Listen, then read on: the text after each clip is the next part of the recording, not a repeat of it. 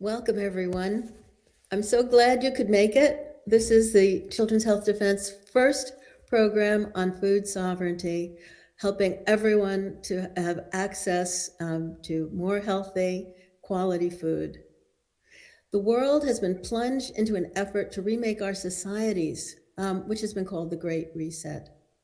It includes resetting the way food is produced and claims that farming is a key driver of global warming. Children's Health Defense has put together today's symposium to inform you, both farmers and eaters, of the great changes underway and how they will affect us, and how we can fight back and retain our right to produce and eat the foods of our choice. The symposium has 4 sessions. The first describes the attack on farmers and food. The second session discusses the challenges being faced by farmers around the world and actionable information and solutions they can use right now. The third session teaches us eaters how to create highly productive gardens, how to forage for edible wild foods and medicines, and how to create community food systems. The final 4th session focuses on strategies to fight back against the attack on food at the national, state, and local levels. Finally, we'll summarize the most important points and wrap up at about 6:30 p.m. Eastern Standard Time. We are doing this because we want to help you build healthy communities wherever you are. We invite you to join a Children's Health Defense chapter in your state or country. Create local food networks that save money by sharing seeds, tools, and ingenuity. Eventually, we can create food sovereignty everywhere, and we will be unbeatable. Our presenters come from what used to be known as the left and the right, the rich and the poor, and from 4 different continents. We are all one people, and we share the need for access to quality food. The old divisions don't apply anymore. Working together, we can beat back the Great Reset. Please join us. There is a link near the bottom of the page to get involved. Thank you. And now on to our first speaker, Alexis Baden-Meyer. She is the political director of the Organic Consumers Association, a network of more than 1 million activists committed to creating a healthy, just, and democratic regenerative food system. She will bring us back to before most of us were born to explain how governments and how elites have been attacking our ability to access food and attacking small producers. Thank you, Alexis.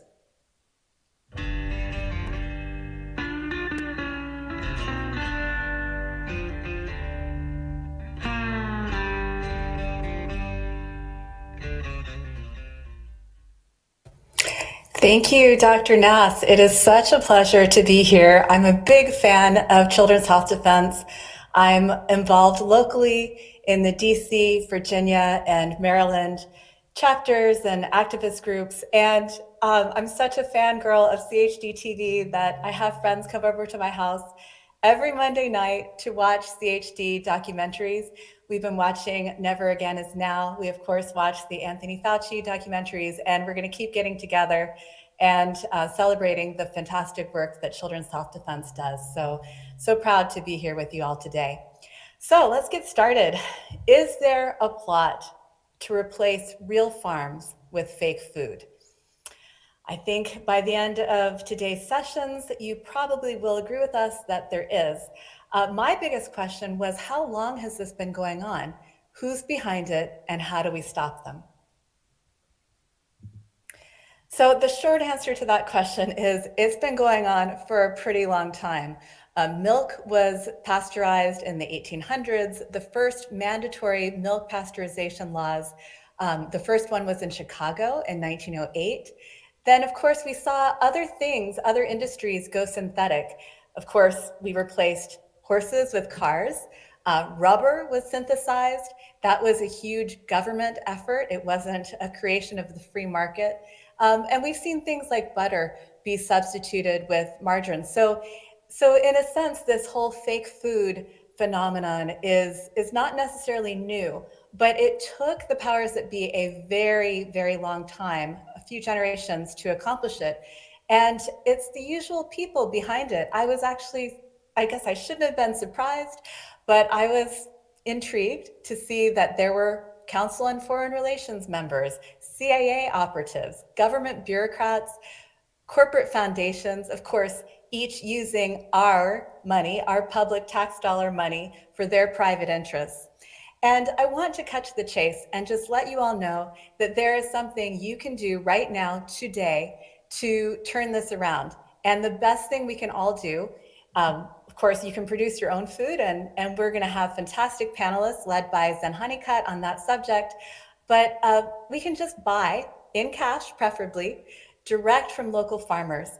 And Organic Consumers Association, where I work, we have a relationship with Regeneration International, which has created a regenerative farm map. So you can find that. It's not censored by Google yet. So you can just Google regenerative farm map to get that resource. And then I also recommend the Weston A. Price Foundation's network of raw milk co-ops. I've joined them here in the DC area, and I get all kinds of great produce, baked goods, vegetables, meat, in addition to raw milk. So these are great resources. It's something we can all do right away.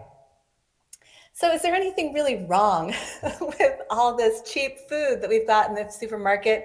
It tastes good. It's that great blend of salt, sugar, fat, artificial flavors. It's hard not to eat it. So what's wrong with it? The food's poisoned. You know, these artificially flavored Franken foods, they're made from just 3 ingredients, basically: corn, soy, and wheat. And that includes animal products, because that's what the animals are eating. They're eating mostly corn and a little bit of soy. These crops are genetically engineered. They're soaked with synthetic fertilizers, with pesticides, and they're made into really bad ingredients that are making us fat and sick, like high fructose corn syrup, hydrogenated vegetable oils, and the factory farmed animal products.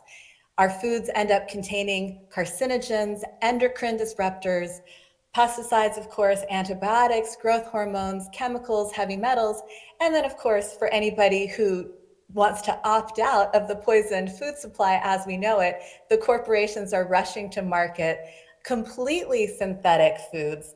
They are proteins made from genetically modified microorganisms that produce synthetic DNA. And that's what the future of food is, according to the corporations. So of course, getting to that food system that we have today required the eradication of family farms. That's still happening. Farmers commit suicide at twice the rate of other professions. They commit suicide even more often than veterans, who we know are another very troubled group of people. So it's still ongoing. There are still family farms to save. In 2021, we lost 7,000 farms and 1.3 million acres. And very alarmingly, the United Nations says that by 2075, because of the way we farm, we could be completely out of soil. And of course, again, the corporations have this fix for us, the lab-grown foods, but I don't think that's going to improve human health. Right now, we're already in the United States hungry, malnourished, and sick. 1 in 5 Americans don't get enough to eat. 85% of us aren't getting enough nutrients in our diet. And half of us are suffering from a preventable chronic diet-related illness. This shocks me. We have, people don't like to eat their vegetables, I guess, but 91% of us don't eat 2 to 3 cups of vegetables per day, according to our federal government. But when you look at the government stats on this, the U.S. Department of Agriculture admits they've only got 1.7 cups of vegetables per person for us, including imports. So we're not doing well with our farm system to produce healthy foods. Only 0.4%, 4/1000th of the farmland in the United States is used to grow vegetables. Corn is king in the US, and there is a fantastic documentary from several years back. It's called King Corn, and there's a great trailer. This is also not censored. You can get it on YouTube. Great trailer where the kids who make the documentary, they go in to a scientist who tests their hair and shows them that all of the carbon in their body originated in corn because the corn feeds the animals. The corn is the sweetener, the corn is the oil, the corn's in everything. So I'd like to take you back to the New Deal because I had a bit of confusion about this personally. I was, trained by really good regenerative organic farmers in the history of fair prices for farmers. And I was led to believe that there was a golden era during the New Deal and post World War II where farmers were getting fair prices. But I learned when I looked a little bit more closely and more skeptically at this history that actually the USDA had a plot that they launched officially in 1944. Their post-war policies for agriculture included getting rid of 4 million farms. They said today there are 6 million farms, but 84% of our farm products are coming from 1/3 of those farms. And so we should direct the surplus manpower into productive non-agricultural activities. Directing surplus manpower, in other words, means getting rid of farms and farmers. And astoundingly, eerily predictive, this report was there were 6 million farms. They thought that 2/3 of them were unproductive, and today 2/3 of them were gone. But this confused me a little bit because this policy was in 1944, and that's when FDR was still alive. I had always been told that the Agricultural Adjustment Act of 1933, one of the New Deal programs, was what pulled family farms out of the Depression and what made sure that farmers got a fair price for their produce even after World War II for, a couple decades afterwards.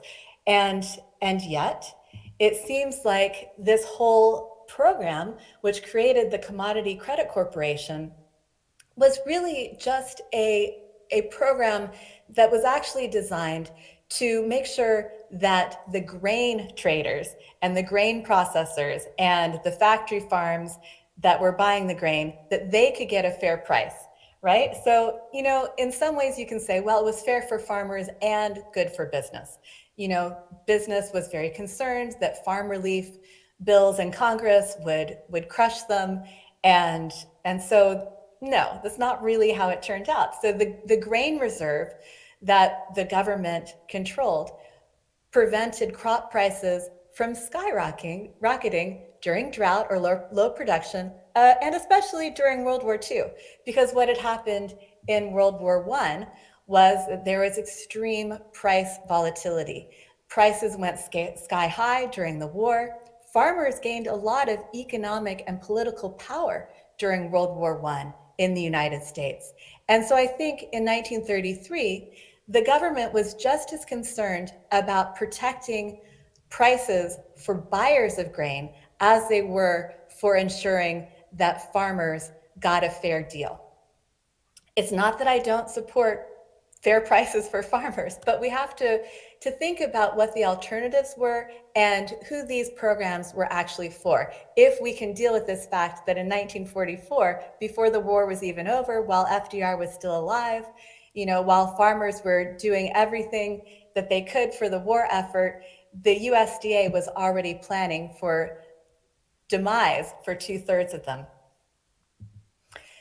So I wanted to show you the book that I got that history from. It's Foodopoly by Winona Hodder. She's the executive director of an organization I admire greatly, Food and Water Watch. But she leaves a little bit out of the history. There is an important and scary history during the New Deal when, in the name of stabilizing prices in 1933, when people were lining up round the block, down the street, in bread lines all over the United States, people were hungry and poor. The government spent $31 million to buy and dispose of 6.4 million hogs. and forced farmers to plow under 10.4 million acres of cotton.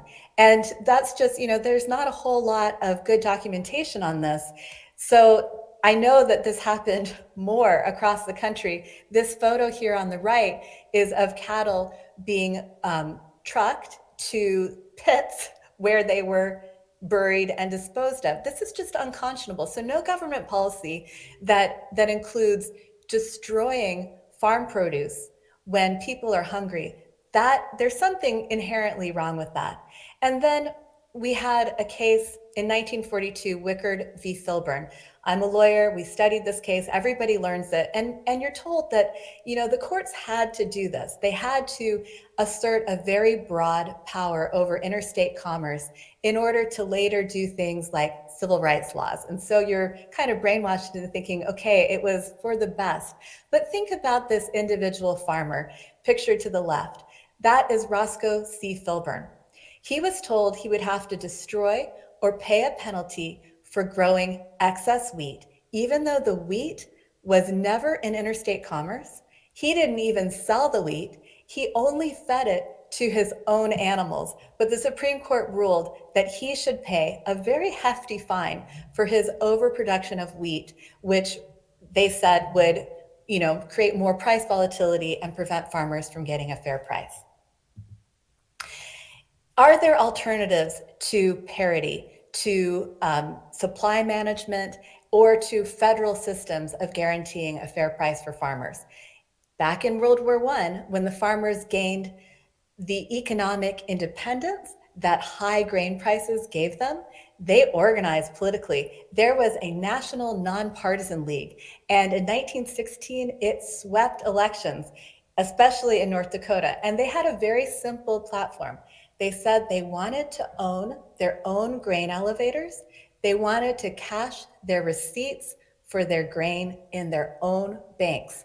They wanted ownership. And unfortunately, the period of political power for farmers in this era was too short, and they did not accomplish these things.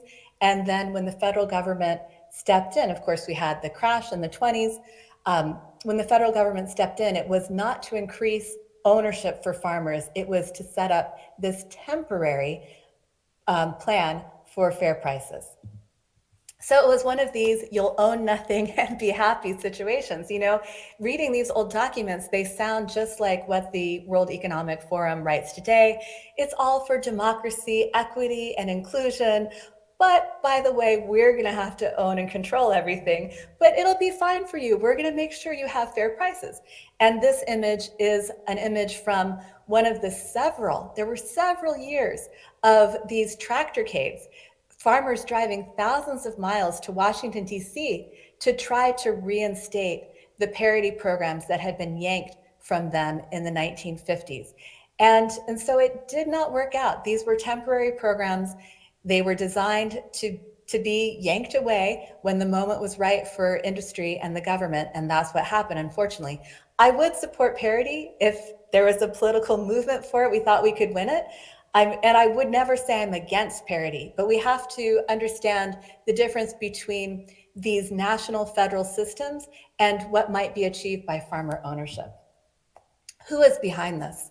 All right, so this history comes from Winona Hodder's book, Foodopoly. And I'm just going to tell you about one very interesting man who ran a group called the Committee for Economic Development. These were the great resetters of the day. And Paul Hoffman came out of industry. He was the CEO at Studebaker. He first had the job of the Marshall Plan. And I'd love to read this to you. There's not time for it, but you should check out this old book. It was from the time. It's called Labor and the Marshall Plan. And there's a chapter on the Marshall Plan as a war plan. And it makes an eloquent argument that the Marshall Plan was really corporate welfare. It had very little to do with rehabilitating Europe and everything to do with offering new markets for US corporations. So this was his job. And I saw when I researched him that he had a lot of correspondences with Allen Dulles at the CIA. And I thought that was interesting. I mean, I know Alan Dulles, he was a corporate lawyer before heading the CIA. So, but I just figured I'd look into it. Is there a big link between the Marshall Plan and the CIA? There's a whole book written about it. The author is Sally Pisani. It's called The CIA and the Marshall Plan. And apparently, according to Wikipedia and very mainstream sources, at least 5% of the money that was mostly going to US corporations in the Marshall Plan went directly to the CIA. So scary stuff. And so Paul Hoffman, he does the Marshall Plan. Then he's put in charge of the Committee for Economic Development. He's the brain child that was, or he was the person who came up with these government plans, fed them to the government to get rid of the farmers. And where does he go next after this? He goes to the Ford Foundation, and he's in charge of the Green Revolution in India. This photo is worth 1,000 words. Barefoot Indian youth spraying pesticides on pretty puny looking monocultures. And so this is what Paul Hoffman was in charge of after the Marshall Plan and after coming up with this plan for getting rid of US farmers. And then here's an interesting memo from the CIA.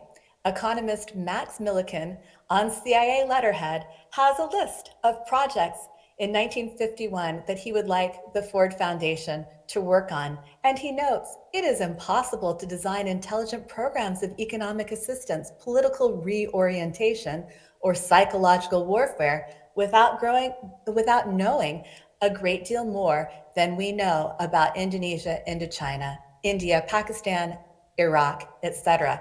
So this, the Green Revolution, it didn't just disrupt agriculture, drive peasant farmers off of their land in India. It was also being used by the CIA to work on disrupting the democracy of India, or such as it was in 1951.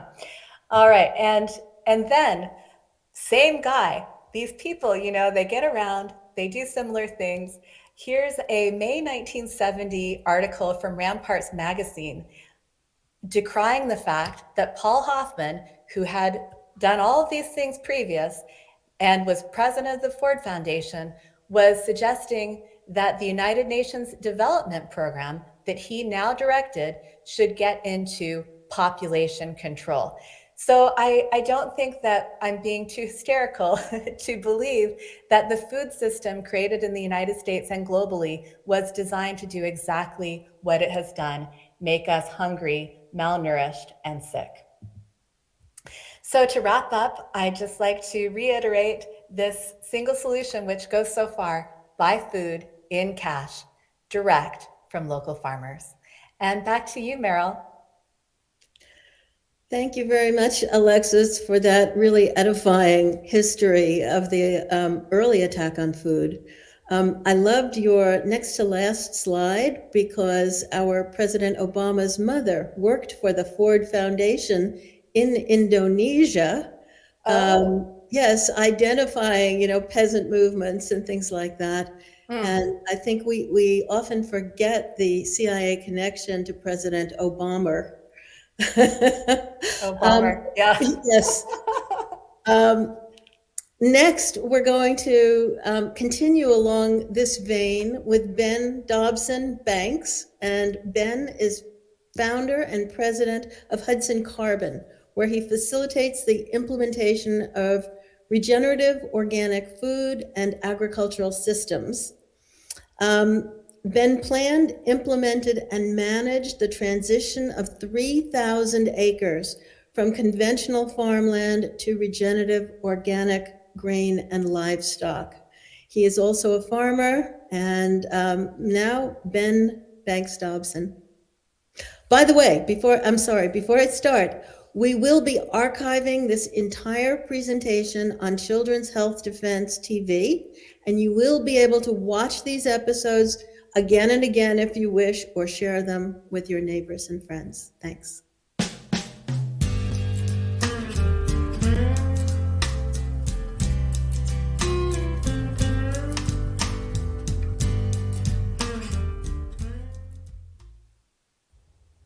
Good afternoon. Meryl, thank you for having me today. And Alexis, thank you for your wonderful presentation. It's an honor and a pleasure to be here at this interface of the wonderful work that CHD has done on behalf of all of us on the planet with regard to medicine and teaching us what's really going on underneath the veil of modern medicine. And today we feel it's really important to make the connection to food and in a way what happened to food and how that underpins the ability of the global corporatized, somewhat fascist economy to manage now our bodies medically. So I'd first like to add a bit more to where Alexis left off, which is that the modern attack on food and agriculture has been and continues to be an attack on sovereign cultures, communities, and peoples. This attack is the key tenet of centralized global capitalism and has been designed to create dependence on fiat currencies backed by the US dollar. Henry Kissinger's famous quote sums up the strategy. Who controls the food supply controls the people. Who controls the energy can control whole continents, and who controls money can control the world. Ultimately, for this global economy to achieve growth, using the gross domestic product metric, it needs maximum participation. That means it needs as many of us as possible to be consumers, to depend on money to buy the things we need. And the real threat that they see here are people and communities who produce their own food, plant-based medicines, and renewable goods for shelter and clothing, especially those who do this outside of the context of fiat currency or whose currency circulates in a decentralized manner. This has always been what's been considered a real threat to a centralized economic system. And in a way, we can trace this model to the Federalist model originally brought to bear by Alexander Hamilton, John Jay, and James Madison in the Federalist Papers. This model promoted a strong centralized government that assumed national and state debts, passed tax laws, and created a central bank. This Federalist model, incidentally, was much more adverse to free speech, decentralized agrarian economies, and strong state and individual rights. The original model really brought to bear by Thomas Jefferson really wanted to see a strong agrarian population empowered on their own land and in charge of their own production. And today, much of this philosophy is really gone the Federalist way. The Federalist model sort of underpins the central international order financed by the US dollar with powerful instruments and institutions such as the International Monetary Fund, the World Bank, and World Health Organization to further spread the system's influence and power. So I say all that really to preface that farmers, especially people in communities who can control their own food systems, are more free from this system. And as Alexis Baden-Meyer pointed out so well, there was a strategized approach to reduce the number of farms in the United States so that more of the supply came from fewer farms and that the supply of food itself represented a narrow scope of commodities. Those commodities, incidentally, have been the agrochemicals developed to control pests and weeds, pesticides and herbicides, and also the genetic modification technology and much of the seed is really geared towards corn and soy. So if you think of the whole world, we have small farmers growing diverse sets of foods. In fact, if you really think of agriculture, it's really people's own cultures and how it relates to their food production. And we have had diverse diets at the community level around this planet, appropriate for the local climates and the long cultures that many people have developed with. A centralized global economy really depends on us all moving towards the same commodities. And of course, for a global economy to grow in the way that, especially use of the American dollar to grow, we want dependence on our, industrial food commodities.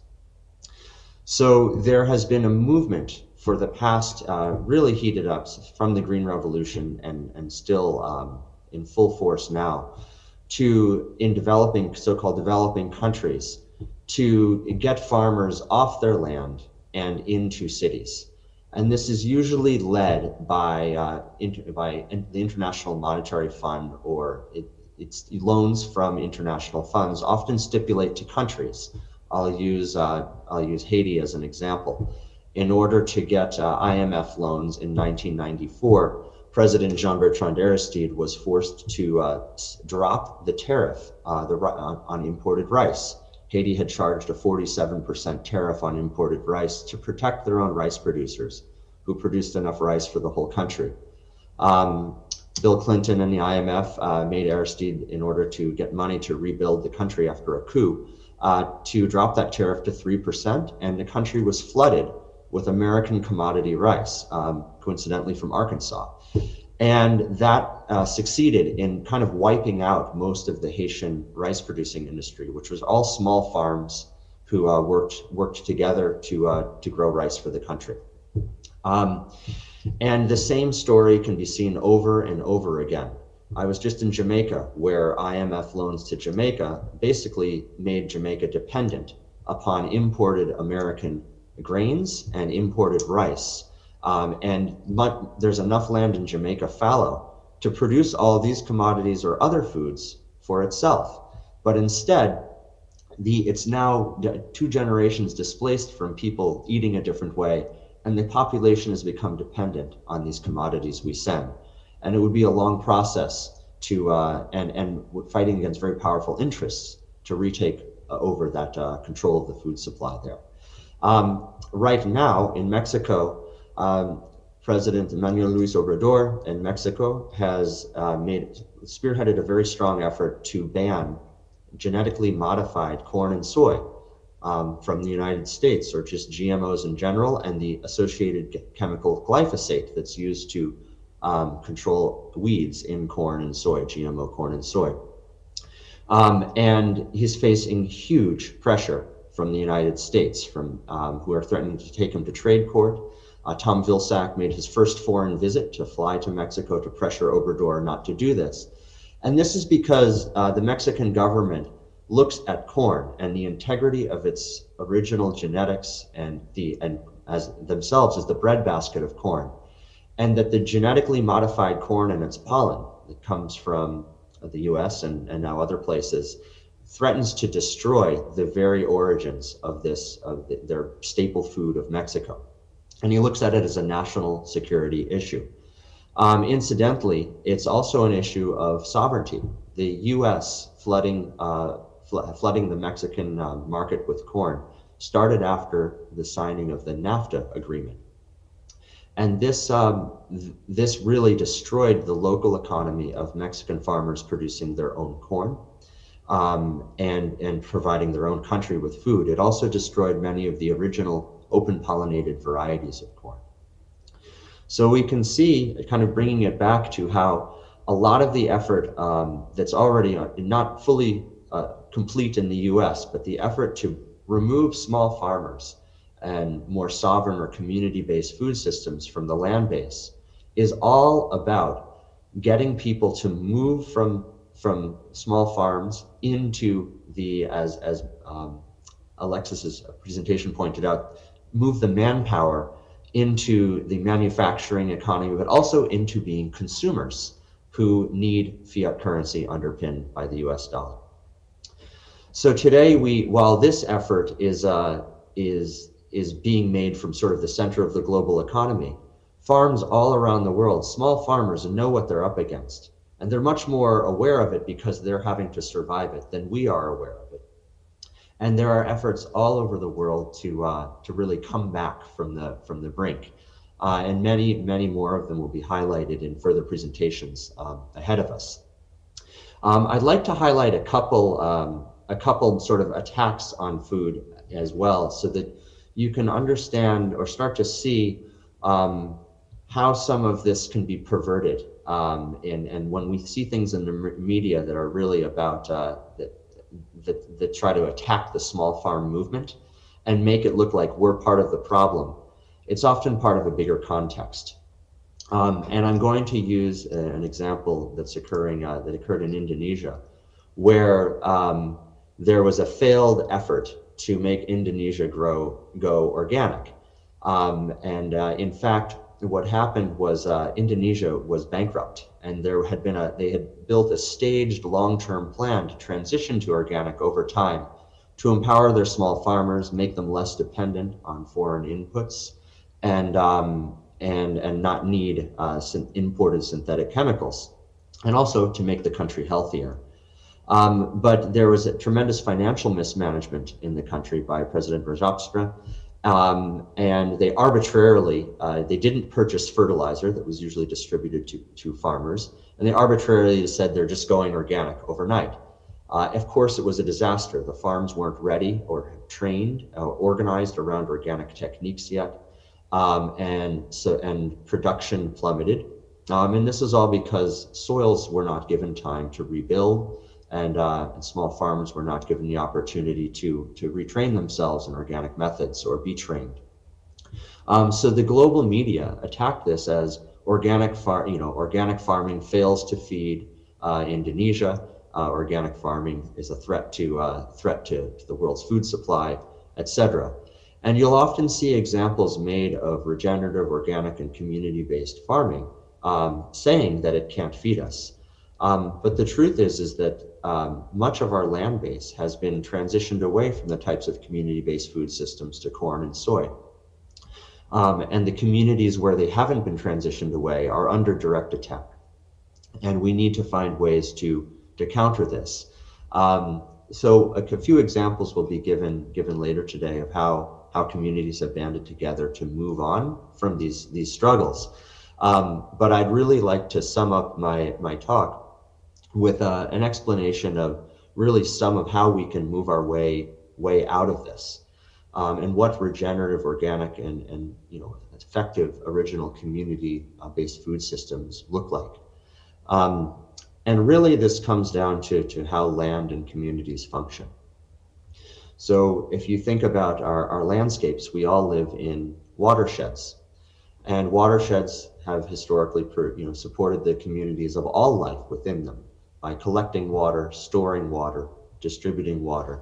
Watersheds often contain farmed areas, soils, etc., and the communities that live in them. And the most important thing is that organic and regenerative systems and communities manage their own cycles within these watersheds. They manage their own carbon and nitrogen cycles. They also manage their own nutrient cycles by using compost and local waste. Animal manures, even in past history, managed human manure, drove our systems at the community level. And it also drove a diversity of crops. So appropriate carbon and nitrogen cycling does not work with monocrops of corn and soybeans. They work with multiple interplanted species, and long developed agricultural indigenous knowledge developed in the community and local level for hundreds and hundreds of years. So so these are the systems that we've had to rebuild as organic farmers and regenerative farmers. And in many parts of the world, these systems are still clinging on at the community and small farmer level, despite being under attack from a centralized global economic system.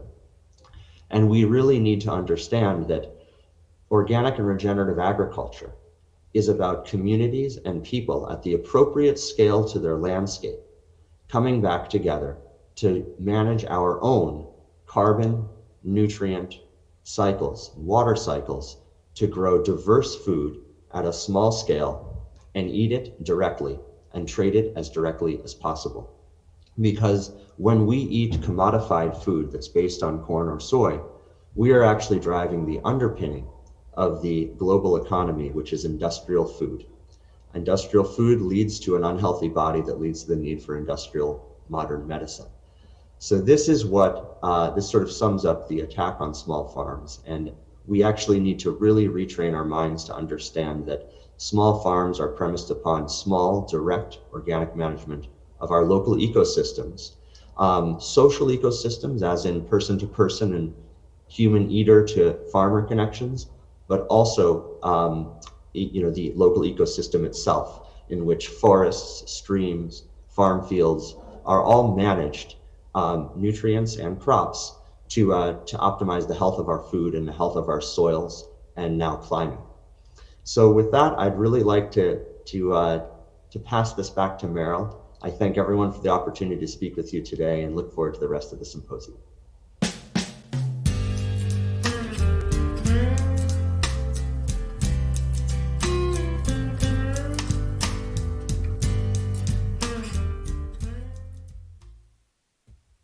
Hello. Our next speaker is Patrick Wood. I hope everybody already knows Patrick Wood. He is a leading and critical expert on sustainable development, Agenda 21, Agenda 2030, transhumanism, and especially is probably the world's expert on technocracy. He is a prolific writer. He's written many books, and he produces the daily news website, Technocracy News. And I would suggest that everyone subscribe to it. I have gained a tremendous amount of information about what is happening through his website. Pat is also a rancher, and so he's going to tell you what's been happening to ranchers over time and how technocracy is trying to elbow its way into farming and food production. Thank you.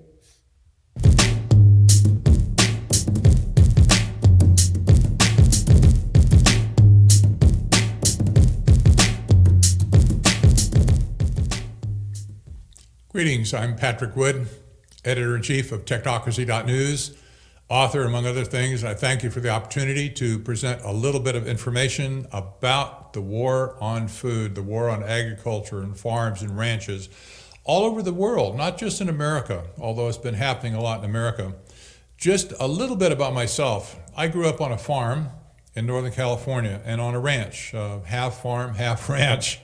I did all the jobs that a young kid could do on a farm and a ranch, from hoeing weeds and digging weeds to running tractors and harvesters to punching cattle and doing roundups and branding and all that kind of stuff. I had a long history, a very long history dating back, and a little bit later in life, in my midlife, I was able to be in the farming business myself directly for some period of time. The guy in charge, so to speak. I didn't do that too long, but a few years, and so I have a pretty good connection to the land and to what's going on in agriculture around the world today. So I want to share a couple of those things with you, and I've just got a few minutes to explain this, but I think it's going to be somewhat worthwhile. My most recent book, The Evil Twins of Technocracy and Transhumanism, basically tells the story that we face an enemy in the world today that is not political. This is not a political issue at all. This is another type of an enemy that we've never faced before in history. And this is a book that connects the dots for people. It's a very simple book to read. I wrote it for people that are kind of coming out of the fog for the first time, looking around, thinking, how do we get to where we are? What's going on? Why are these forces, chomping on us? Routinely all the way across the line, I've had very good reviews from individuals about the content of my books and so on. The book right before that, my middle book, was written in 2018, was Technocracy, the Hard Road to World Order. This was basically describing the journey that we've taken for the last 45, 50 years. That's how long I've been studying globalization. To see how we ended up today, where we are today. My book right before that, 2015, was Technocracy Rising, the Trojan Horse of Global Transformation. This was kind of the foundational book, the result of my original research that I did for several years, actually, to come to this point of understanding historic technocracy to the point where I could actually write about it. And so all three of my books now kind of form a trilogy. I'm not sure I'll write another book on technocracy, maybe, but right now what I have is pretty good, and it stands as kind of the source, if you will, for all things technocracy and now transhumanism. Well, this leads us to this issue today, the war on food. In every one of my books, I talked to some extent about agriculture and how the wrenching transformation is taking place is affecting agriculture. But this is beyond this. We have a polycrisis, as I call it, a polycrisis of doom in the agricultural world going on right now. We have, for instance, a war on the land itself, where where land is coming under attack. I'm going to show you a couple of headlines that make this point. We have a war on water, distinct from everything else, where water is being shut down for farmers around different places in the world. We have a war on fertilizer, which is, of course, the thing that helps crops grow. We have a war on seeds, the individual things of life that you have to plant in order to get crops. And we also have a war on animals, and that would include other things like fish and whatever, birds as well. But this war that we're facing is unmistakable at this point. If you look at these parts individually, you might not see the whole picture. But when you take them all together, you'll not only see the picture, it jumps out at you. And once you see it, you cannot unsee it. It's amazing. This is the war on food. That means it's a war on humanity as well, because without food, we die. And this is a pretty scary prospect. I'm not going to get into it, but some of you historic scholars will remember back to a time in the last century called the Holodomor. It had to do with Ukraine, as a matter of fact, where the means of production of food was taken away from the farmers, and there was a massive famine that followed. This was an intentional policy that happened back then. It was a massive disaster that followed that humanitarian disaster too. It was just absolutely incredible. So what I want to do for a few minutes is take you through just a few headlines that I have on technocracy.news, which is my primary website for professional things like this, and show you some of the things, just talk through them just a little bit to show you some of these things that we're dealing with. This is absolutely amazing. A couple of years ago in China, which I do believe China is a technocracy today. I realize many may disagree with me on this, but just follow along with me. China is an engineered economic system today. That was the heartbeat of technocracy originally back in the 1930s when it was created. But here we have a story that came out of Beijing. Very few people I ever saw commented on this story. It is no wonder. It's kind of a frightening prospect. But the story was, and this is it reflected in my headline, their new urban agenda, that the Chinese government planned to move 100 million farmers into the cities by 2020, basically kicking them off their multi-generational land, kicking them out of the only profession they ever knew, and moving them into high-density, high-rise apartments, cities that were built basically empty. They called them ghost cities a few years ago, to send these people packing off the land and into these cities. Well, were they going to pay them money? Maybe a little bit just to get started in the city.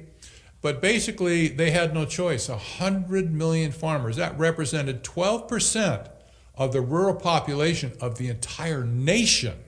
That was huge. And so what the plan was for them was they'll be gone, and so we'll consolidate the land. We'll take it from them, that's what it means. We'll consolidate the land and create a factory farming situation where we'll have giant agricultural firms come in and grow the food on the land.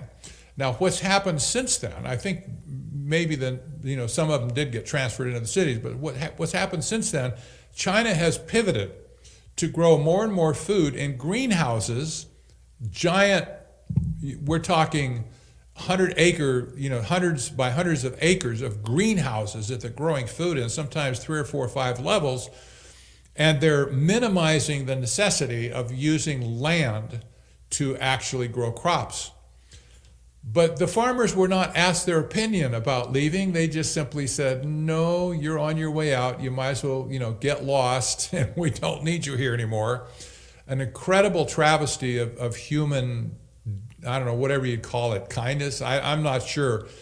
But 100 million farmers, and that's their families too. That's more than 100 million. So you got children, you got your spouse, you may have other people in your family. Absolutely incredible. This shows you, from one nation's perspective, what the war on food and the war on agriculture is all about. Here's another one. This is an article. It's a little bit newer, but it has to do with Sri Lanka. And Sri Lanka collapsed. The whole nation collapsed. If you didn't know this, it was a horrible situation. But the president of Sri Lanka picked up an idea from the United Nations, that it would be a good idea to cut back on nitrogen-based fertilizer for their farmers because, after all, that creates pollution and it does bad stuff to the atmosphere, they said. So he came back with the bright idea, well, if cutting back 30% is okay, why not just cut out all fertilizer? So he cut out fertilizer for all the farmers. Well, guess what happened? The food supply collapsed and people started starving to death, to the point where the whole nation collapsed, economically collapsed, and the people took to the streets. Ultimately, they stormed the Capitol, where the president's office was. They sent him packing. He fled the country in fear for his life because he has so destroyed his country, all because the president of that country decided that they didn't need fertilizer anymore. They just have to make do with less and be more responsible or whatever. What a stupid thing to do, but this is what we see all over the world. We see it in Holland, for instance. Dutch farm nightmare continues as government demands compulsory purchase of 3,000 farms. I think they've raised out now maybe to 4,000 or 5,000. But here's the tractorcade. These farmers knew that if their nitrogen-based fertilizer was cut back by 30%, which the government said they were going to do, those farmers are out of business. Their crop yields would be so low that they would be guaranteed to lose money every single crop they planted. So they said, we might as well make this the hill we die on. We might as well just shut the government down, shut everything down, and show people how serious this is and how stupid the government policy is to take away nitrogen-based fertilizer. Well, push came to shove, and the government said, yeah, we're just going to reduce the number of farms by that much too. So we're going to force you guys to sell to us and kick you off your land. So it kind of sounds like China, doesn't it? Just, we don't need you anymore out there on the land. Many of these farms were multi-generational farms as well. Not that the farmers were not bright enough to do something else. They probably were in a technological world. It's very technical these days, technological to run a farm of any size. Just imagine running those tractors. They're all electronic now. It takes a lot of skill to run them and keep them running, I might add. But we see this pattern now everywhere. Canada has announced it's going to cut back fertilizers by 30%. The United States is working on policies right this second. As I cut this video for you, they're talking about it, cutting us back by 30% in America, because it causes global warming, and can't have that. So, heck with it. We don't need food. Food, who needs that nasty old food anyway? Just cut them back. Well, we're growing crickets and insects over here in this other factory where very efficient, they don't eat much, and their protein is just as good as that good old T-bone steak you'd have on the Barbie. Well, okay, if they say so, right? So then you have the headline that came out of Europe speaking about food that you want to eat. The EU now has approved house crickets, the ones you find in your house, and mealworms for human consumption. They're saying, yes, it's good for you. It won't hurt you at all. It's a great source of protein. You can make shakes out of it. You can use it as a supplement in your other food. And this trend is all over the world now. Let them eat bugs, they say. We don't need meat. You don't need red meat. You don't need, all this other stuff. Let them eat bugs. And bugs are easy to grow. You can create a bug factory, on 2 acres of land and grow tons and tons of cricket protein. Okay, no thank you. I'm not up for a meal of crickets anytime soon. Then you have, for instance, giant company Siemens, one of the largest companies in the world. The chairman of the board, who happens to be a vegetarian, by the way, the chairman of the board, publicly and openly at the World Economic Forum, this last meeting, called for 1 billion people to stop eating meat. Do you realize how many? That's a lot of people. That's a good percentage of the entire planet. And of course, a lot of people don't eat meat right now, not because they're, adverse to eating meat. They just don't have any meat, and they don't have any money to buy meat. And so, take those people away, and the people you're left with, especially in the industrialized world. 1 billion people should stop eating meat, he said, in order to save the world and cut down on global warming, he said.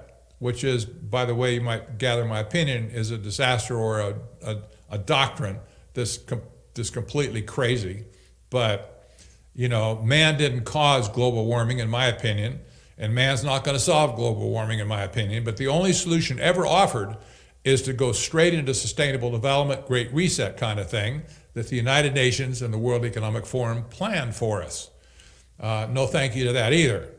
Then you've got, this is a great story, then you've got the United Nations making this proclamation that because agriculture produces a third or so of global warming harmful greenhouse gases, that they're to blame for global warming as much as anybody because there's a few number of people, but they're causing a whole lot of ruckus. So the United Nations wants control over agriculture now on a global basis. How's that going to work out, considering what the World Health Organization just did to us? They want to control all of agriculture over the whole planet. Oh, thank you. That's just going to work out great. And, you know, as I always write a comment at the top so people can have a context of what they're reading. But basically restricting farming and ranching reduces life-sustaining food needed to keep humans from going extinct. Bottom line. Bottom line. If we don't give people food to eat, the human race will go extinct in short order. What kind of insanity are these people thinking? The war on food, the war on humanity is absolutely unmistakable. And let me just give you one last thing here. Poison the earth. Monsanto's glyphosate found in 80% of U.S. urine samples. Now, this is just scratching the surface of this whole issue. But we know now through studies that have been done, Monsanto's glyphosate weed killer, that if you spray it on their crops that are glyphosate resistant because of genetic modification, the plant won't die, but the weeds will. That's the theory. And they have sold so much glyphosate all over the world to complement their seeds that farmers have to buy from them, genetically modified seeds. They license, every farmer that plants their seeds has to pay royalties back to Monsanto for using their seeds. That's what ownership over genetic material is all about. So they pay Monsanto a royalty, and then they turn around, they have to buy the glyphosate from Monsanto to spray on their fields to kill the weeds and not kill the plants. Otherwise, other herbicides kill the plant too. So the world has sprayed so much glyphosate, that's called Roundup, by the way, that's the generic name. So much of this has been sold in the world on an annual basis that the world cannot break it down fast enough.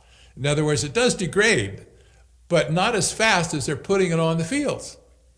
So now you have basically the entire planet has been affected by glyphosate. This is part of the war on food.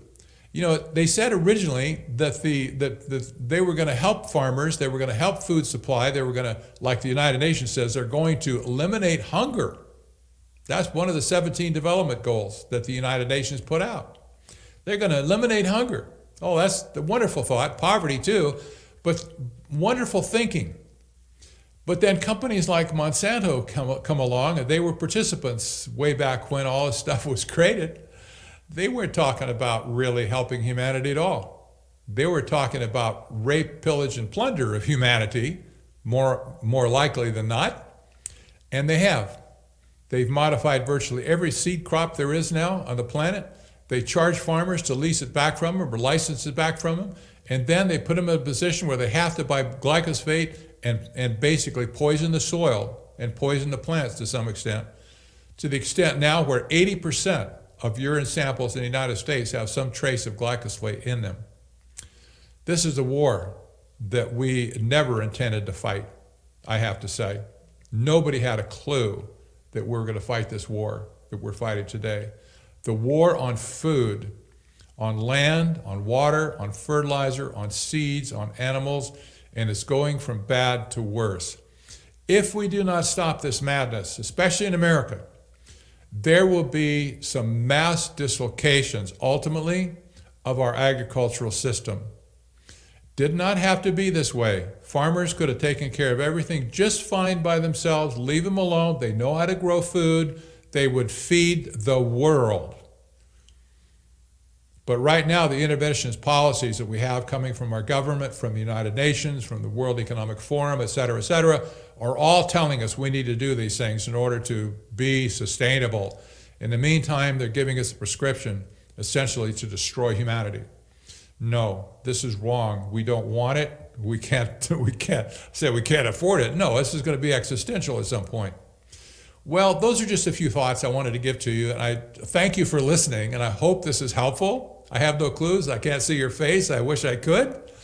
But I know a lot of the people at CHD, I know it's going to be a great symposium. Thank you to Dr. Nass for inviting me to speak, and the other people that are producing this. It's been a pleasure, and I hope we can do it again sometime. I'm Patrick Wood, as I said, for Technocracy News and Trends. Thanks for listening, and God bless.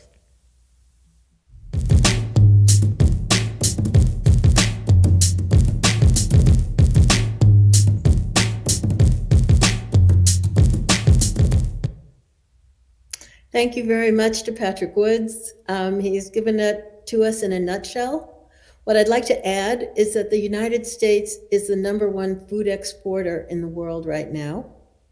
And Holland, tiny Holland, is the #2 food exporter. And these are the countries that the UN, the World Economic Forum, the globalists have gone after to reduce our food production, which will harm not only our own nations, but the rest of the world. Our next speaker, I'm delighted to present, is Abby Rockefeller. She is a longtime organic grower. She is an experimenter in the large-scale transition from conventional to organic farming. And she recently became the maker of an organic dairy. She will talk about the war on milk.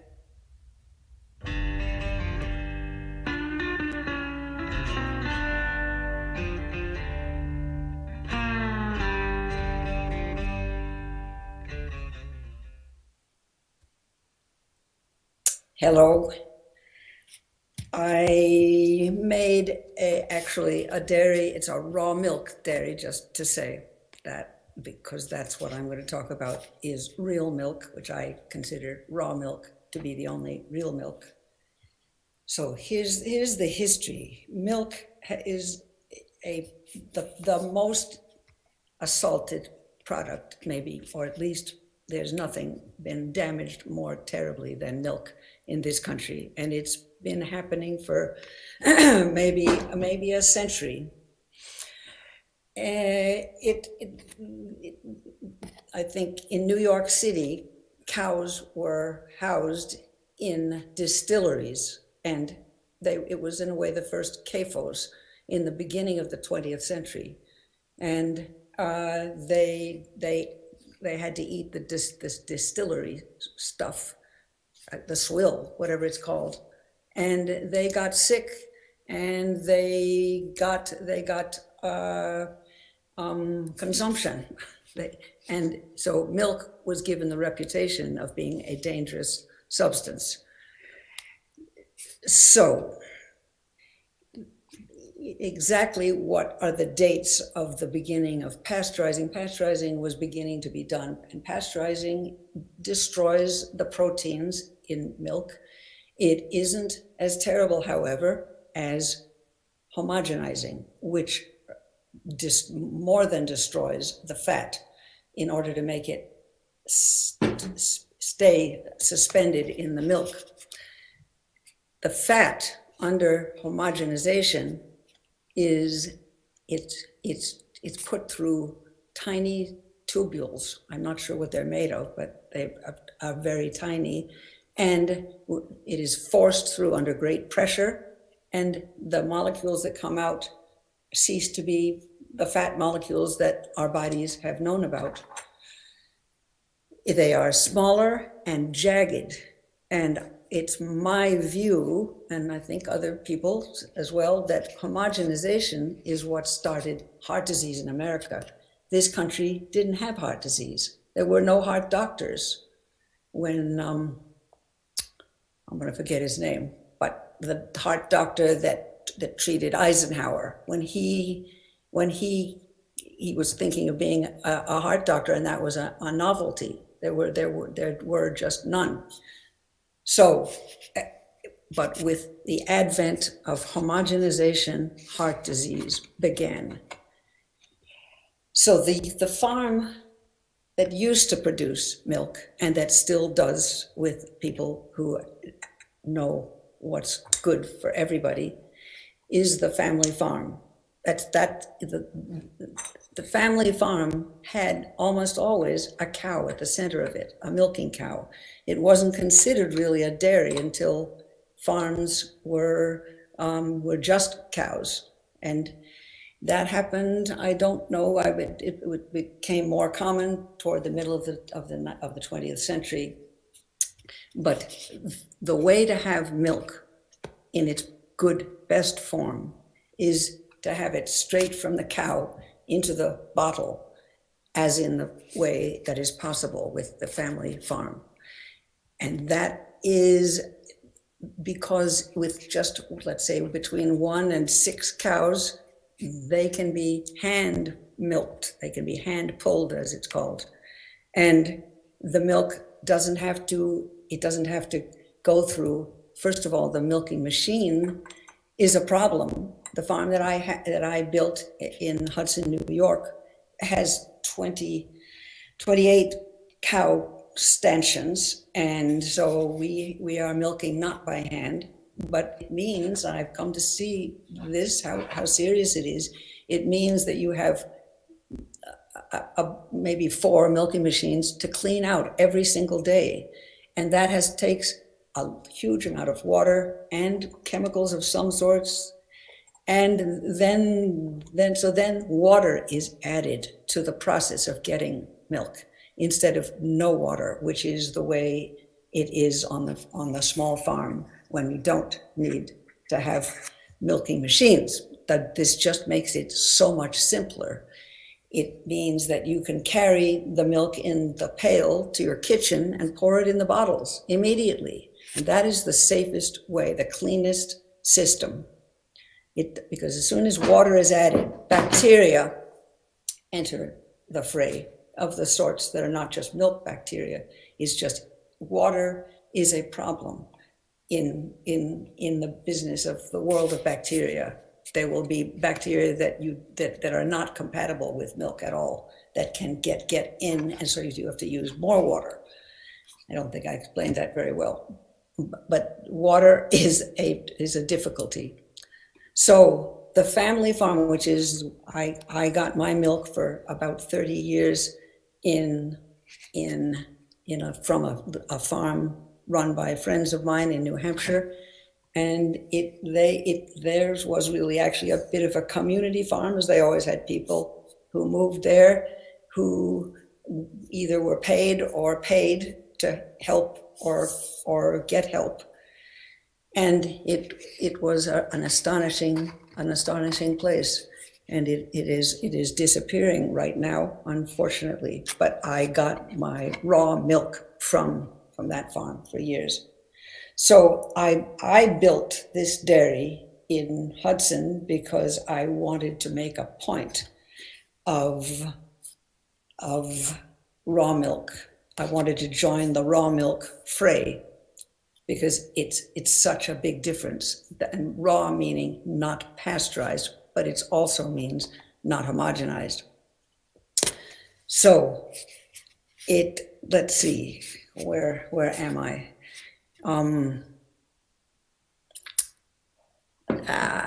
Alexis, ask me a question. Can you?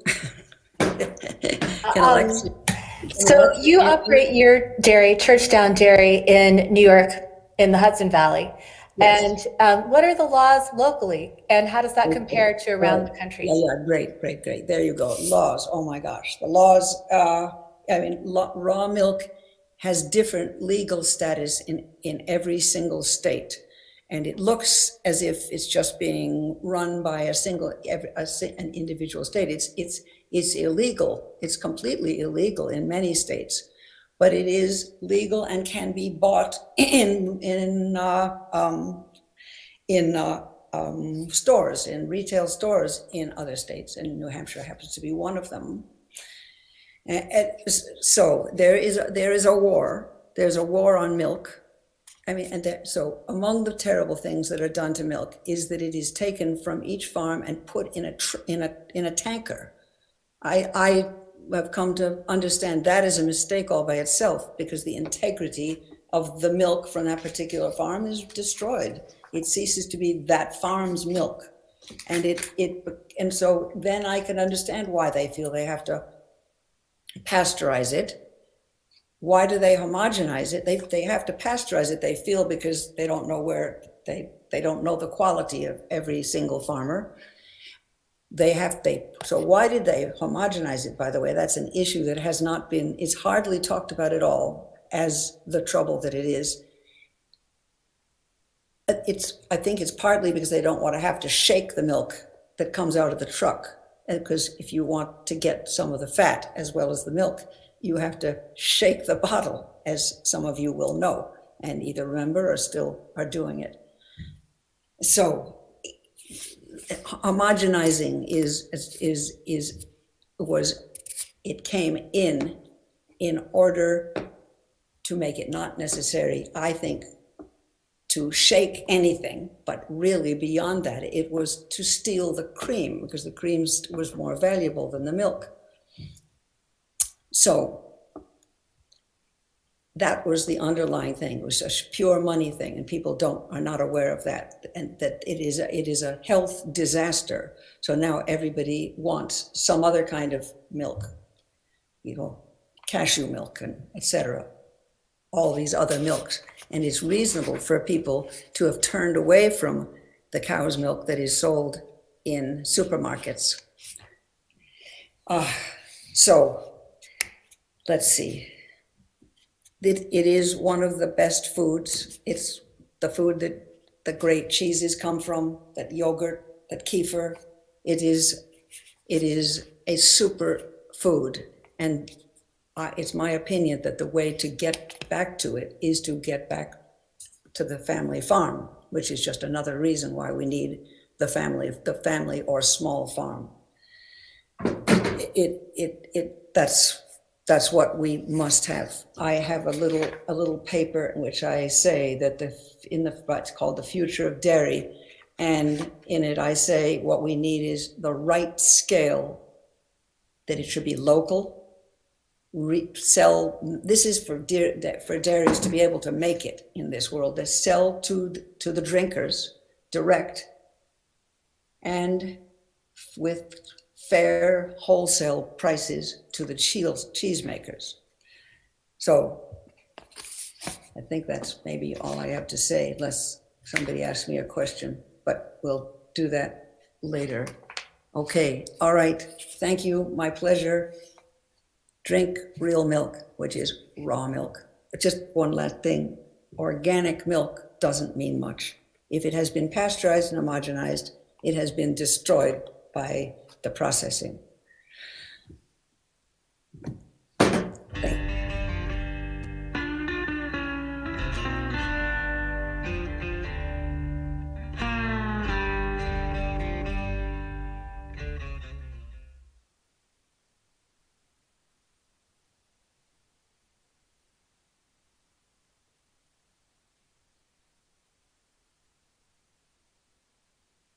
Meryl, could you unmute for me? Sorry. Thank you. So in terms of amino acid balance, milk is actually superior to eggs and to meat. It's a perfect food in terms of the amino acids you get from it. And yes, if you get raw milk, you're going to get more than 4% or 2% of it as fat. So as Abby said, the homogenized milk has basically had a lot of the cream removed, which can be sold at a higher price. Our next speaker is, everybody knows James Corbett, whom I've been interviewing on CHD TV for the last several months. He is an amazing writer, investigative reporter, webmaster, videographer, and host of the James Corbett program. He is an award winner and has been telling us about what's going on in the world in all sorts of ways, analyzing politics, society, history, economics, and now food for the last 15 years. And everybody should be signing up for his Substack and going to his website, watching his videos and podcasts. Thank you, James.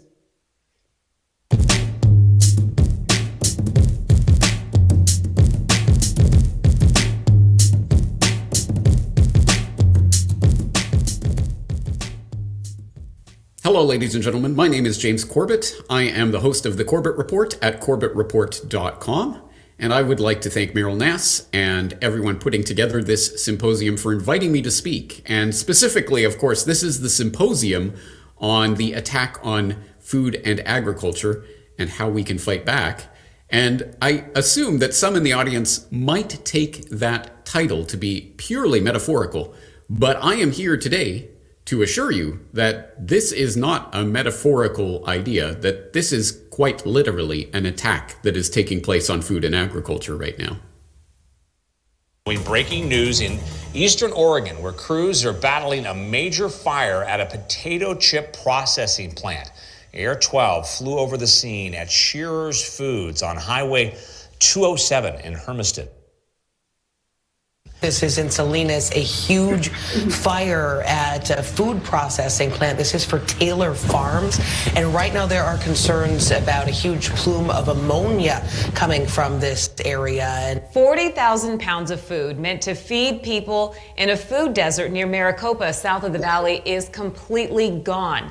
And tonight, investigators are still trying to figure out what caused the fire. Breaking news out of Pasco County. Crews battling a huge fire at a chicken farm. It's all happening on Cal-Maine Foods along Simpson Farm Lane in Dade City. Firefighters trying to figure out what sparked a fire at a food processing plant on the west side. It happened around 9:30 last night on Merida Street near South Zarzamora. We continue to follow that breaking news from Sutter County. A massive fire still burning right now destroyed a historic walnut factory in Live Oak. And as of right now, it shut down a portion of Highway 99 that remains closed. In Maine, people living near a burnt out potato processing plant were urged to stay in their homes and close their windows. The Penobscot Micram plant in Belfast, Maine, caught fire early this morning. A Minnesota egg producer is evaluating the damage left behind from this massive fire. It happened late last night in Howard Lake, straight west of the cities on Highway 12. Explosions rocked a Lackawanna County business after it caught fire this evening. Yeah, crews were at the Made Right Steak Company for hours tonight, finally putting out the flames that were involved in that building. Now, you may think that I am putting that list of clips together as a sort of cherry-picking exercise of just taking a few isolated and scattered incidents and trying to mesh them together in a way that implies that there's some sort of correlation. But I assure you, in fact, it is the exact opposite. In fact, that collection of clips came together when the other day I tasked my video editor, Brock West. I said to him, you know, there have been so many of these fires and explosions and other mysterious incidents at food processing facilities over the past couple of years. Can you just go out and collect, say, a few clips, at least 3, maybe 7 if you can manage it, of different news reports about these types of incidents? And an hour later, he got back to me and said, I could have easily gotten 70 of those clips together. It's insane how much this is happening. And yes, it is insane. In fact, if you really want to glimpse the insanity, I will direct your attention to a Z-Maps map of various incidents that have taken place along these lines, fires and problems at food processing facilities. Of course, in the United States, actually in various places around the world, if you really want to start exploring. But even if you just zoom in on the US in this map, it truly is mind-boggling the number of incidents that one can find here. For example, some sort of collapsed, unknown reason grain silos. Okay, well, that could be anything. Oh, a fire at night for unknown reasons at a farm. In Colombia, food pantry, blessings, vandalized and stolen food. Well, again, a lot of these incidents, you could make some sort of, of course, things get vandalized, a grain silo might fall over, but fire in the middle of the night, unknown, hacked, Iowa Grain New Cooperative, hacked. Crystal Valley Cooperative grain. Again, there's just so many of these. Fire mid-morning, etc., etc. That, yes, certainly I certainly would not think that all of these incidents are related. But, just taking a look at the number of incidents on this map, do you think there might be something going on here? I leave that for you to come to your own conclusions. And of course, when I post this to my website, I will include the link to this zmaps.com map. I will note that this, in fact, actually is a list that is primarily populated with incidents from 2021 and 2022. It looks like it hasn't even been updated in a year.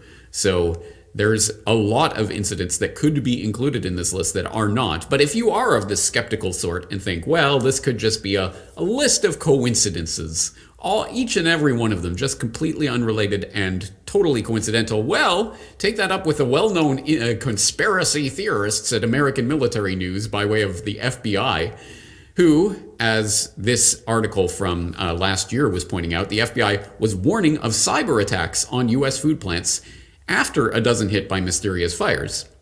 And it notes that the FBI's Cyber Division issued a statement last week, that's April of 2022, warning of potential ransomware attacks against the agricultural industry as more than a dozen food processing plants across the United States suffered damage from mysterious fires.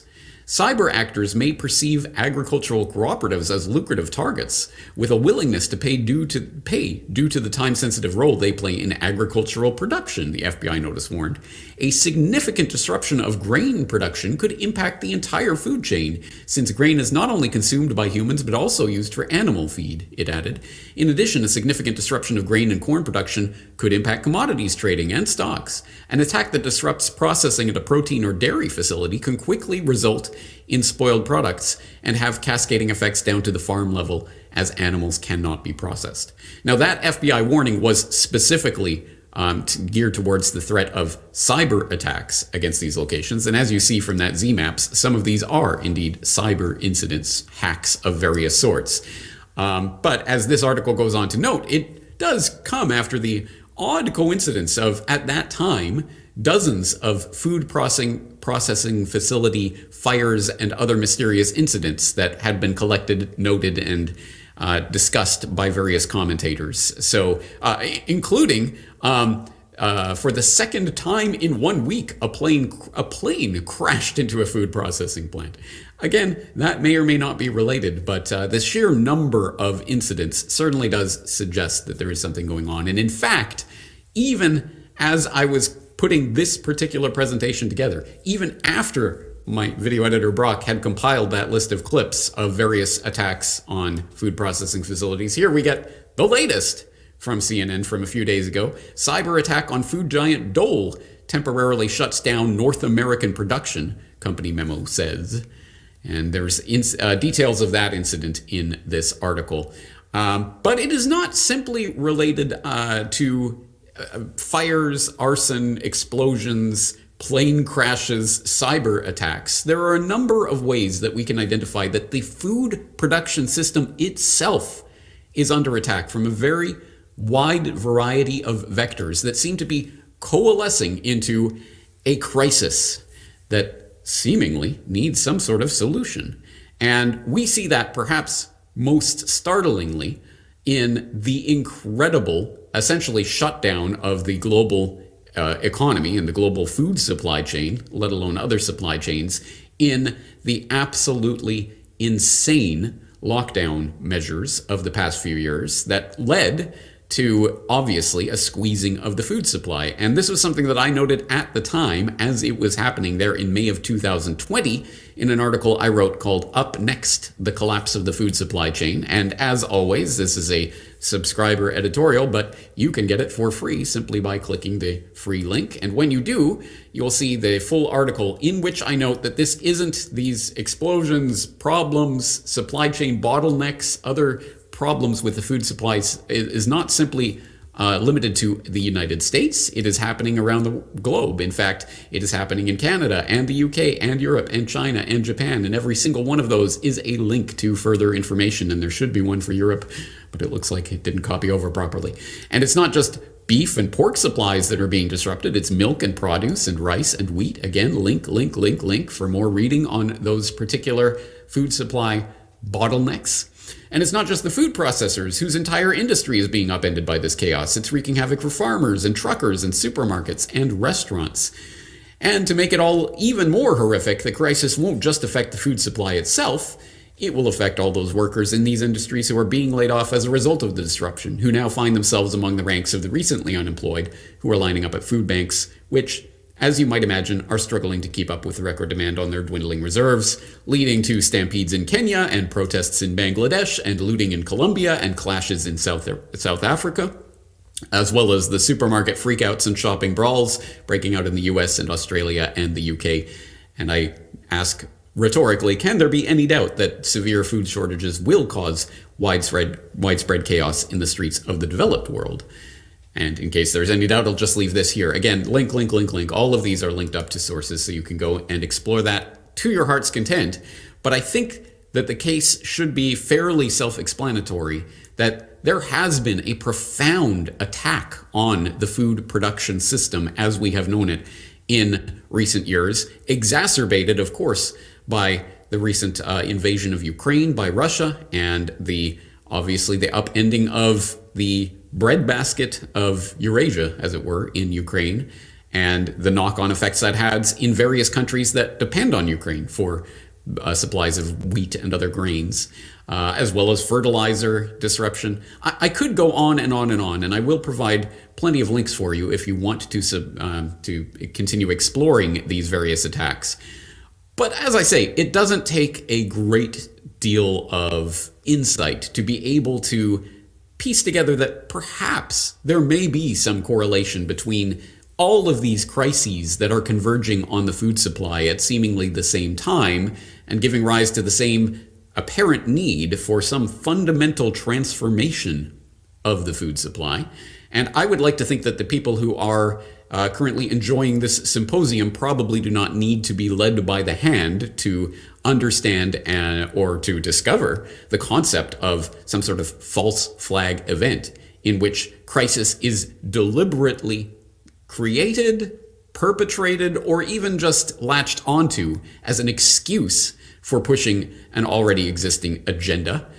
But in case you do need some food for thought along those lines, pun intended, I'll just present these clips from some people you might have heard from before.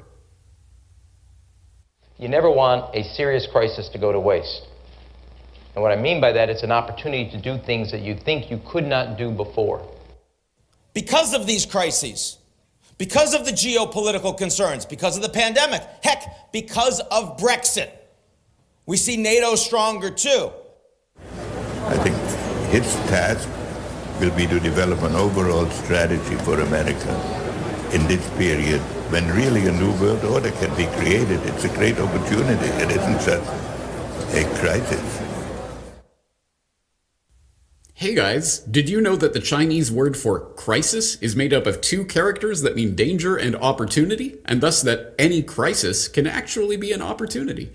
And furthermore, did you know that that entire misunderstanding is based on an inability to properly read Chinese? Well, if you want more elaboration on that, I'll throw a link in the show notes. But that is the level of thinking that these erstwhile would-be world-bestriding rulers of men believe in their hearts, that any crisis is just a potential opportunity for a government to do things that otherwise would seem unthinkable. And that, of course, is the underlying basic logic of, well, the false flag attack in particular, but any sort of rule by crisis in general. Whether that crisis is engineered, is part of a coordinated campaign of an attack on the food supply itself, for example, or whether it is simply an ongoing natural phenomenon, a bunch of coincidences that just seem to be happening all at once. At any rate, as long as the perception of crisis is there, it doesn't even have to be a real crisis, but as long as the perception of crisis is there, that is an excuse for people in positions of power to thrust an agenda down the gullet of the public. And you better believe that in the wake of these food supply disruptions that are taking place right now, There are those who are invested, quite literally, in Food 2.0. What is Food 2.0, you might ask? And that's a good question. And I'm sure you are familiar with some of the more normalized elements of the what could be described as food revolution that it has been taking place for some time now. All the synthetic chemicals and heavily processed foods that now dominate the shelves of the supermarket, as well as the genetically modified organisms, plants and animals, that are increasingly being approved for human consumption by various regulatory agencies around the world. But that really just begins to scrape the surface of the bold new technologies that are going to start shoving, and in fact, in some cases already have started shoving, bold new foods down your throat. For example, perhaps you may or may not have heard of the bioengineered spores that are going to be inserted into the food supply so that they can track every single organism, animal or plant, from farm to fork. Can we hear a little bit about how Annika is changing the security of the supply chains as the world becomes more and more global? Sure. Michelle? So sort of on a high level, what we do is we use microbes as tracking devices. So what we do is we convert data, digital data, into strands of DNA. We insert that little bit of DNA into a microorganism, a probiotic microorganism, to be honest. And then we can sort of apply that organism and sort of have it hitch a ride on any food or agricultural product or really anything through the supply chain. And the reason we use a microbe to do it is because we engineer it to go into a spore. So a dormant state that allows it to be impervious to high temperatures and UV light, sort of protect that DNA barcode through transit. And so why this is important is because you can spray romaine lettuce, for example, and you can mix it around and wash it and treat it, microwave it. You can have it decay for a month and we can still re-identify sort of each leaf back to its origin. And so based off the different kind of requirements in different supply chains, that microbial tag allows us to get just really granular information throughout the entire transit without having to worry about things like, cross-contamination or of tags, or rubbing off from one thing to another. So it's just an incredibly hardy package of information. Or have you heard of the company that's using genetically modified microbes to create peptides that taste like sugar but are digested like proteins, which, as the company likes to brag, although these microbes are technically genetically engineered, the desired products can be purified and legally sold as non-GMO. Now, in nature, in the Garden of Eden, sugar was good enough in the apple to give you sweetness. In some places, some exotic places in today's paradise, in the jungles, this is not enough. Small plants, which are under the canopy of much taller trees, need something more to attract animals to eat their fruit and spread their seeds in new places where there is sun. And for that, they have a protein. Now, this protein in nature is not sufficiently stable. So what we do in our lab is we use a method called computational protein design, in which we take the sequence, the necklace that is the protein, a necklace built out of 20 types of beads called amino acids, and we mix and match them. Because we know that proteins don't grow only in paradise, they also grow in the Dead Sea, in hot springs, in exotic acid swamps and places like that. So by rearranging the chain there, what's the possibility here in the future? Tell me. So what we are doing, and you just drank it, we are making a protein which is stable. We are fitting the proteins which are found in the jungle to the mass food market. And whether you have consumed them yourself or not, I am sure that you have seen the Impossible Burgers and the Beyond Meats and the I can't believe this didn't come from an animal lab-produced synthetic meat products that are increasingly being sold. But have you heard of synthetic celebrity cannibalism? According to its website, Byte Labs wants to collect tissue samples from celebrities. Not for stalking, not for cloning, no, For making meat. That's right. They say they want to take the tissue, isolate the muscle stem cells, and grow the meat in bioreactors, thus making artesian salami out of your favorite stars. Each will apparently have about 30% celebrity meat and 40% animal meat, along with fats and spices. Believed and hoped to be a prank, Time magazine contacted Bite Labs to learn more and got this statement from someone who identified himself as the CEO, keeping up the charade, saying, "We want to prompt widespread discussion about bioethics, lab-grown meats, and celebrity culture. This is very important to us. We think the cultural discussion around lab-grown meats and popular culture will acclimate people to the field." According to the Bite Lab team, Jennifer Lawrence and James Franco are some of the more desired cuisines you can look hopefully forward to should they get permission and should this be real. Though I myself am looking forward to a prime cut of George Clooney. Oh, don't worry, guys. That Bite Labs synthetic celebrity meat thing, that was a hoax or an art project or a bunch of activists who were trying to draw attention to the possibility of synthetic cannibalism or something like that. Anyway, they're not selling anything for real, so I guess it's all okay. That being what it is, I will leave you in your own time to explore some of the many, many, many lab-produced artificial food-like products that are in the process of being developed to also already being shoved down the throat of the public in various forms. In fact, as you may have seen, the EU itself recently approved cricket powder for human consumption.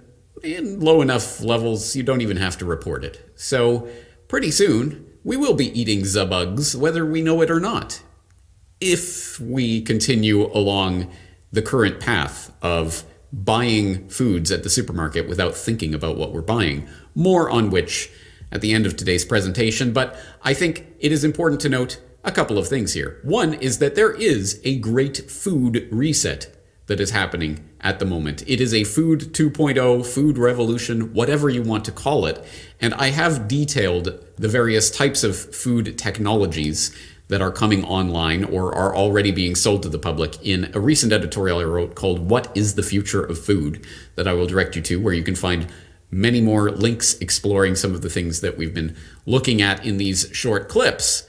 But I think for the purposes of today's presentation, let's tie in this concerted attack on the food supply that appears to be going on. At least the crisis is there, and the FBI and others are warning us of this crisis, and the seeming solution that is swooping down to save us from this crisis, which is we will have to fundamentally transform the food supply of the planet itself in order to continue feeding the human population.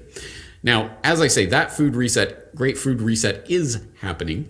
The obvious questions that arise from that observation are who is doing this and why are they doing this? Now, the first question I think is easy enough to answer, at least to throw out some names that I think, at the very least, if you have not researched yet, you can begin to do so.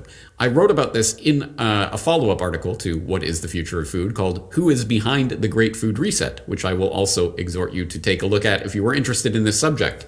But obviously some of the names that come up in there will be, I think, familiar to people who would be attending this symposium, like the Rockefeller Foundation, which not only pioneered the supposed so-called Green Revolution of the 1950s, 60s that began setting the world down the slippery path towards the gene revolution, more on which in a moment, in which the factory farming system was institutionalized and spread around the world through the auspices of such things as the US government Food for Peace program that was essentially funding the large seed cartels and petroleum interests like the Rockefeller family were obviously heavily invested in, and others that enabled this industrialization of the food supply to proceed apace. And although obviously the Rockefeller Foundation and their cohorts have lots of money to throw at the PR surrounding that green revolution, which they like to brag fed 1 billion people around the world, or whatever it is that number has grown to, in reality, there are much deeper questions and problems that have arisen in the result of the destruction of traditional farming systems and communities in favor of these large industrial factory farming types of endeavors that themselves have given rise to the gene revolution, or at least provided an outlet for that gene revolution to take place, whereby now more and more resources of the the Rockefeller Foundation, I get ahead of myself, and others are going towards developing specifically crops and increasingly livestock who are genetically modified and tailored for various environments, that again is being sold as a wonderful revolution that will increase yields, etc., although there is much evidence to show that that is in fact not the case. And also, as an added bonus, we get the absolute environmental destruction of the smothering of the planet in glyphosate, just to name one of the chemicals that is attendant upon this GMO cultivation, that has now become the most used agricultural product in human history and is having health effects around the world. Much more to say on that. Again, please, at the very least, type glyphosate into my search bar and you will start to be able to explore some of that. But I do, of course, raise the specter of the gene revolution and some of the other philanthropic endeavors like the Rockefeller Foundation that have gotten involved in this in recent years, like, of course, the Bill and Melinda Gates Foundation, and perhaps more to the point, the Bill and Melinda Gates Foundation Trust, which is the investment vehicle, which is technically separate from the foundation, which is involved in its philanthropic endeavors. The Bill and Melinda Gates Foundation Trust is the investment vehicle which is used to fund that philanthropic endeavor. And yes, you better believe, of course, Gates is invested in all sorts of aspects of the Great Food Reset, including the aforementioned Impossible Meat and Beyond Burgers and what have you, in order to profit off of the very types of food technology which we are being told is going to save the world from this perceived crisis.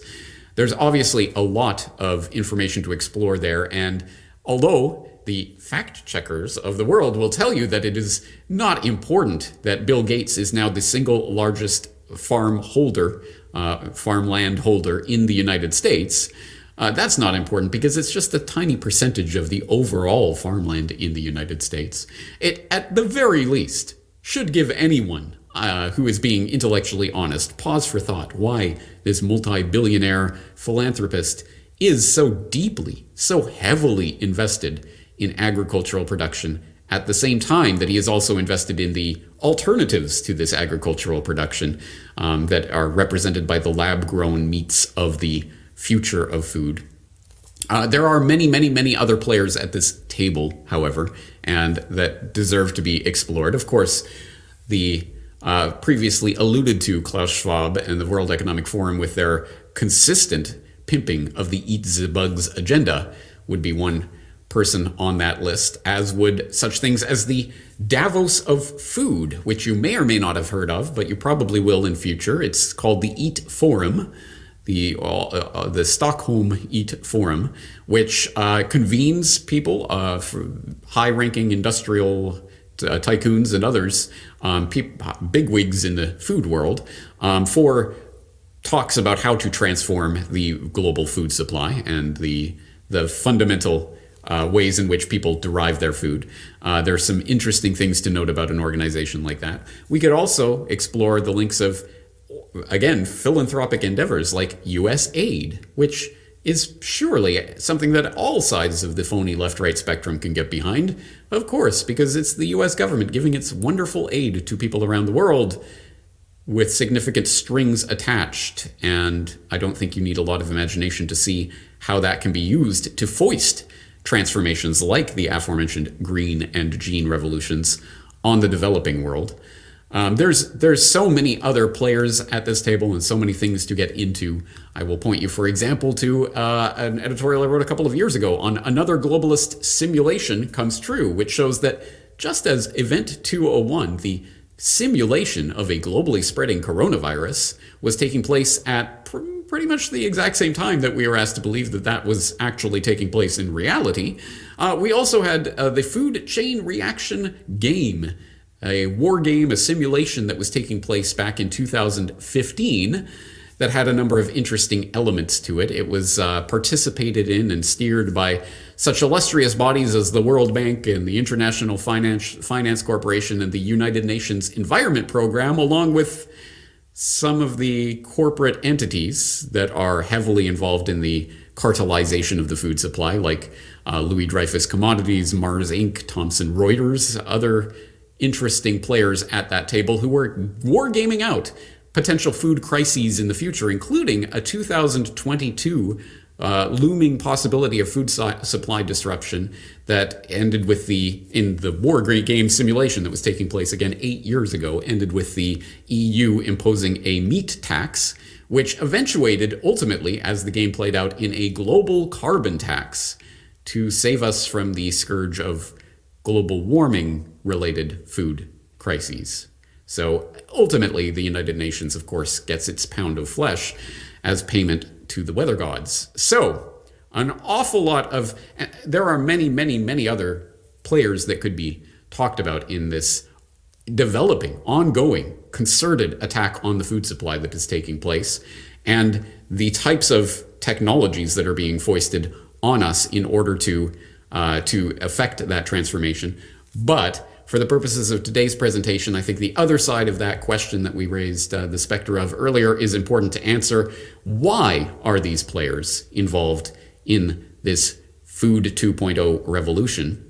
And the obvious common factor that obviously unites, I think, every player at this table is the crass and obvious answer of money. And of course, there is lots of money to be made, especially when we start taking the natural abundance of the productivity of the earth itself, the incredible abundance of seeds giving rise to new life with minimal inputs. That process, which has sustained humanity throughout countless generations, is being swept aside out of expediency, out of necessity because of the impending global warming crisis or something along those lines, and being replaced with lab-manufactured synthetic food products that are coming from corporations. Again, it does not take a genius to understand how the monopolization of the food supply or the cartelization of the food supply would be very financially lucrative for all of the people literally invested in that food transformation.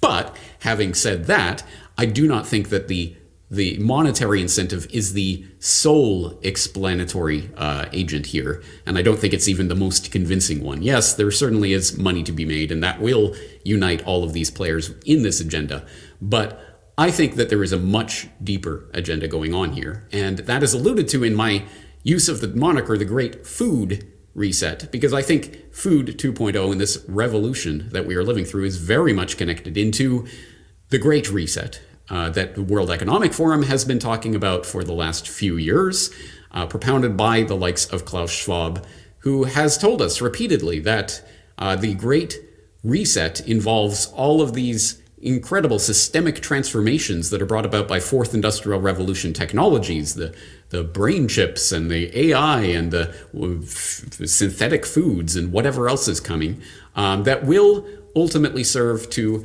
converge our biological and physical and digital identities. Now, that sounds like a very pie-in-the-sky concept, so there's a lot that needs to be elaborated on in order to truly appreciate what is being said in a statement like that. But I think it is important to note that there is a broader transformation, not just of the food supply, but if we are what we eat, then the transformation of the food supply does indicate a transformation of humanity itself. And just as organisms are increasingly being genetically modified and engineered, I think the human species is also being transformed, engineered, genetically and otherwise, by the types of technologies that I think the food transformation, Food 2.0, are just one subset of. This is part of a larger transhuman agenda, which is embodied in that phrase by Klaus Schwab. Again, do not take this from James Corbett. Take it from people like Schwab, who are promising that the future holds the convergence of our biological and digital identities. I think humans are being engineered to better interface with machines as the brain chips and other technologies start to come online. And, well, I think the machines will require different energy components than simply this organic food stuff that we've been used to as regular substrate human 1.0. This will sound absolutely outlandish to people who have not studied this agenda. And all I can say is I have thousands and thousands of hours of media that I think will start to fill in some of the blanks that sound absolutely outlandish to people who have not encountered this before. Some of the key words that I would highly suggest that you check out not only include the aforementioned transhumanism, but specifically the key phrase biodigital convergence. And once again, please do not take it from James Corbett, Joe Schmo living in Japan. Who's this guy? Please take it from the sources themselves. For example, I will point you in the direction of a very interesting document from Policy Horizons Canada, a future think-do tank that is part of the government of Canada, that put out a document on biodigital convergence a few years ago and followed it up just, I believe, last year, talking about this melding of the physical and digital worlds as machines become more and more integrated with organic life, and start to think of this engineering of the food supply in those terms, because at that point, I think we start to see this is about much more than simply accruing dollars in the bank accounts of some of these would-be world controllers. Once again, there is a lot of information here and a lot to go through. So when I post this to my website, I will, of course, as usual, post all of the documents that I cite, all of the references that you have watched or observed today will be there in the show notes for you to begin exploring these extremely deep matters. But I just want to, at the very least, put on the plate today that connection between all of these coincidental or purposeful attacks on the food supply that are taking place right now, and how that is leading to a transformation of the food supply that in turn is feeding into a transformation of the human species itself. These are incredibly important, incredibly large topics. So I hope that this presentation has at least opened the door to get you thinking along the lines of this. So at the very least, you can identify this agenda, and you, as a sovereign, independent human being, can take actions to, at the very least, not literally buy into this agenda by simply buying whatever is on the supermarket shelves without even thinking about it.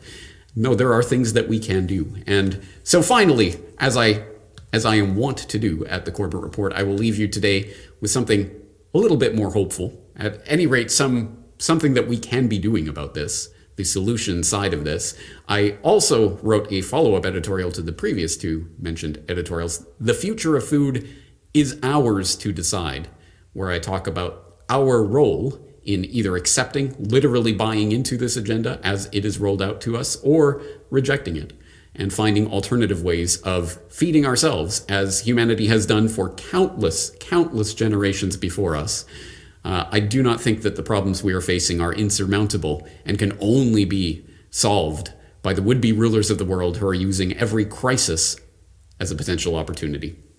That being said, I am out of my allotted time for today, so I want to thank you very much for your time and attention and direct you once again to corbettreport.com for more information on this subject.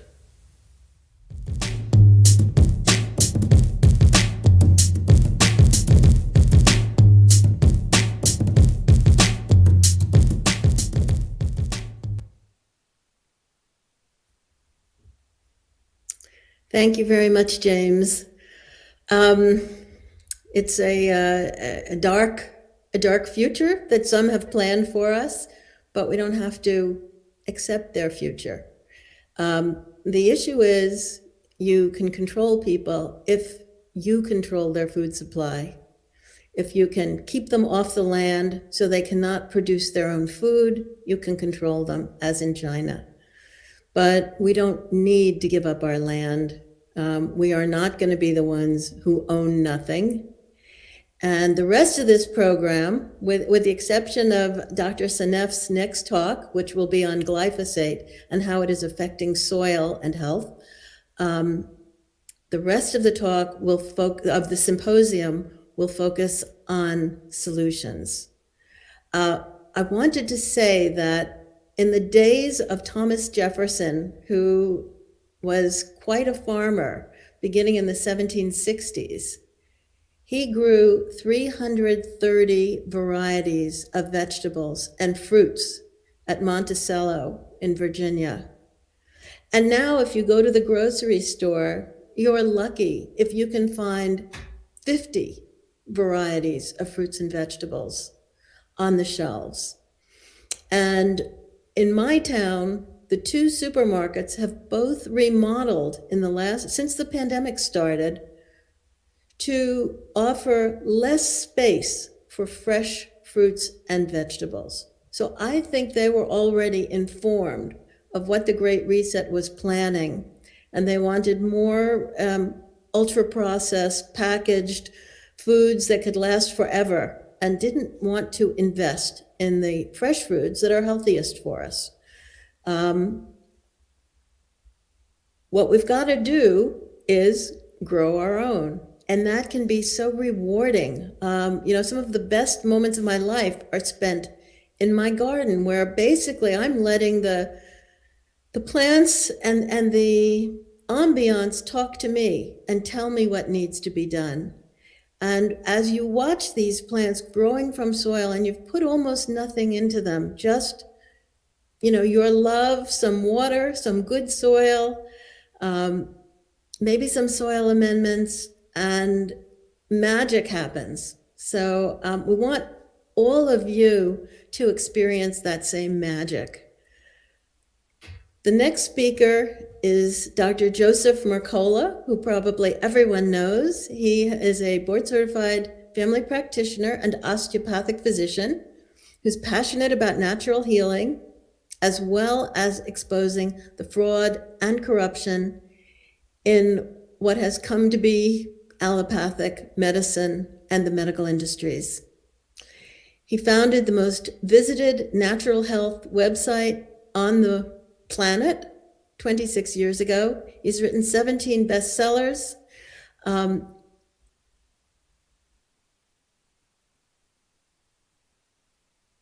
I think actually that we have him to speak and then Stephanie. So I've gotten the order wrong. But Joe will speak next. Thank you.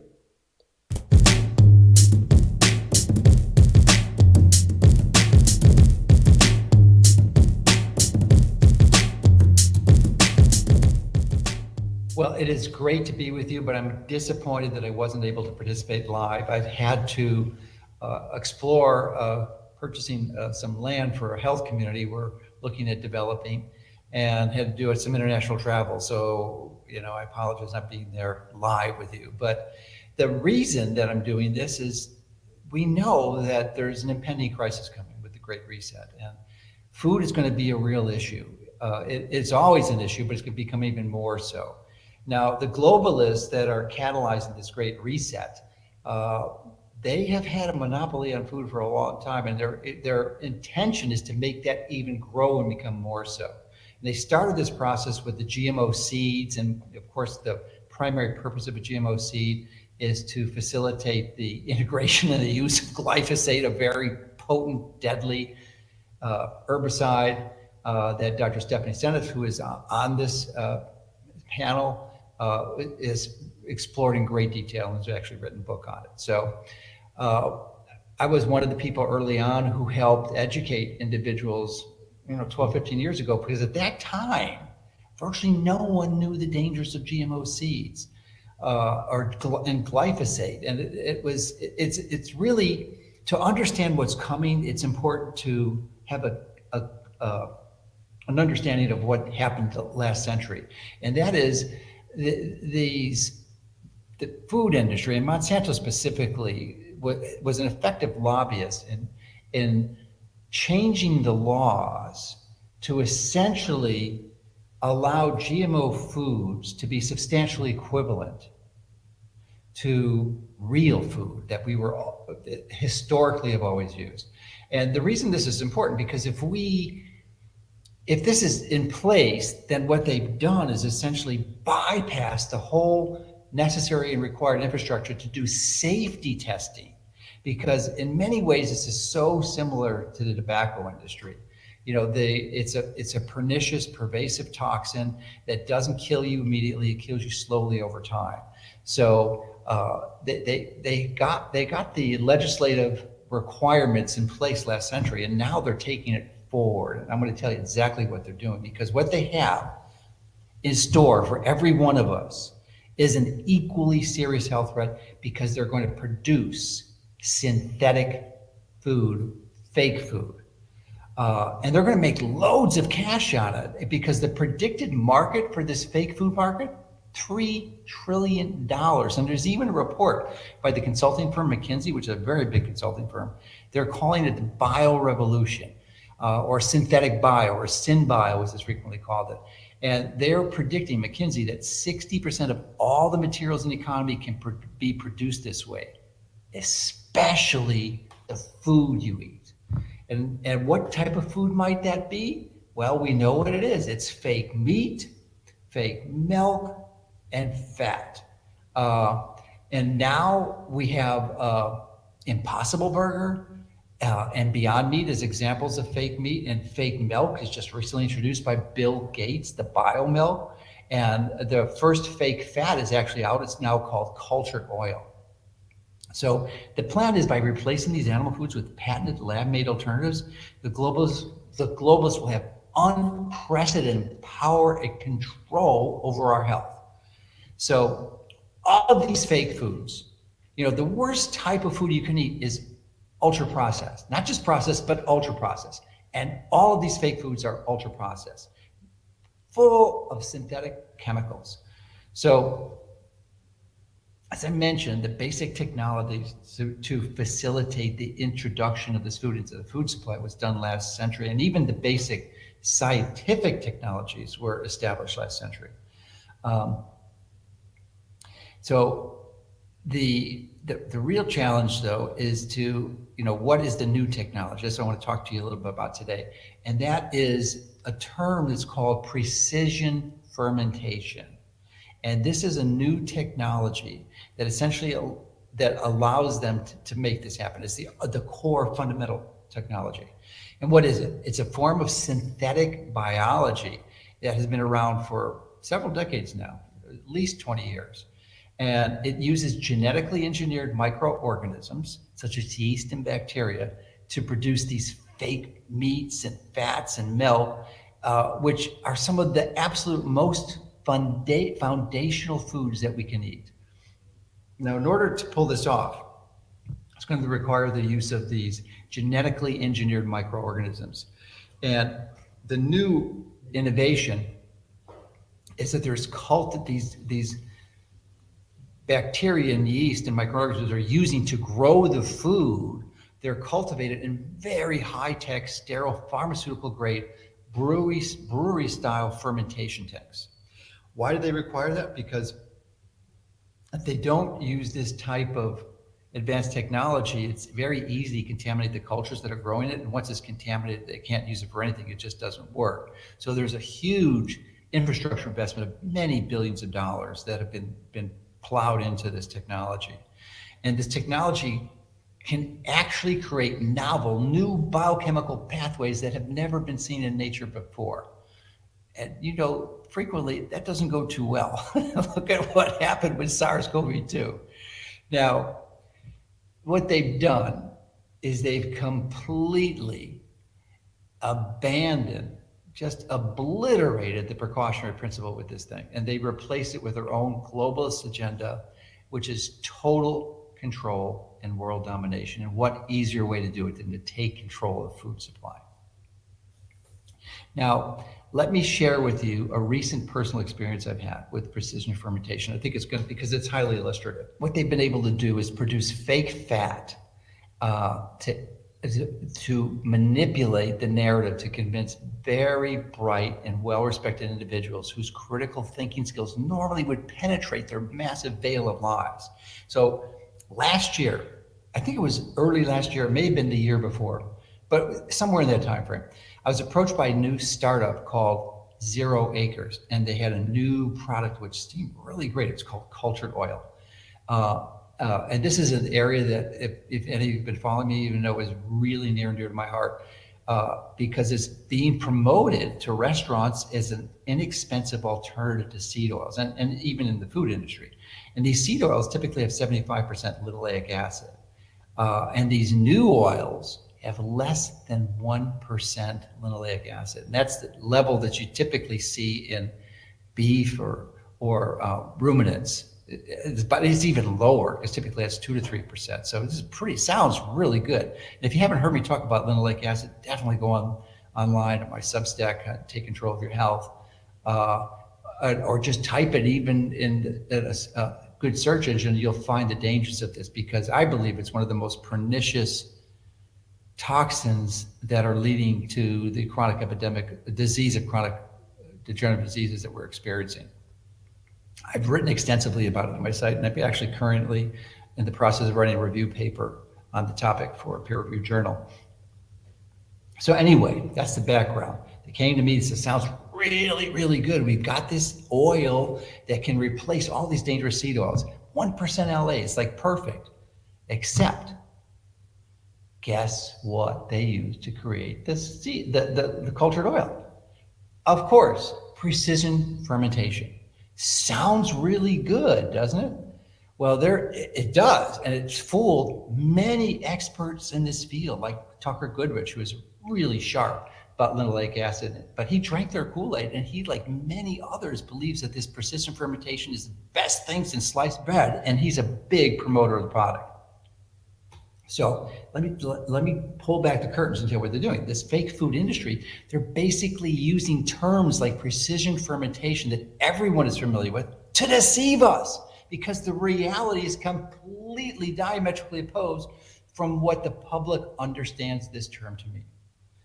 So just like they did the same thing with COVID, they're changing the definition of basic terms and vocabulary. So they're using the term fermentation product and precision to make it sound even better than fermentation.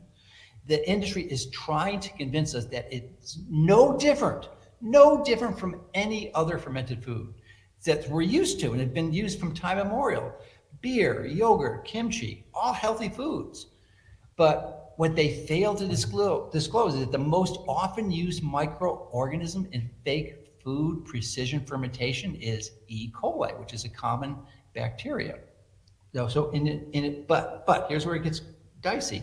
In addition to producing their desired product, in this case the cultured oil, which is low in linoleic acid, the E. coli is likely spitting out any number of non-targeted metabolites that have completely unknown environmental consequences and potentially very toxic health effects.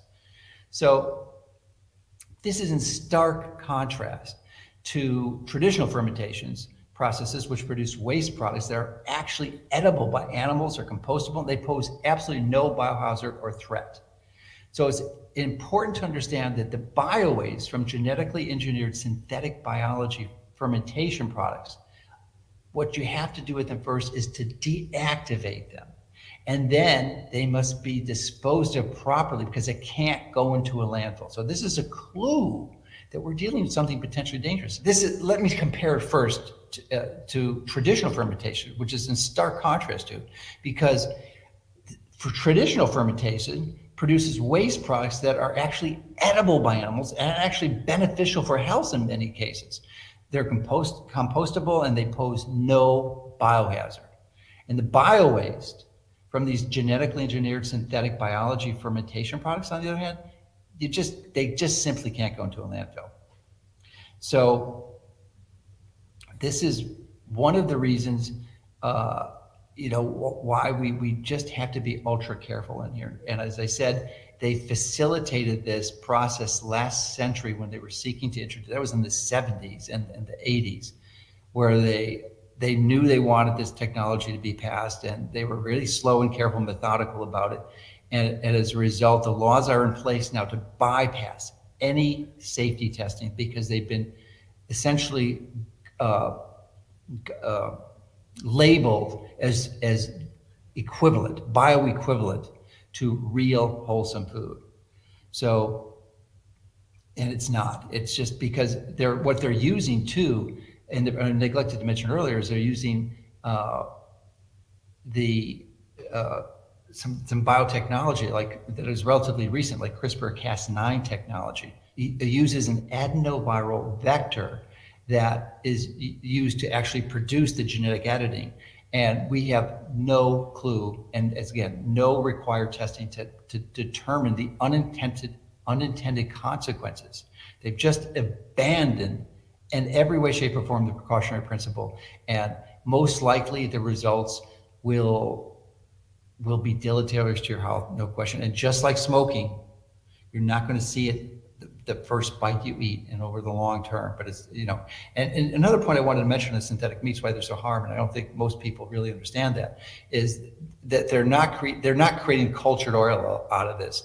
They are using, because that would be too expensive to do, so they wanted to make this inexpensive. But what they're doing is they're using the proteins coming from soy, but many times most soy oil is a seed oil, 60-70% linoleic acid, and they're using not only the protein from the soy, which is it's GMO soy, so it's loaded with glyphosate, but they're using the oil from the soy. So instead of having the saturated fats that you have in healthy animal products and ruminants that are raised regeneratively, you have seed oils from plants. So it's just an absolute disaster in every way, shape, or form, not only just in a foundational macronutrient ratio, composition, because they're using seed oils to create meat. Meat is not seed oils. Meat is saturated fat. It's not polyunsaturated fat. So that's another reason why you want to stay away from this as far as you can, and really focus on the basics of foundational human nutrition, because that's what's going to get us through the Great Reset. So hopefully this information was helpful to you, and we can just be aware, stick to the basics, and avoid this stuff like the plague.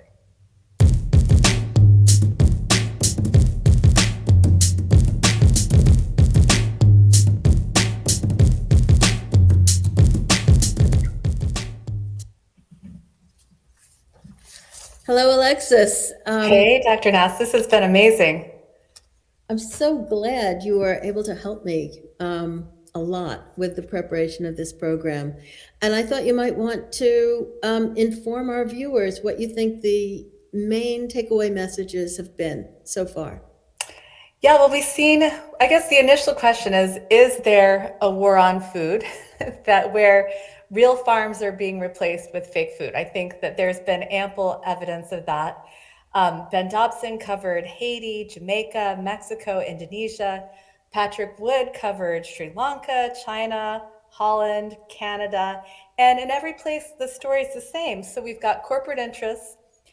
They have their global trade prerogatives. They partner with governments or internationally with the IMF and the World Bank, and they drive the family farmers off of their land and into the city. And I really appreciated what Ben said about that. He said that independent people who grow their own food and their own herbal medicines, they are a threat to any centralized economic system. And so we still have an opportunity to be a threat. That's the good news. Patrick gave a phenomenal presentation.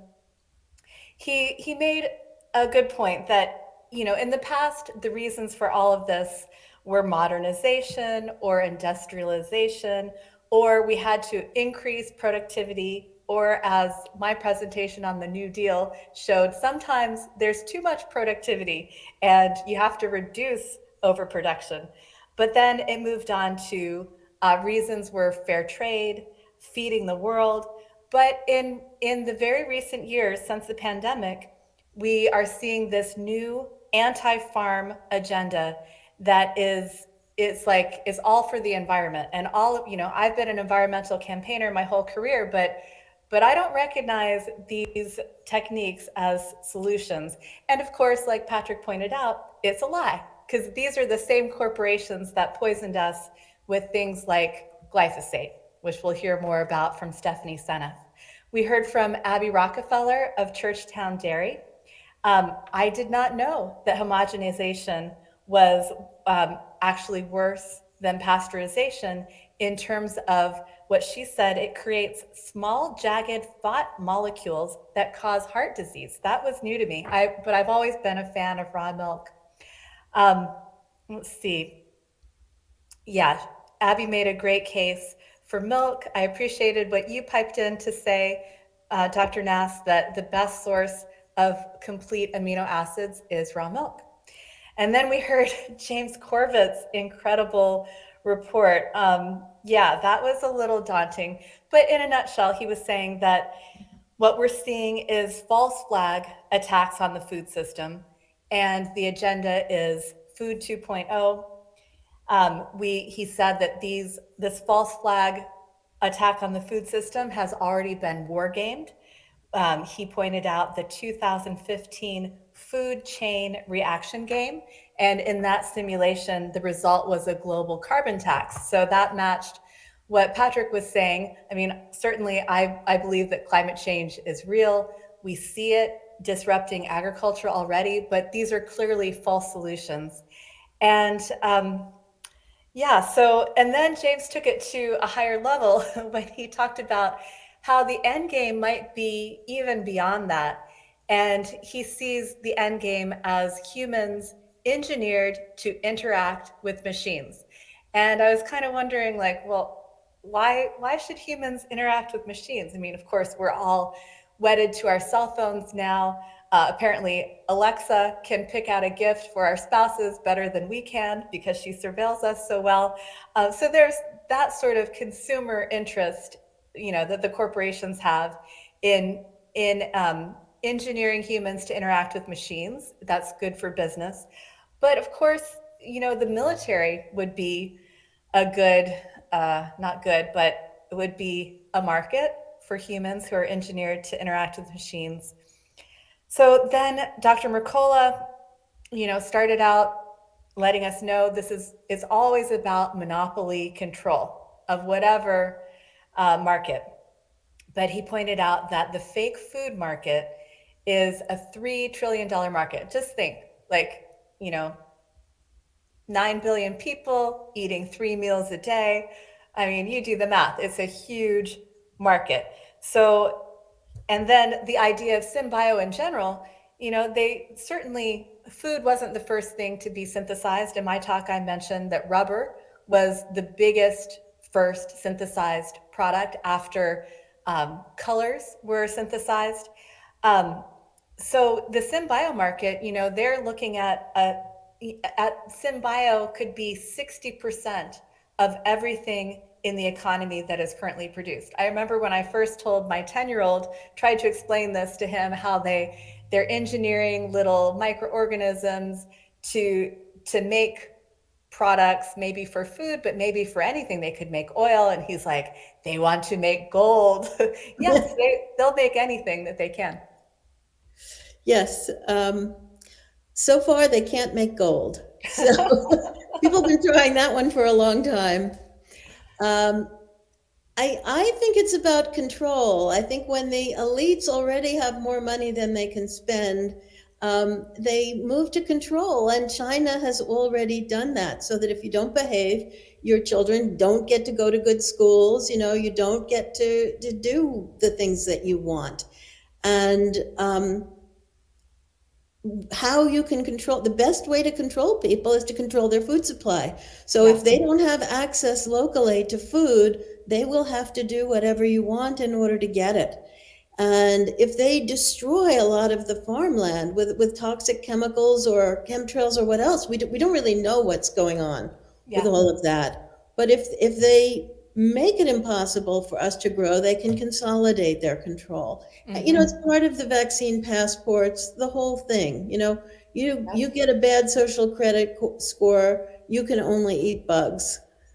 So anyway, let's go on to Stephanie Seneff, a friend of mine, a senior research scientist at MIT's Computer Science and Artificial Intelligence Lab. She has 4 degrees from MIT, bachelor's to PhD. She's got a degree in biology as well as engineering, and she will tell us today about the role of toxic chemicals in health and micronutrient deficiency, with a particular focus on glyphosate, which, by the way, also kills microorganisms in the soil that we require to produce micronutrients. So on to Stephanie Seneff.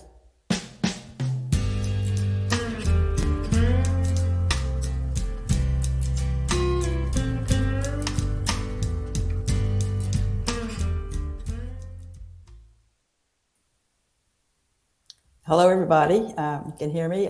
My talk is on glyphosate's negative effects on the ecosystem. I want to say a big shout out to Meryl Nass for organizing this symposium. It has been awesome so far. I really enjoyed listening to the speakers. Everybody has a different message to make. So please go on with my first slide. My outline is going to be first an introduction. Then I'm going to talk about the toxic effects of glyphosate, harm to the ecosystem. And I'm going to use Florida as an example of how glyphosate is destroying creating lots of problems in the ecosystem in Florida. And finally, a conclusion. So introduction. First of all, of course, you all probably know by now what glyphosate is. It's becoming a household word. I'm really happy to see that. The amount of glyphosate used every year in the United States today is equivalent to 1 pound for every man, woman, and child. An astonishing amount. Glyphosate is the most used herbicide on the planet. US is a big leader that uses more than any other country. It can kill the dandelions in the yard. A lot of people use it residentially, but of course the big deal to me is the food system. And people know about the Roundup Ready crops, corn, soy, canola, sugar beets, cotton, tobacco, and alfalfa. Those crops resist the glyphosate because of genetic engineering, so it can be sprayed all over the crop. It gets into the food supply. But I also want to point out, next slide, that the people think if they buy non-GMO, that's safe, and that's not true at all. In fact, the highest levels of glyphosate are showing up on non-GMO crops, including wheat, oats, barley, rye, sugarcane, beans, lentils, peas, flax, sunflowers, pulses, and chickpeas.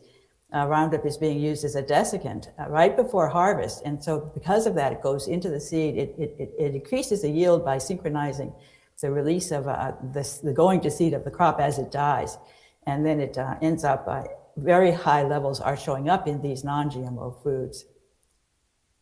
So I just want to give you a brief history of glyphosate. It's now the #1 herbicide in use in the United States, is increasingly being used around the world.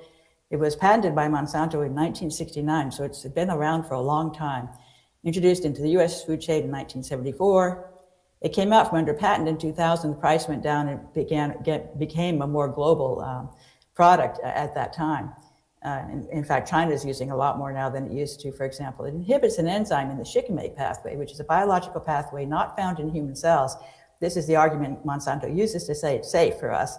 But the shikimate pathway is used by many of our gut microbes, and they produce essential amino acids, tryptophan, tyrosine, and phenylalanine. And these amino acids are part of the building blocks of proteins, but they're also precursors to some incredibly important biologically active molecules.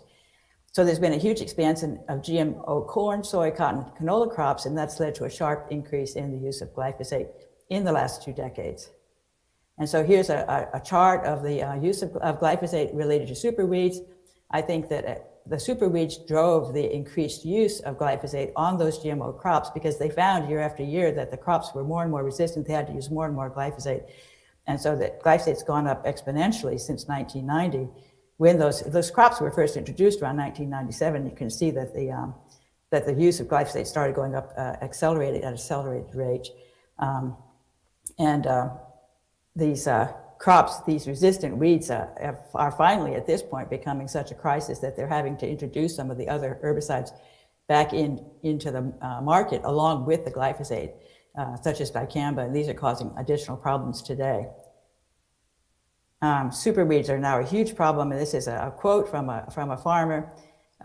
First of all, 76.8% of samples submitted to a clinic, to an Illinois plant clinic in 2017 from 10 states showed 78% had glyphosate resistance. So these weeds are all over the place in our today. And this quote, GM crops are on the edge of failure in the United States as farmers are asked to fork out more and more money on herbicides to try to control the superweeds. And we simply can't afford it. It's near the end of the road for these crops. And many of my friends in the Midwest are on the edge of turning back to conventional farming methods. And I think that's good news because I hope that's what they will do shortly. Next slide. So just some pictures of some foods, and you can see many of these foods. These are foods that have been found to have high levels of glyphosate, not thanks to the US government, they don't bother to measure, but activists have been measuring, such as Zen Honeycutt, have been finding high levels of glyphosate in common foods, and particularly things like goldfish crackers and Oreo cookies and Cheerios. These are things that children eat a lot of. So our kids are being heavily exposed to glyphosate. Glyphosate was found in this study in 59% of honey samples, and what you can see is that these are all the samples across different parts of the world. And next slide will show you that the United States is a big winner. You see all the highest levels of glyphosate are showing up in the foods, in the honey produced in the United States. So next topic, toxic effects of glyphosate. Is glyphosate non-toxic? Monsanto has argued that glyphosate is harmless to humans because our cells don't have that shikimate biological pathway.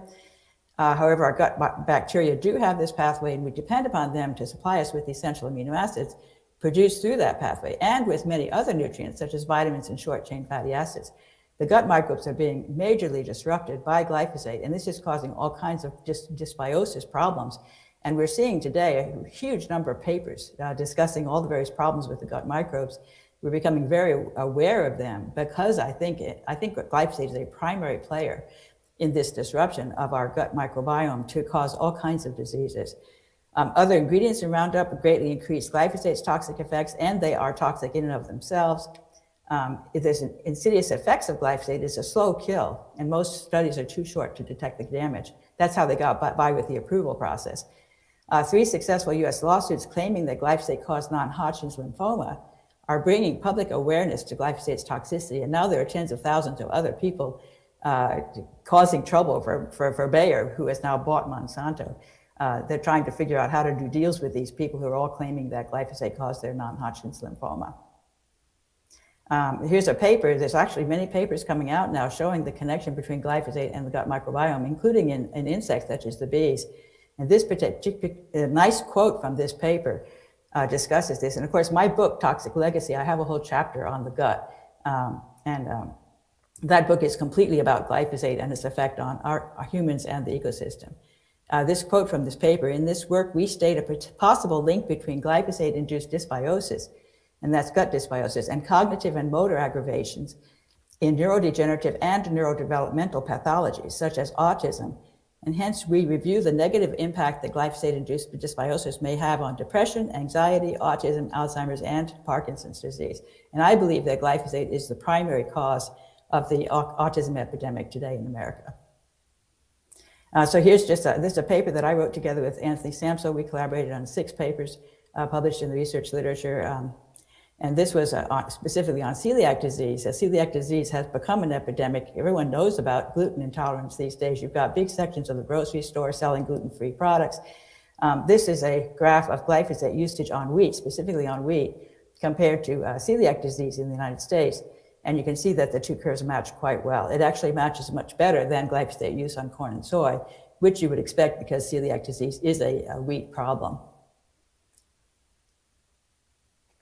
And there's another chart, and I want to say Nancy Swanson published this article together with collaborators in 2014, quite a long time ago. This article is amazing and has like 30 different charts of various diseases that are going up dramatically in time, exactly in step with the rise in glyphosate usage on core crops. And inflammatory bowel disease is one of those diseases. This shows the graph here.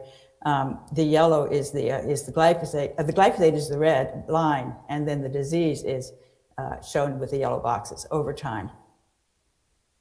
Next topic, glyphosate harm to the ecosystem. So I want to talk about, first of all, about water fleas. Water fleas are very important in the ecosystem because they're at the bottom of the food chain. And this was a lovely talk by Supa et al. In 2020. By the way, I've seen a lot of nice papers coming out very recently on glyphosate use at low levels causing problems in various animal species. This was water fleas, and of course, tadpoles, salamanders, newts, and aquatic insects, many types of small fish feed on the water fleas. And then, of course, other things feed on those, and you go up the food chain. Everybody's passing the glyphosate around. When the water fleas were exposed to concentrations of Roundup and glyphosate well below the approved regulatory threshold, They saw all kinds of problems: embryonic developmental failure, systemic inflammation, collagen degradation, impaired wound healing, and a disrupted gut microbiome. And so the animals that eat water fleas pick up the glyphosate, pass it up to the next level, and everybody's getting exposed. Now here's a paper about bees, and I want to put a shout out for Don Huber. Professor Don Huber was the person who first introduced me to glyphosate in a 2-hour presentation. I was blown away, 2012.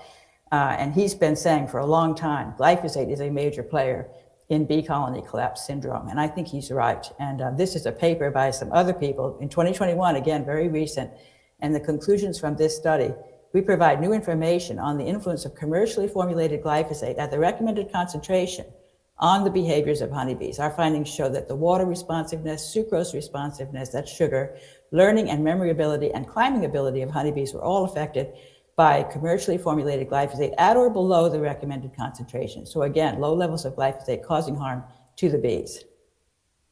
And here's a paper on worms. This is on roundworms.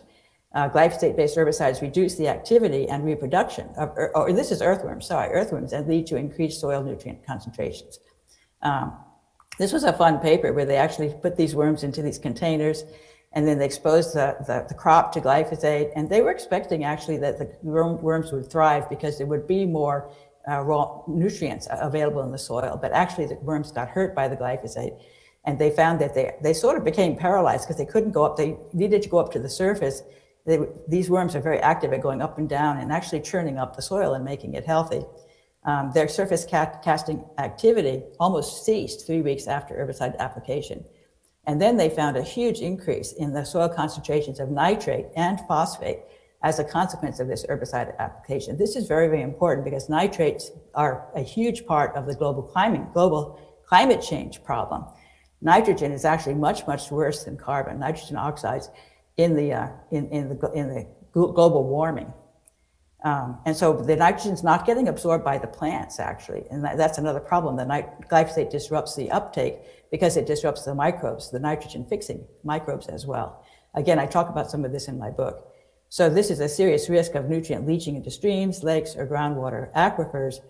And a quote, reductions in mixing of organic litter within the soil, that's the mixing done by these moving around earthworms, will limit long-term soil microbial activity and the soil nutrient cycling and availability, all of which may lead to reductions in plant productivity. So exposure to glyphosate, this is the one about the roundworms, leads to degeneration of gamma aminobutyric acid, and dopamine neurons in these roundworms. And so this is linked to Parkinson's disease. I think Parkinson's disease in the earthworms and the roundworms and in the humans, because the farmers, agricultural workers have been shown to have an increased risk of Parkinson's disease as associated with glyphosate exposure. And then, so this particular study used Touchdown, which is a glyphosate-containing herbicide, and chronic exposure to Touchdown led to degeneration of dopaminergic and GABAergic neurons in the brainstem nuclei of these roundworms, which is, of course, then connected very much to Parkinson's disease. And a manganese-containing fungicide also damaged these neurons. This is an interesting paper about cows, and they were looking at minerals in the cows and the level of minerals in their blood supply, in their blood. And they had 8 different farms, and each of the farms had some cows. So each of these letters here, WKRV, is a farm. On the far right, you have the minimum and maximum expected level of these minerals, and the minerals are cobalt on the top and manganese on the bottom.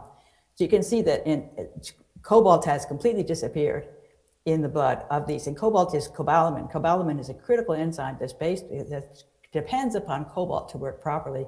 It's going to be in trouble without adequate cobalt. And the manganese, of course, is also very important as a mineral, to keep the animals healthy. So both of them are way below the minimum level that you would expect in these cows. And that's because glyphosate chelates minerals and makes them unavailable. So next is an example. This is my final topic before my conclusions: Florida agriculture and waterways. So glyphosate accumulates in biofilms. This is an amazing paper from 2021. I was really surprised to see this.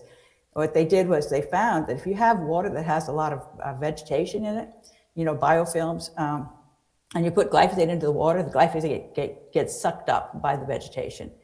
they found that the concentrations of glyphosate in the biofilms were 2 to 4 orders of magnitude higher than those in the surrounding water. So it appears that the glyphosate has disappeared. You think, oh my goodness, they broke it down, that's awesome, but that's not true.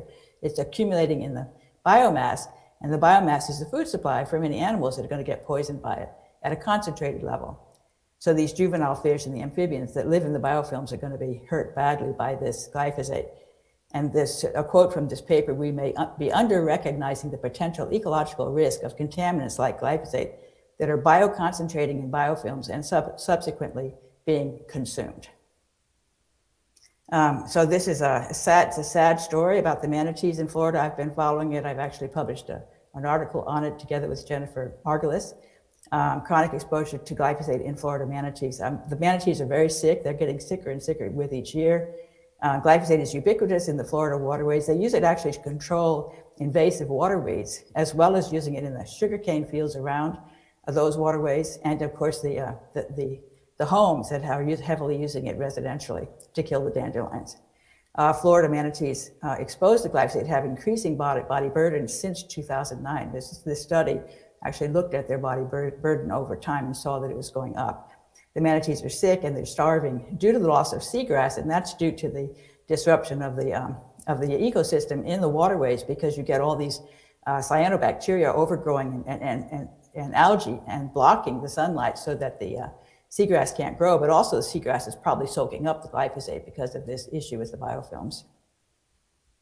Is agriculture's use of glyphosate feeding Lake O's explosive algae blooms? This was an article. Again, talking about the sugarcane agriculture, extensive all around Lake Okeechobee, which is in South Florida. Glyphosate is used to control the weeds and as a desiccant for the sugarcane, and also, of course, used to control the weeds in the waterways themselves. It's added to the water. Cyanobacteria are called blue-green algae, but they're actually a bacterium. They can break down the CP bond. That's a difficult biological bond that's in glyphosate, carbon phosphorus. Most animals are stumped by it, but these cyanobacteria can break it down. That means they can use the phosphorus as a source of phosphorus. They flourish. They feed on glyphosate, and they do very well. And so they grow. There are too many cyanobacteria appearing in the waterways. And so basically the cyanobacteria, this is again going up the food chain, there's lots of cyanobacteria, the red tide algae love it, so this becomes a very good nutrient for them. They can take advantage of the nitrogen products that are produced, the nitrates that are produced by the cyanobacteria. So both the coastal red tide and the inland blue-green algae have beset South Florida through the summer, killing vast numbers of fish and other wildlife, including dozens of dolphins, manatees, sea turtles, sharks, and eels. And so these cyanobacteria feed off the glyphosate, they get the phosphorus, they produce nitrates from nitrogen. Glyphosate is also a supplier of nitrogen, and then the red tide algae flourish and cause trouble.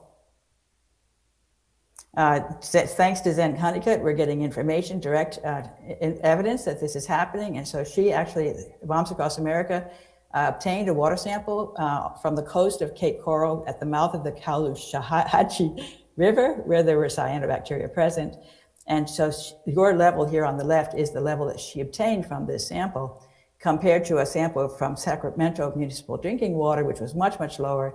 And the max residue level allowed in Europe is even lower than what's in the Sacramento water. She also tested Florida orange juice samples, and they also tested positive for glyphosate. So glyphosate excessive use chronically disrupts the shikimate pathway and can affect photosynthesis and yield in citrus trees. This is a great paper. I highly recommend it. It was published in 2022, very recent. And I'm really glad that these kinds of papers are being done finally. I think for a long time they thought glyphosate was safe. Researchers didn't want to invest in studying glyphosate because they'd just get a negative result. Now they realize this chemical is not safe. And so they're able to study, they're able to find problems. And in this case, they looked at citrus plants, and where glyphosate was being heavily used. And even with no phytotoxicity symptoms, they showed inhibited growth and fruit yield. So what they're showing is that glyphosate is disrupting the metabolism of these plants. And they exposed the glyphosate to the leaves at the bottom of the plant, and they showed that it then worked up into the top of the plant and showed up all over the crop. It really gets into the tissues of the plant, which is why you can't wash it off. And of course, shikimate accumulated because it's disrupting the shikimate pathway. it reduced the assimilation of carbon dioxide. That is very, very important because the plants are able to capture carbon dioxide from the air and dump it into the soil ultimately to help with a climate problem to reduce the carbon dioxide levels in the atmosphere. And this, I think, is really, really important because we've got all these crops all around the world where they're using glyphosate, and glyphosate disrupts their ability to capture carbon from the air. And I think this may be a much bigger player in the climate change problem than we have realized so far. And so they showed that it got oxidative damage from the sun. It wasn't able to utilize photosynthesis efficiently, and so it wasn't able to convert carbon dioxide into organic matter. And I want to point out in my book, I talk about an enzyme called rubisco. It's a fun enzyme. It's the most common protein on the planet. It's the most common protein. It's present in every plant that does photosynthesis, and it plays a crucial role in photosynthesis. And multiple papers have shown that glyphosate suppresses this rubisco enzyme.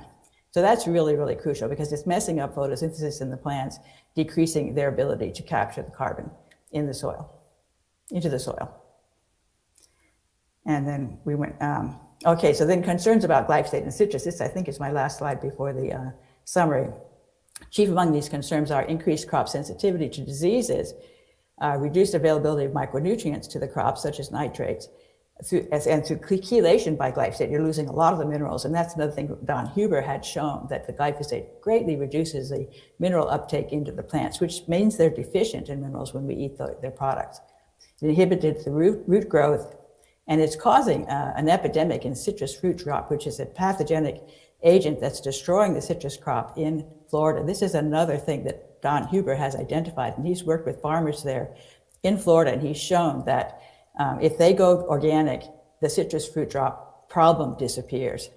And so this quote says, as citrus weed management programs have continued to rely more heavily on glyphosate, the occurrence of citrus fruit drop resulting from glyphosate application has become an increasing grower concern over the years.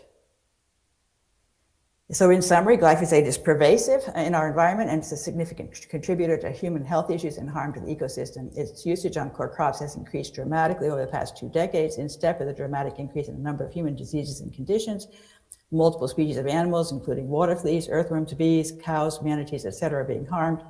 Glyphosate disturbs the nutrients in the soil, chelating minerals, interfering with nitrogen uptake and photosynthesis. Agriculture in Florida is leading to algae blooms, citrus greening, and harm to the Florida manatees. And thank you for your time.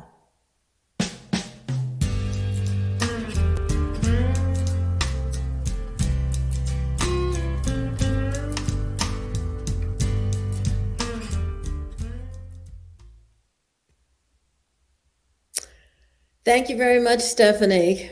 I think that was pretty clear, and it'd be very hard to dispute that glyphosate is a safe product and that we should continue to use it. That concludes the end of section 1, and we go on to session 2, which is challenges faced by farmers and how they can do better. In particular, how Ronnie Cummins is going to speak about how to bring 60 million farmers from traditional to organic farming. Ronnie is the co-founder and international director of the Organic Consumers Association. It has 2 international affiliates, Via Organica and Regeneration International, and you'll hear more about those organizations later. There are 2 million consumer members in the United States. The goal is to safeguard organic standards and promote a healthy, just, and regenerative system of food, farming, and land use. Ronnie has been in this for a long time. He has an experimental farm in Mexico and will tell you about amazing improvements to one's ability to farm on ordinary land and how to take land that has been considered non-arable and make it into land on which you can grow crops. Thank you, Ronnie.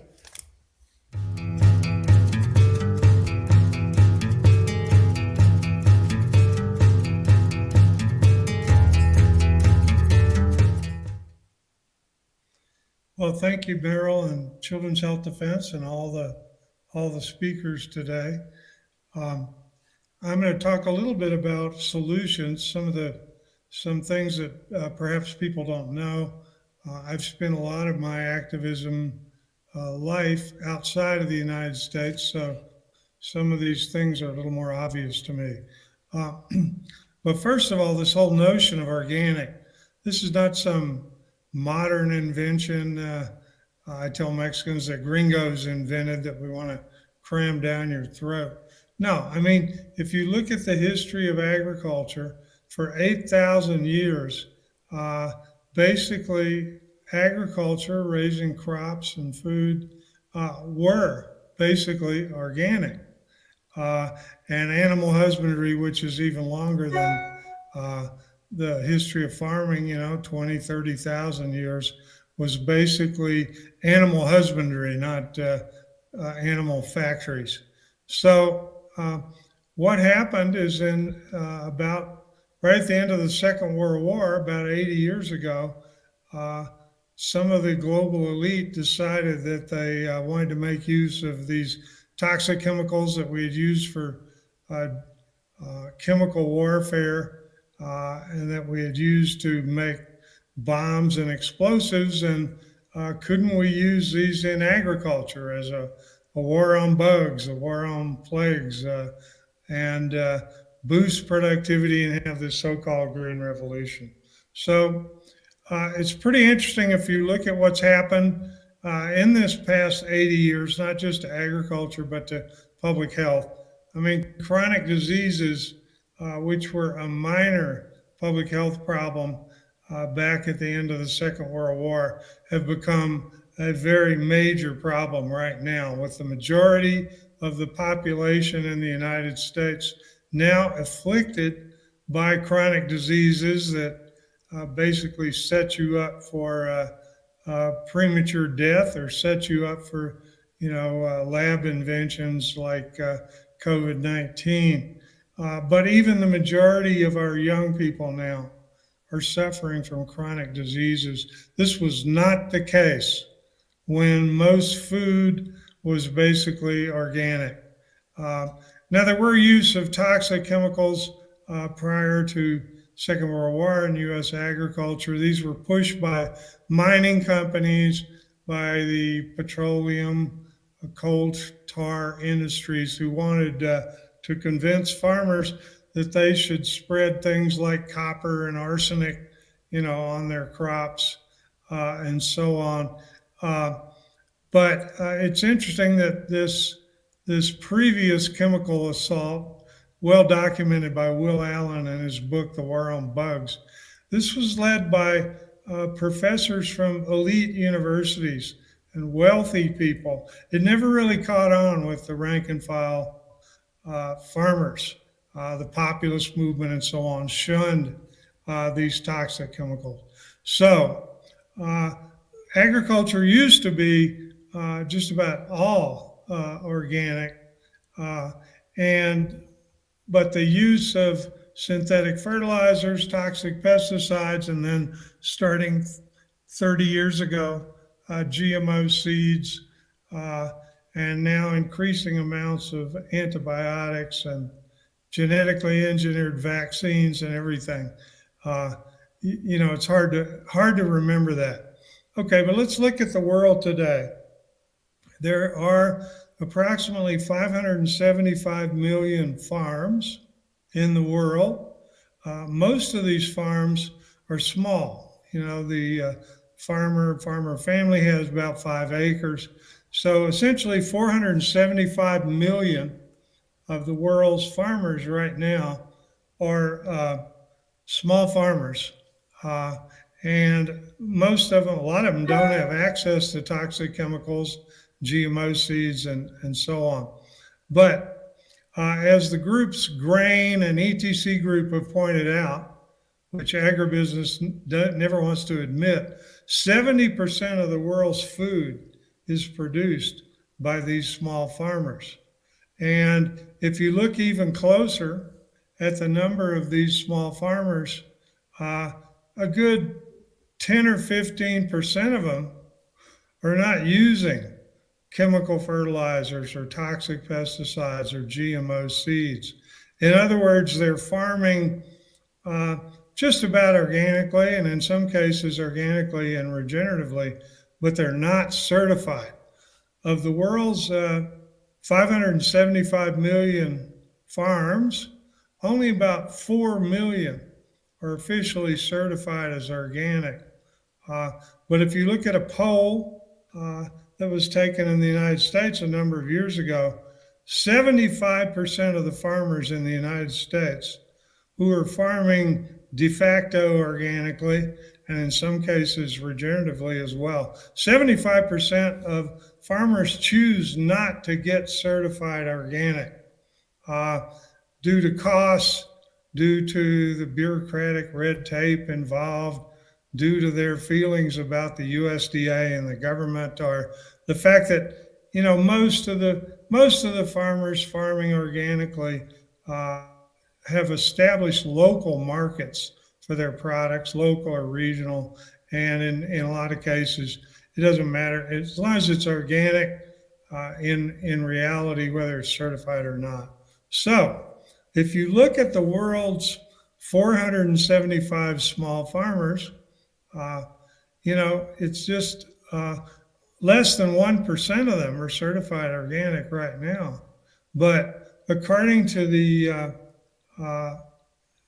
analysts and the Food and Agriculture Organization, approximately 10 to 15% of all the farmers in the world can be classified as just about organic or even organic and regenerative, but they're not certified.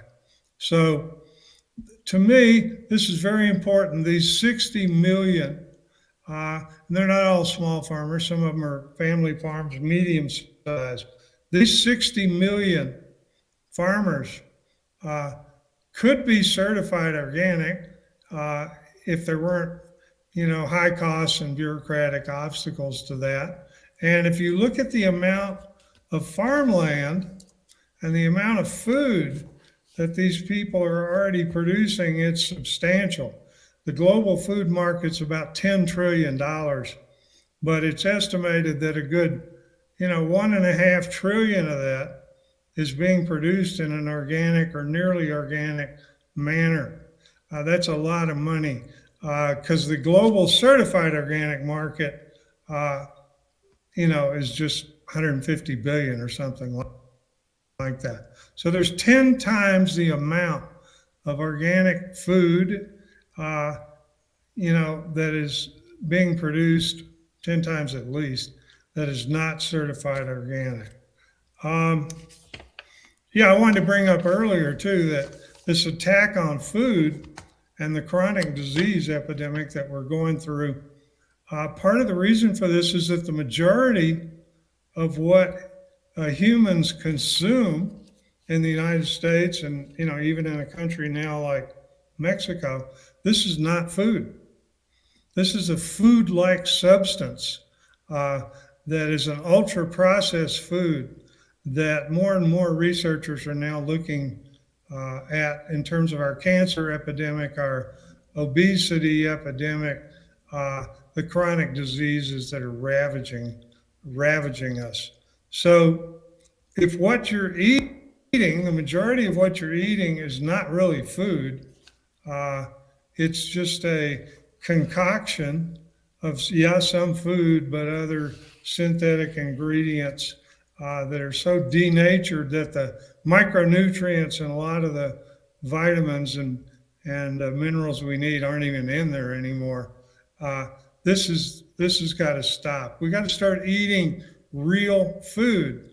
And then on top of the fact that these are food-like substances, they also have toxic residues of things like glyphosate in them, hormone disruptors in them, antibiotic residues in the non-organic, non-grass-fed meat, and so on. So that leads us to how are we going to get these farmers?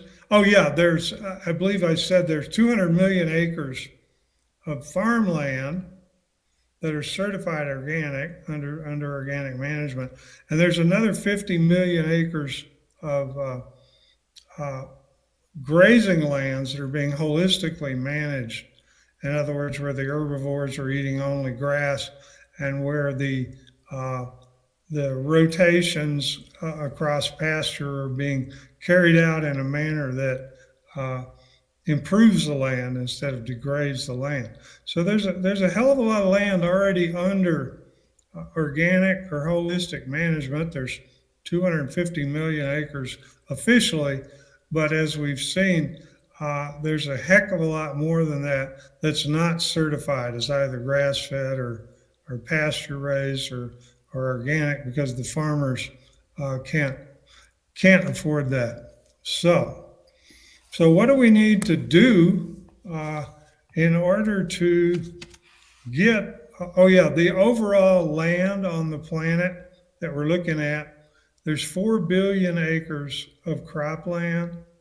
There's 8 billion acres of pasture land and rangeland, and there's 10 billion acres of forest land. If we are going to move out of a bunch of these crises we have to put, a significant proportion of these 22 billion acres on the earth into organic and regenerative management.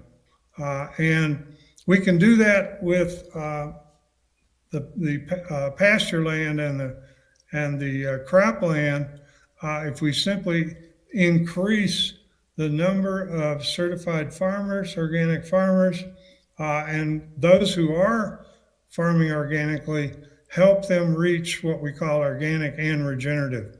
That is where they are definitely not using GMOs and pesticides and toxic sludge, but they're actually improving the soil fertility, sequestering carbon, restoring the water cycle, the hydrology in the soil, that is helping the soil become more like a sponge instead of a tabletop where when it rains, it absorbs. And we want to improve the biodiversity, both in the soil and above ground. This will help everything, save the pollinators and so on and so forth. So how are we going to get a considerable number of organic farmers who are already certified to do it better? And then how are we going to get all these 60 million farmers that could be certified organic to do so? Well, first of all, we've got to rethink everything about our food. The idea is that organic food's obviously better. This is what most Americans think, but it's too expensive, so I don't buy it that often. And there's no way out of this. We need to pay farmers and ranchers a fair price for what they produce. But if the price is beyond the means of most everyday people in the U.S. and the world, it's not going to be available to to the majority of people who really need it. We got 848 million people across the earth who go to bed hungry every night. And then we've got another 2 billion now who are so malnourished that they're obese, overweight, suffering from diet-related chronic disease. So we have to come up with a new notion, and I believe this notion is that we have to pay organic farmers and ranchers and land managers not just a fair price for the products they produce. We have to pay them a bonus on top of that for the environmental services that they provide. And if we don't do that, most of these, farmers who are doing things right are going to fall by the wayside. We see that in Mexico. We see it all over the place. What is the world immigration crisis? In a nutshell, it's that rural people can't make a living off their land anymore. So they're willing to do anything, including break the law, to get to the United States, or in the case of people in Africa, to get to Europe. So if we're going to solve the public health crisis, the climate crisis, the immigration crisis, the crisis of people, no longer even believing in their governments, or no longer believing in that you can make the effort to do things right, we have to entertain this idea of paying the farmers not just a good price for what they're producing, but for the services they provide, for being stewards of the land.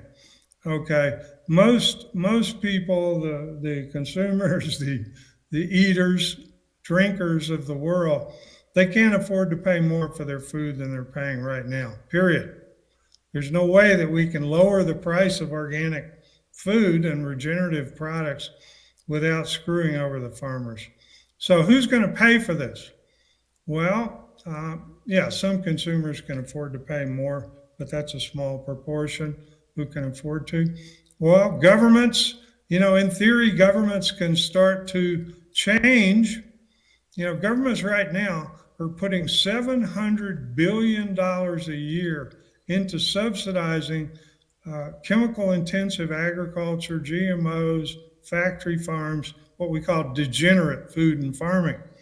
If we don't stop our governments from subsidizing bad farming and bad land use practices, it's going to be very difficult to go forward. So we need to move a large portion of these subsidies to help these small and family farms that are doing things right, maybe not exactly right now, but are willing to do them right.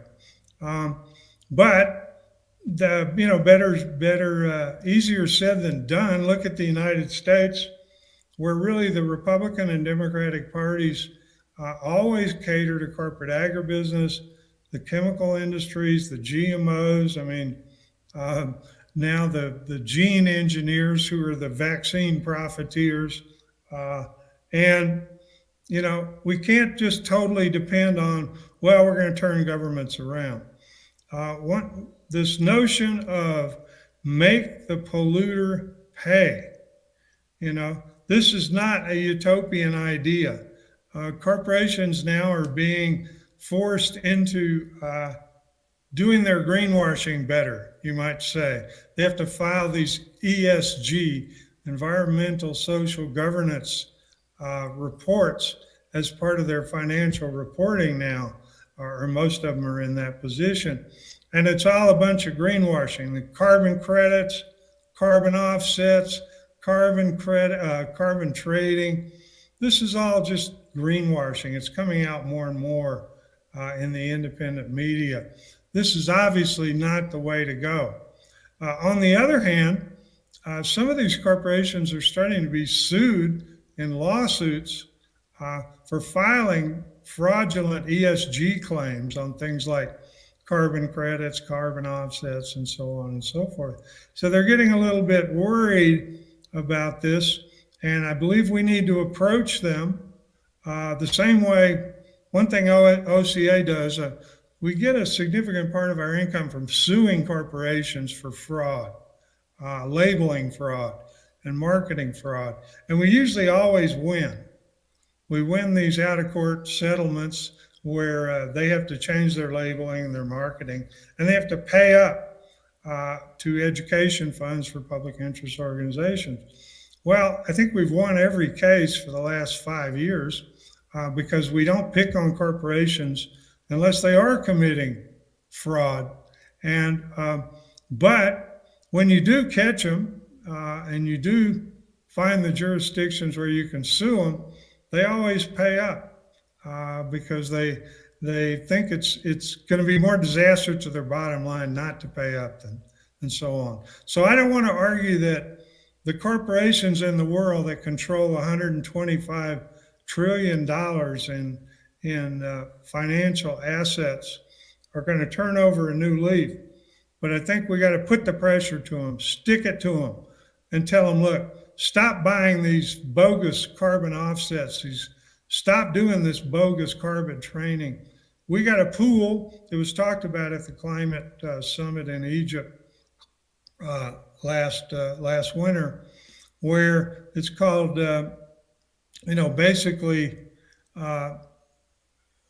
paying farmers and land managers for their contributions to reducing carbon emissions and improving the environment. And so they're going to have to pay into these funds, and these funds can't be hogged by financial intermediaries, climate traders, so on and so forth. We're talking about funds where if you're paying up $100 million, $90 million have got to go to the producers on the ground and the landholders, not to the intermediaries.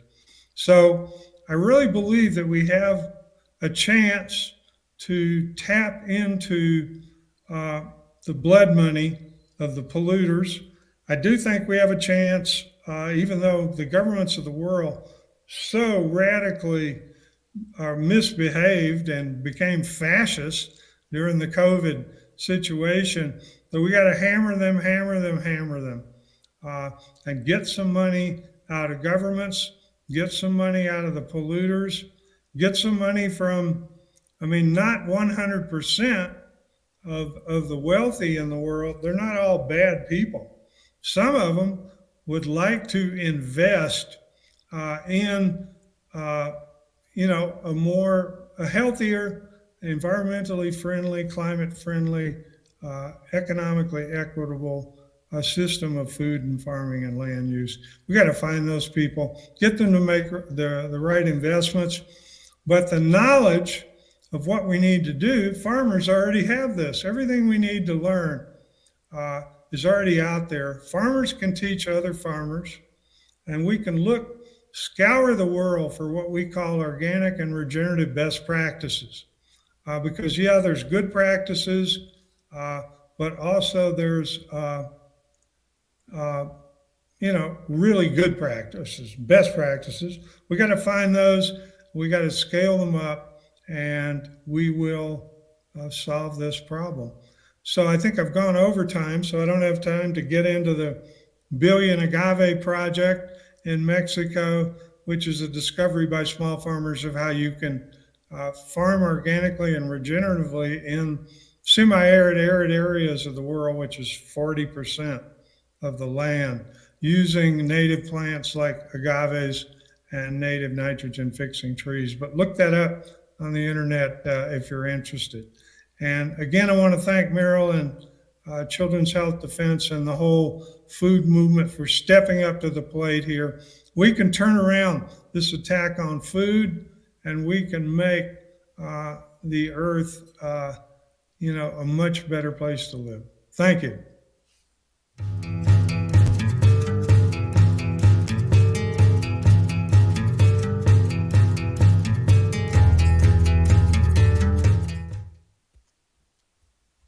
Thank you, Ronnie. I am disappointed that you didn't get to the agave project.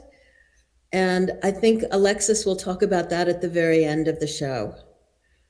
Our next speaker, is Andre Liu from Australia, who is the International Director of Regeneration International, an organization associated with organic consumers that promotes food farming and land use methods that regenerate and stabilize climate, the health of the planet, and people. There are over 500 partners of Regeneration International in 70 countries, and Andre has traveled the world many times, working with farmers, learning what they do, and helping them to produce better. And he will tell us much about that during the next half hour. Thank you, Andre.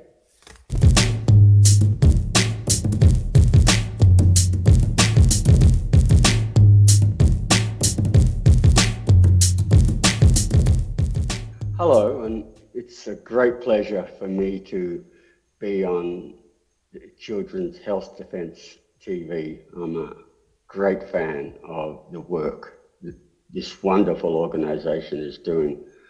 My name is Andre Liu. I'm a long-term organic farmer, and I'm also the International Director of Regeneration International.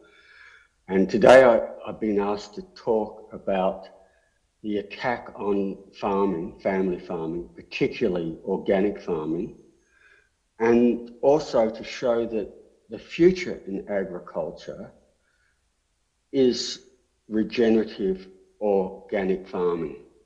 So next slide, please. What I want to focus on to give examples of the attacks on organic agriculture are 3 countries that I know very well. I could give examples from every continent all over the world, but due to time restrictions, I'll concentrate on 3. And this is Bhutan. It's a kingdom north of India and between China and India in the Himalayas. And next to it is a state of India called Sikkim. And below them is the country of Sri Lanka. And these are 3 countries I know very well. Bhutan, the Kingdom of Bhutan, announced a transition to becoming 100% organic at the Rio +20 United Nations Conference in Rio de Janeiro in Brazil in June 2012. I was next to the Prime Minister of the country at that event when he announced it. This is part of the Prime Minister's speech, and what he stated there is that going organic is living, he puts the word G and H, and that stands for gross national happiness. Bhutan works on gross national happiness rather than gross national product or gross domestic product. Instead of looking at the amount of money that is spent, what they're more interested in is the outcome, that the well-being of all the citizens of Bhutan, and not just the citizens, but the wider environment, the whole environment, plants and animals of the country. And they call this gross national happiness. And they see that organic agriculture fits in very much with what they're trying to achieve, rather than industrial agriculture with all its pesticides and GMOs. And essentially, they don't want a toxic agriculture that poisons its food, poisons its people, and poisons the environment. So they see that organic agriculture fits in perfectly with gross national happiness. I put these slides in to show you that I was intimately involved with Bhutan becoming a 100% organic country. You see here he's thanking myself and Dr. Vandana Shiva for the work that we have done towards Bhutan becoming 100% organic. The next slide, please. And here he acknowledges the fact that my visits to Bhutan and how I worked in training the ministry staff in organic agriculture and also in building partnerships for Bhutan with organic market access projects. After this announcement at Rio, virtually days later, the pesticide or poison cartel representatives went straight to the Kingdom of Bhutan to undermine the 100% organic proposal. So I went to Bhutan several times to counter the cartel. And I was assured each time that because the edict to go organic came from the king, it would be a priority. The king is adored in Bhutan. He is highly revered. And if he says something, they do it. And this includes the elected governments. If he comes up with a policy, the governments will do their best. So the cartel then bankrolled national and international disinformation campaigns to undermine the government on several issues, economic issues, but also the policy to go 100% organic. Consequently, a year later, Jigme Thinley's government lost the 2013 election because of this negative media campaign by the poison cartel. I then returned to Bhutan to meet with the new government, and I was assured that because the edict to go organic came from the king, it would be a priority. And the new government continued with the previous government's organic plan. And this is, a screenshot I did just last week of their website, the official government website. They call it Organic Dream of Bhutan. And it's a beautiful picture there. This is the start of the Tibetan plateau. And you're looking down over the Himalaya ranges, down eventually towards India. And this is one of the first districts to become fully organic in Bhutan. I had the privilege of actually visiting there and working with the people. From there, it borders on to Tibet, and the only way to get into Tibet is through horses. And you see all the pack horses, all loaded with goods. They walk 4 days from here into Tibet to trade.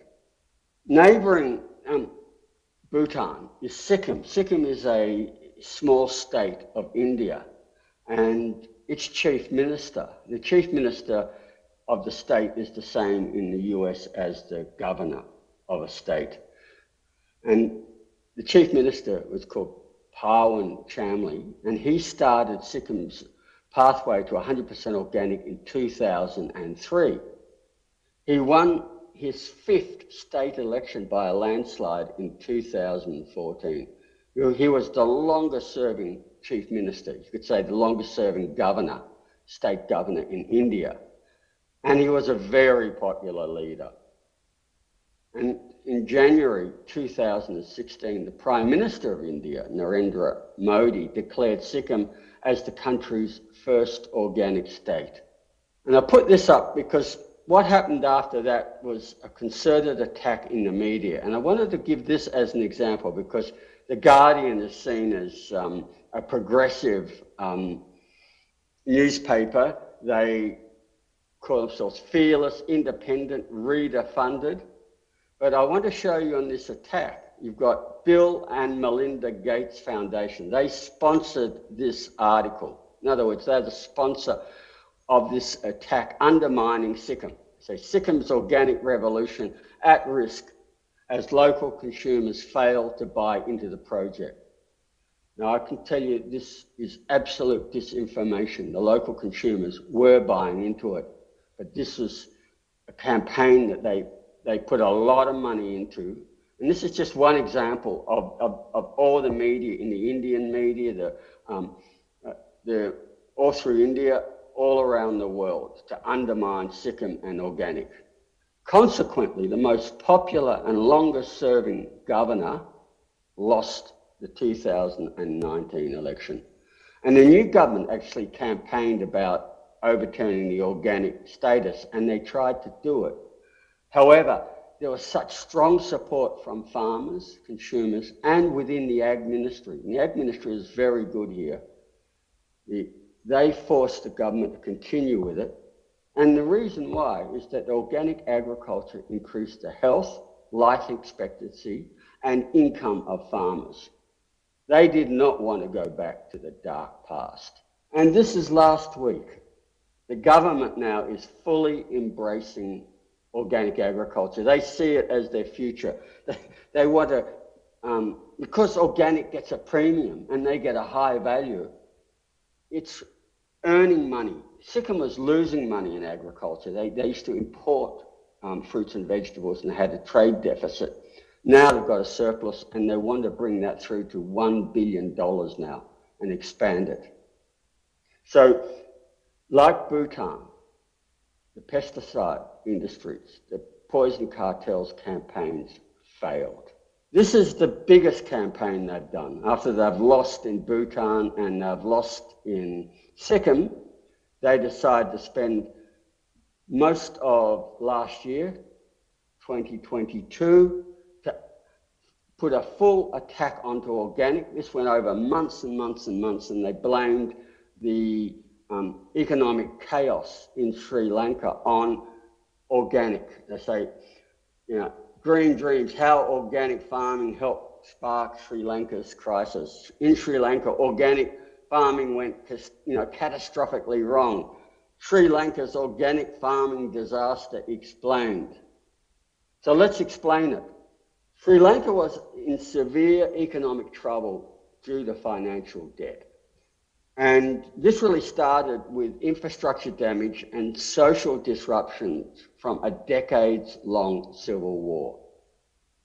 Then in April 2019, there was a church suicide bombings, and that destroyed their tourism industry. So tourists stopped going there, and that caused the value of their currency to fall, made everything more expensive because, that they had to import all their essential goods, especially fuel, for gas.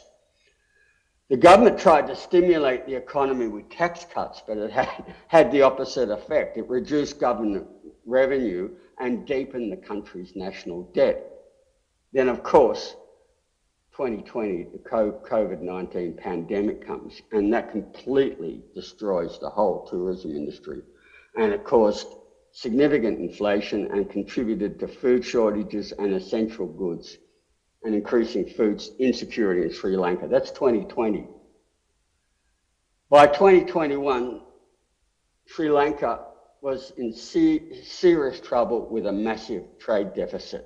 So what Sri Lanka did to try and reduce the trade deficit was to stop importing. And one of the ones they stopped the importation of were chemical fertilizers, because they contributed to over $400 million in the trade deficit. And this was the first of a range of proposed measures to create an economic recovery. A few weeks later, the president gave a directive to form a presidential task force, and that was to create a green Sri Lanka with sustainable solutions for climate change. And part of the aim of the task force was to turn Sri Lanka into a world leader in the utilization of organic and natural fertilizer and the potential for sustainable development by minimizing climate changes and through a green economy. I've quoted this directly from the presidential directive. 2 days later, on May 12, CropLife Sri Lanka, and CropLife International is the poison cartel. All the pesticide companies and agribusiness companies have joined together under CropLife and fund it to basically continue to make sure governments poison our food supply and stop them from banning any pesticides. So they put in a submission challenging the presidential directive. I've cut and pasted the beginning of the first page of that. I have that submission, so I know for a fact what they're trying to do and what they're trying to say. I just want to reiterate, the ban on importing chemical fertilizers was not to turn Sri Lanka into an organic country. It was to reduce the crippling national debt by $400 million. The presidential task force was formed to develop a green, climate change resilient economy, of which organic agriculture was one aspect. But Sri Lanka never developed and implemented a national organic transition program. So it's totally false to blame going organic for the economic troubles, as it never went organic. The reduction in fertilizer resulted in a decline in industrial agriculture's rice yields. And I want to say it's industrial agriculture. They weren't growing organic rice. They'd never transitioned. And I'll show you, if they went to organic, they would have doubled yields with the correct organic methods. But this reduction in yields was not the cause of the riots. The rice millers have oligarchies. They join together, and every year they withhold rice stocks. So they withheld the rice stocks from the main harvest season, and they created massive shortages and exploitative prices. And this is what started the riots. The rice millers holding back food. So the campaign to blame Sri Lanka's economic chaos on organic agriculture is pure misinformation based on a series of lies that's fed by a PR company to poor quality journalists who did not fact check. The People's Revolt caused the collapse of the government, with the president and several ministers fleeing the country. But now the country is still embracing organic agriculture. This is really important to show that this disinformation campaign, like the others, have failed. This is a picture from last year showing how they are training farmers in organic agriculture in Sri Lanka, and this is being expanded. So it's very important to show that in all three countries, these campaigns failed and organic agriculture is expanding and growing. This part of the presentation is to talk about the future in farming. And I want to start with looking at the current farming system, which is, we call it industrial agriculture. And this is promoted as the only way we can feed the world. You know, there's the campaign to say if we go organic, we starve. So therefore, the only way to feed the world, nourish the world, is we have to poison our food with toxic pesticides, synthetic fertilizers, and GMOs. So let's look at the facts.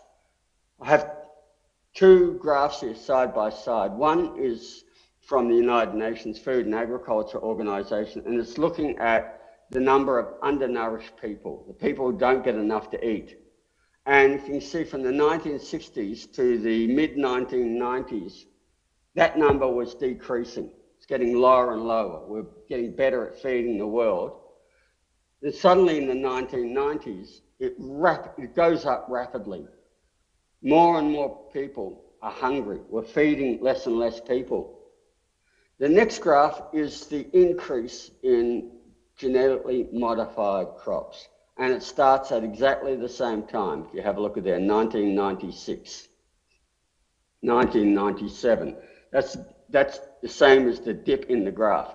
And it keeps on increasing at a steady rate. So as the amount of acres under GM crops increases, so does the number of people who do not get enough to eat increase. And the reason for this is that the GMO crops aren't there to feed people. A lot of the farms, the farm animal feed to eat. And the other bulk goes into making ethanol to feed trucks and cars. None of the go feed the hungry. It's all about commodities. So food production away from the hungry and putting it into the commodity markets. That is why the number of people going hungry is increasing. I want to give a very good example of this, and this is called the Alliance for a Green Revolution in Africa, AGRA. And that's founded by the Bill and Melinda Gates Foundations and the Rockefeller Foundations. Remember, in the previous slides, I showed how Bill and Melinda Gates Foundation sponsored the article that attacked Sikkim going organic. They launched this program in 2006 and they had the vision of doubling agricultural yields and the incomes of 30 million small-scale food producers in Africa. And they said they're going to halve both hunger and poverty in 20 African countries by 2020. Yeah, AGRA received $1 billion from Bill and Melinda Gates, also the US and UK government and German governments as well. They put $1 billion into this, and the money was spent to promote industrial agriculture to supply distant commodity markets, like I showed you with the increase in GMOs, and on getting them to grow GMOs, import synthetic pesticides and fertilizers. Next slide. So 2020, let's have a look at what they achieved. Instead of halving hunger, the situations in the 13 focus countries deteriorated. The number of people suffering from extreme hunger increased by 30% in the countries of intervention during the agri years. I've got a table below that's come from the United Nations Food and Agriculture Organization looking at the undernourished people in the world. Underneath you see Africa. And in 2005, which is just a year before AGRA started, there was 195 million people who were undernourished. In the year that 2020, when AGRA finished, there's 281 million people who are undernourished. In other words, the number increased in those years by 86 million people. That shows that the industrial system is an absolute failure. It does not work. So let's look at what does work. And 500 million farmers around the world are smallholder farmers on 5 acres or less. And most of them are traditional farmers. They are what we call organic by default. And they actually produce 80% of the food in the global south. I think what is very important to talk about is these farmers grow food. Industrial agriculture tends to grow commodities, not so much food.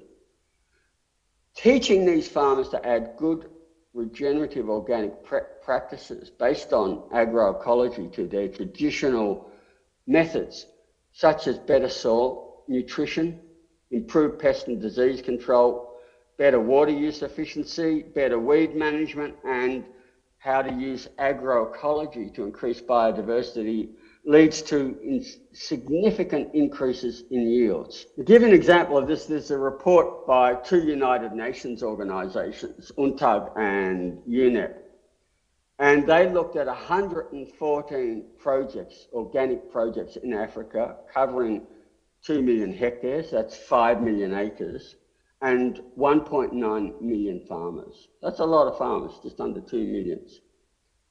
And the average crop yield, when they were taught good regenerative organic practices, was 116% in all the African projects. In East Africa, it was 128%.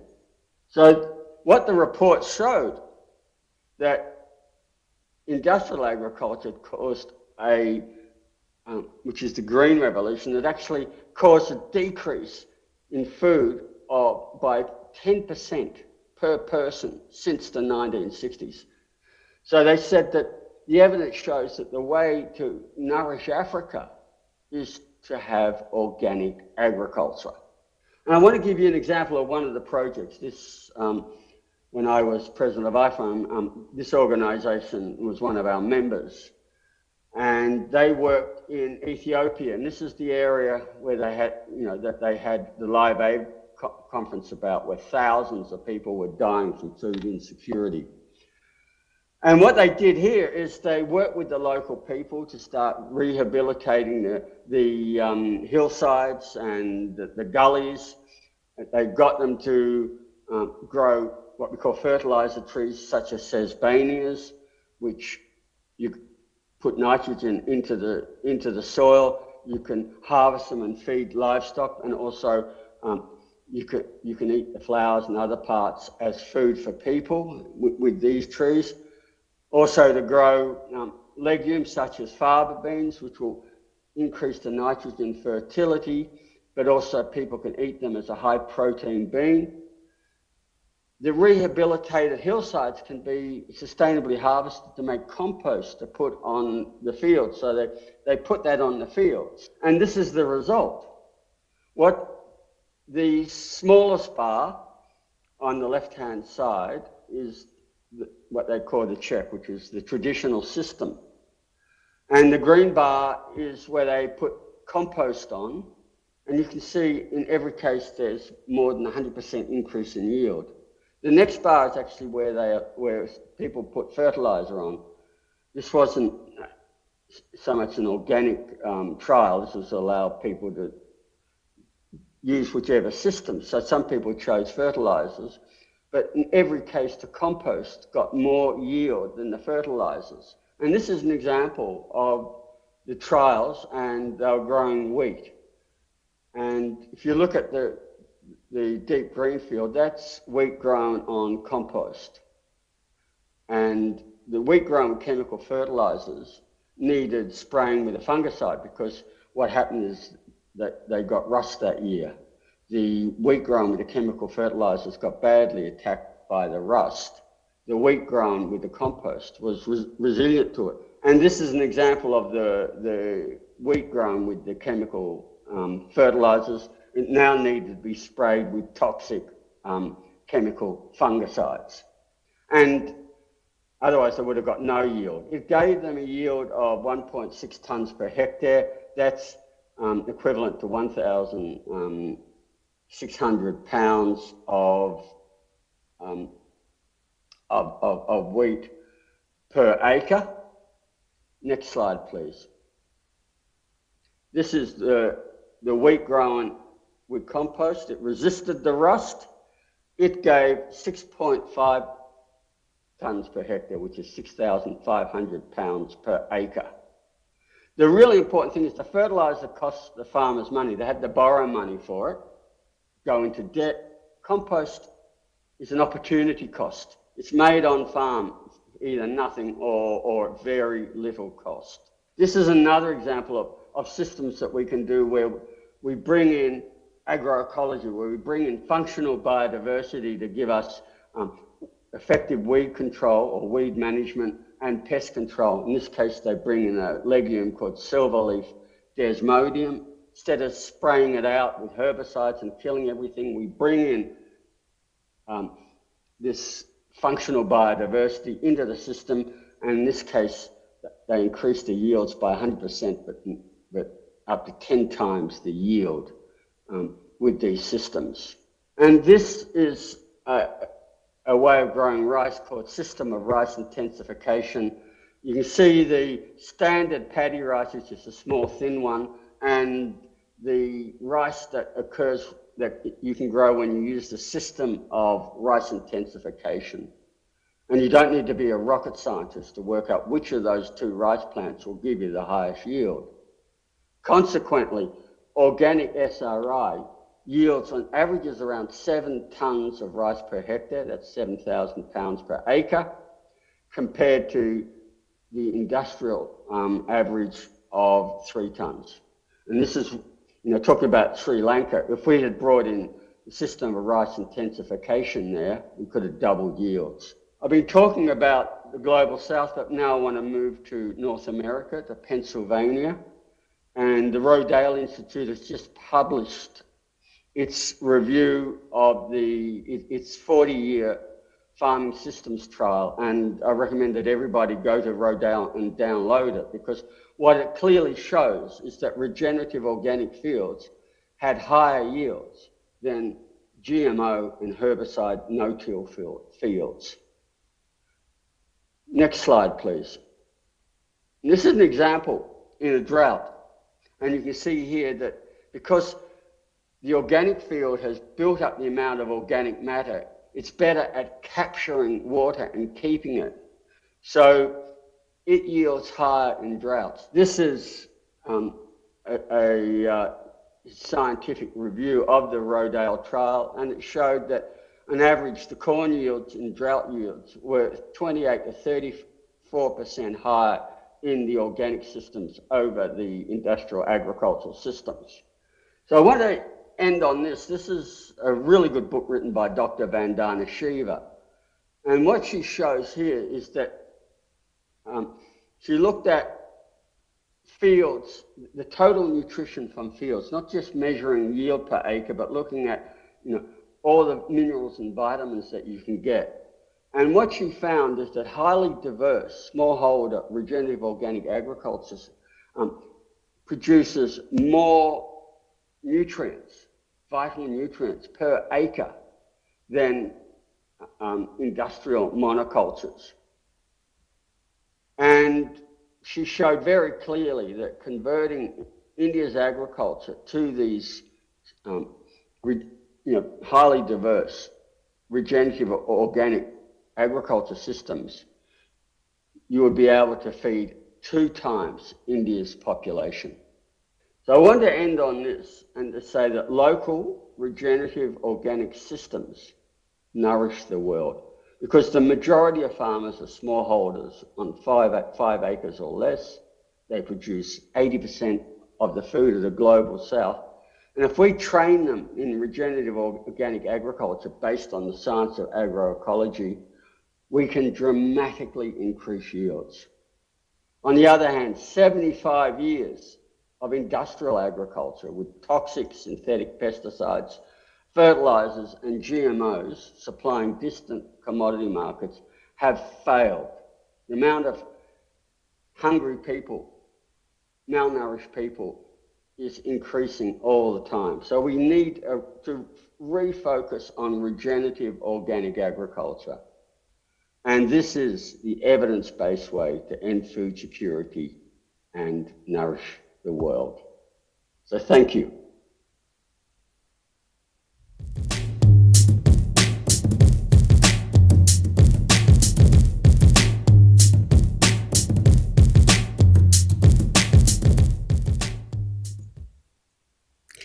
Thank you very much, Andre. The great resetters are using the loss of biodiversity as a reason for them to take over land use. And we should be able to show them that loss of biodiversity is in fact a consequence of industrial agriculture, because we're also poisoning the wildlife, as well as the crops we're growing and the animals that are being raised on farms that use pesticides and non-organic fertilizers, etc. We have to be very careful about how that term biodiversity is going to be used in the future. Our next presenter is Mark Fulford, who is a Maine farmer and a farm consultant who has helped farmers take land whose soil has basically become unusable as a result of too many chemical inputs over many years, and help them transition back to organic agriculture and much higher yields. He will talk to us also about systems of crop intensification. And I bring you Mark Fulford.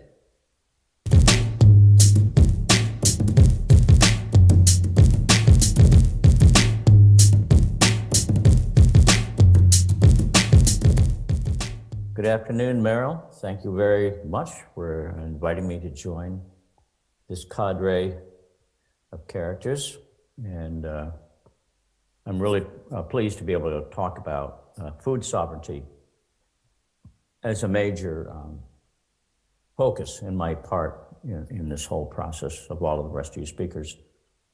And instead of focusing on why we're in such a predicament, I'd like to offer as many solutions as possible at ground level. And even though this is not a long opportunity to do that, we can focus in on the fact that food sovereignty is all about creating an ecosystem in which people aren't outside of it, but step directly into a relationship with the soil, the nature of plants and animals, and try to bring as close into their physical realm, or realm of reach. And so today, some of my information, it may sound a little scattered at first, but I'm going to talk about soil systems, reading the landscape. There's a lot of ways that we can do that. Bees and all pollinators, in fact, the incredible importance of maintaining an insect system in our ecosystem as farmers and gardeners, and on a really large scale. And I'd also like to talk quite a bit about SRI, which is a basically system of rice intensification, which is a process. It's not a technology. And it's just one of many doorways that have opened in the last few decades where people can have a much better understanding of growing crops according to what the crop wants, what makes it comfortable, bringing forth, just like with everything in agriculture and food and nutrition, the highest potential. And in a lot of cases, the potential is about providing, shall we say, a buffet of circumstances that the farmer and the gardener can put together so that all the players, whether we value them directly or not, can participate to their highest possible good or their structure or their mission in life. And we as humans have our own ideas about what we think we're going to be doing, but most of the plants and animals and insects, they already got that figured out. They're hardwired. They go through life noticing and sensing their environment with great clarity. They don't make a lot of mistakes on where they're going to find their food, their comfort, their mate, or whatever. And as humans, we tend to overthink that a little bit. So why don't I start with soils, farms, and landscapes. In my consulting work for other farms, which is born out of my need to get answers for my own farm, and not having found good answers locally in the traditional channels, universities or extension agents, and probably the worst are like fertilizer and equipment dealers. They're not a good place to get accurate, unbiased information. And then, of course, gardeners and farmers are, in this program, we're trying to help people become food sovereign. Even if you've never grown a garden or participated in the farm system before, it's getting to be really critical that we do. In a lot of our neighborhoods, we have people farming within reach of households that don't even have a garden plot, but people can go and present their case and be members of, say, a CSA, Community Supported Agriculture, or any variation of that, farmers markets or whatever. But the most important thing is to know who is growing your food, know what their practices are. If you think that their practices could be improved and you have the ways and means to provide a little assistance with that, maybe labor, cash course is wonderful, but at least get to know it and self-educate. It's, we're still hovering around that condition in this country where less than 2% of the people who are eating, that's everybody, really is fully aware, even partly aware of where their food comes from. And a lot of people don't even know what the plant looks like. And this is like a huge disconnect that has sprung up ever since, say, I'm going to say it began in the 20s, 30s, 40s, and it went wildly out of control by the time World War II ended, where agriculture was separated from most of the social consciousness. And when that happened, corporations also took over our knowledge base about how food is grown, and we took a lot of things for granted. And we're in an age now where we can't take this for granted anymore because we see how quickly it went off the road. So in this work, a lot of people are asking for answers. They're looking for answers. They've maybe tried a lot of avenues like doing soil tests. We'll start with that. I have to remember that a soil test is just a piece of paper. Plants and animals don't read our books. They don't go to our schools. They don't have any concept of what people are all about. But if we make them comfortable on their terms, things work out pretty good. So a soil test, for example, is like a snapshot that the chemistry world has given us a so-called tool. But it was designed to satisfy and please fertilizer and pesticide dealers and corporations. The soil test is useful, but very limited unless you add other pieces or other aspects to it. Now, if you really wanted to learn more about your land, and I will add this link here at some point, and it would be get to know all the species and the names of the plants in your landscape that you're intending to farm or are farming or gardening in. That means all the weeds in particular. Very, very important to know what character they are, because those are the real soil tests before we had labs. We had plants, we had animal behavior, and we could walk out in a field or a farm that was new to us and have a pretty good sense of what was right and what was not right. And it's not the case that we can always go to a landscape and just insert or superimpose our intentions or will on that landscape and have great results, because sometimes nature's rhythm or frequency for that piece of land is much different than our intention.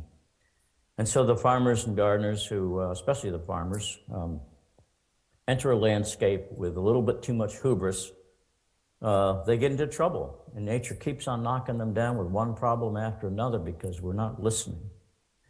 It's much easier to listen when you're a gardener. You're not in the tractor, you're not in the truck, you're on your feet.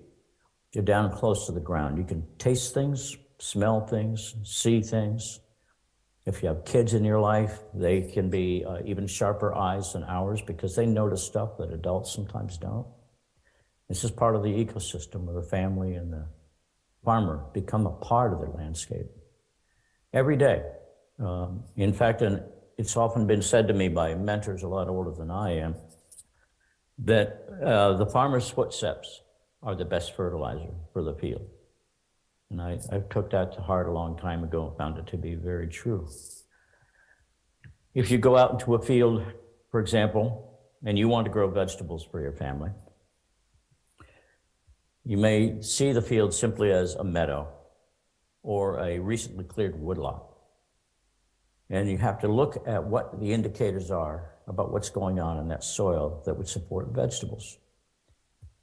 So if it's all grass and sod, and there's some broadleaf out there, and things are kind of weak and tired out, usually it's like people around our neck of the woods will buy an old rundown hay farm or an abandoned farm, and they'll step in and they'll use a plow or till up a piece of ground, and then they'll plant.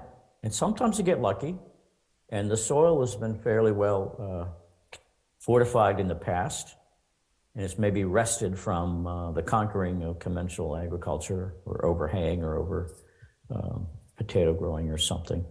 And the garden turns out to be pretty good. And then they can get away with that maybe 2 or 3 years, and then things start to show up, and we often call them weeds. And weeds are simply messengers. They are there for a purpose much greater than our own. They're there to balance, heal the soil, heal the environment. And as humans are tending to do, we disturb soil a lot. And in order to grow our crops, we usually completely conquer a landscape. And then we find ourselves frustrated by weeds, which come ever increasing amounts to try to repair what we have done, because we didn't understand what a disturbed soil wants to do. It wants to heal itself.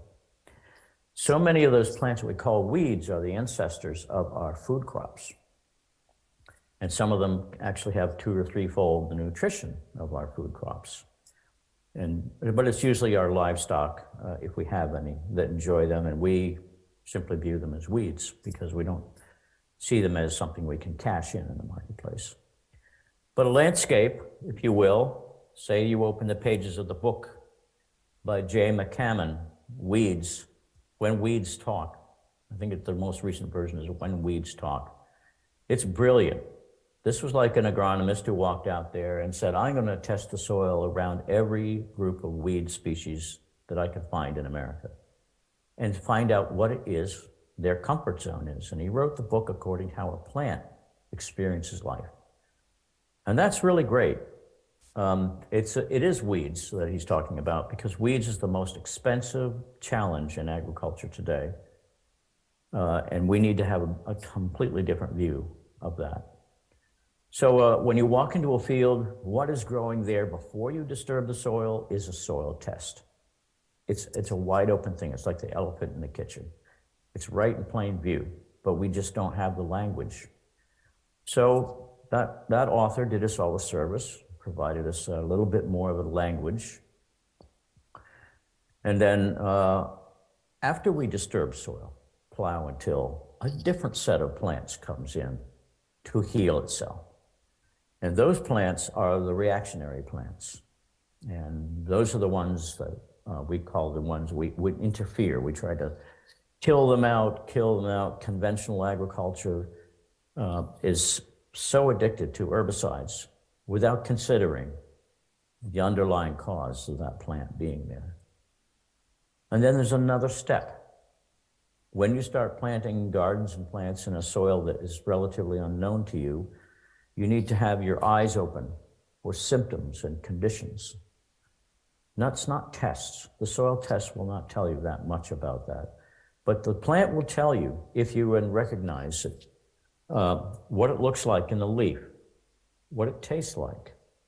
And so going forth, you can access a lot of that information visually with your own crops after you have planted things and say, well, you know, my greens aren't doing well. I've got spinach and chard over here, which is in the Chenopodium group.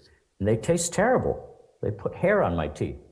There's so much oxalic acid that it can't be stomached.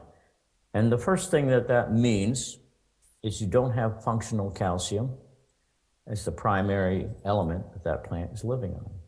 Instead, you might have things like potassium and iron and things like that. And so each plant group and each plant symptom set is a really accurate way. And it takes a little while to learn it, but we'll provide some of that going forward in the near future. I used to do a lot more of that. So that a gardener can go out and say, well, you know, the place is riddled with pigweed and lamb's quarters. And I said, well, that's not so bad. But what about things like nettles and chickweed and thistles and grasses predominant? Then you start digging deeper. So what we're really after there is reading the landscape, using assistant sources of information. You can get photographic pictures of plants with deficiency systems showing on the leaf and in the fruit. That's a really great place to start. Have one of those books as a guide for yourself or with your neighbors when weeds talk, and do some experimenting. And then if you're buying compost or making compost, or you're, say, buying amendments, soil adjusting amendments, we're not going to call them fertilizers per se, but amendments. That means you're trying to adjust a soil system to favor your crop, get it to look better, taste better, compete better. That recipe that you use is kind of like cooking in the kitchen. And the plants, because they're not like kids saying it tastes great, Mom, or oh, it tastes like awful, you know. The plants are going to show, they're going to show their favor or disfavor what you do. And so always be an experimenter. This would also include being very wary, not to just go out to the typical hardware store or maybe worse, Target, Walmart, whatever, Home Depot, and just willy-nilly buy bags of fertilizers or amendments or mulches and put them on and expect a miracle to happen. You really need to know what's in them. You really need to know how to work with that sort of stuff. Ideally, you would build your own compost from things very local and understand that compost is like a huge stomach, and you can give it a stomach ache, you know, or you can starve it. You can dehydrate it. Think of it as a living being, and you're going to use that compost of greens and browns and waste materials, and preferably build it in the shade, deep shade of hardwood trees, so that it doesn't dehydrate and it's exposed to a far greater range of microorganisms that can inhabit it. It doesn't need to be turned relentlessly to heat up. It might be better where gardeners have kept it cool so there was more fungal activity. Fungi in your soil is a lot like the soil internet. That's the intelligence part of the soil that links different plant species amongst each other as a community.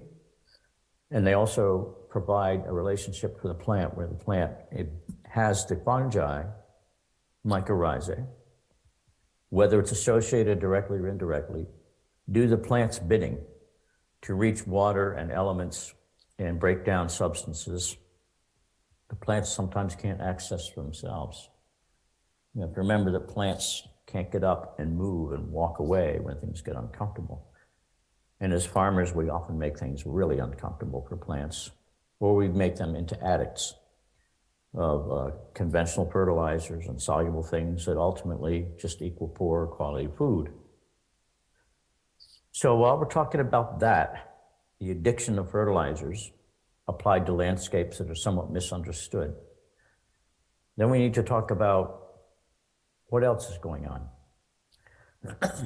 Whatever's happening in the soil is going to put out a signal, because the soil is potentially a very high living, somewhat sentient organism, very complicated, but much like our human bodies.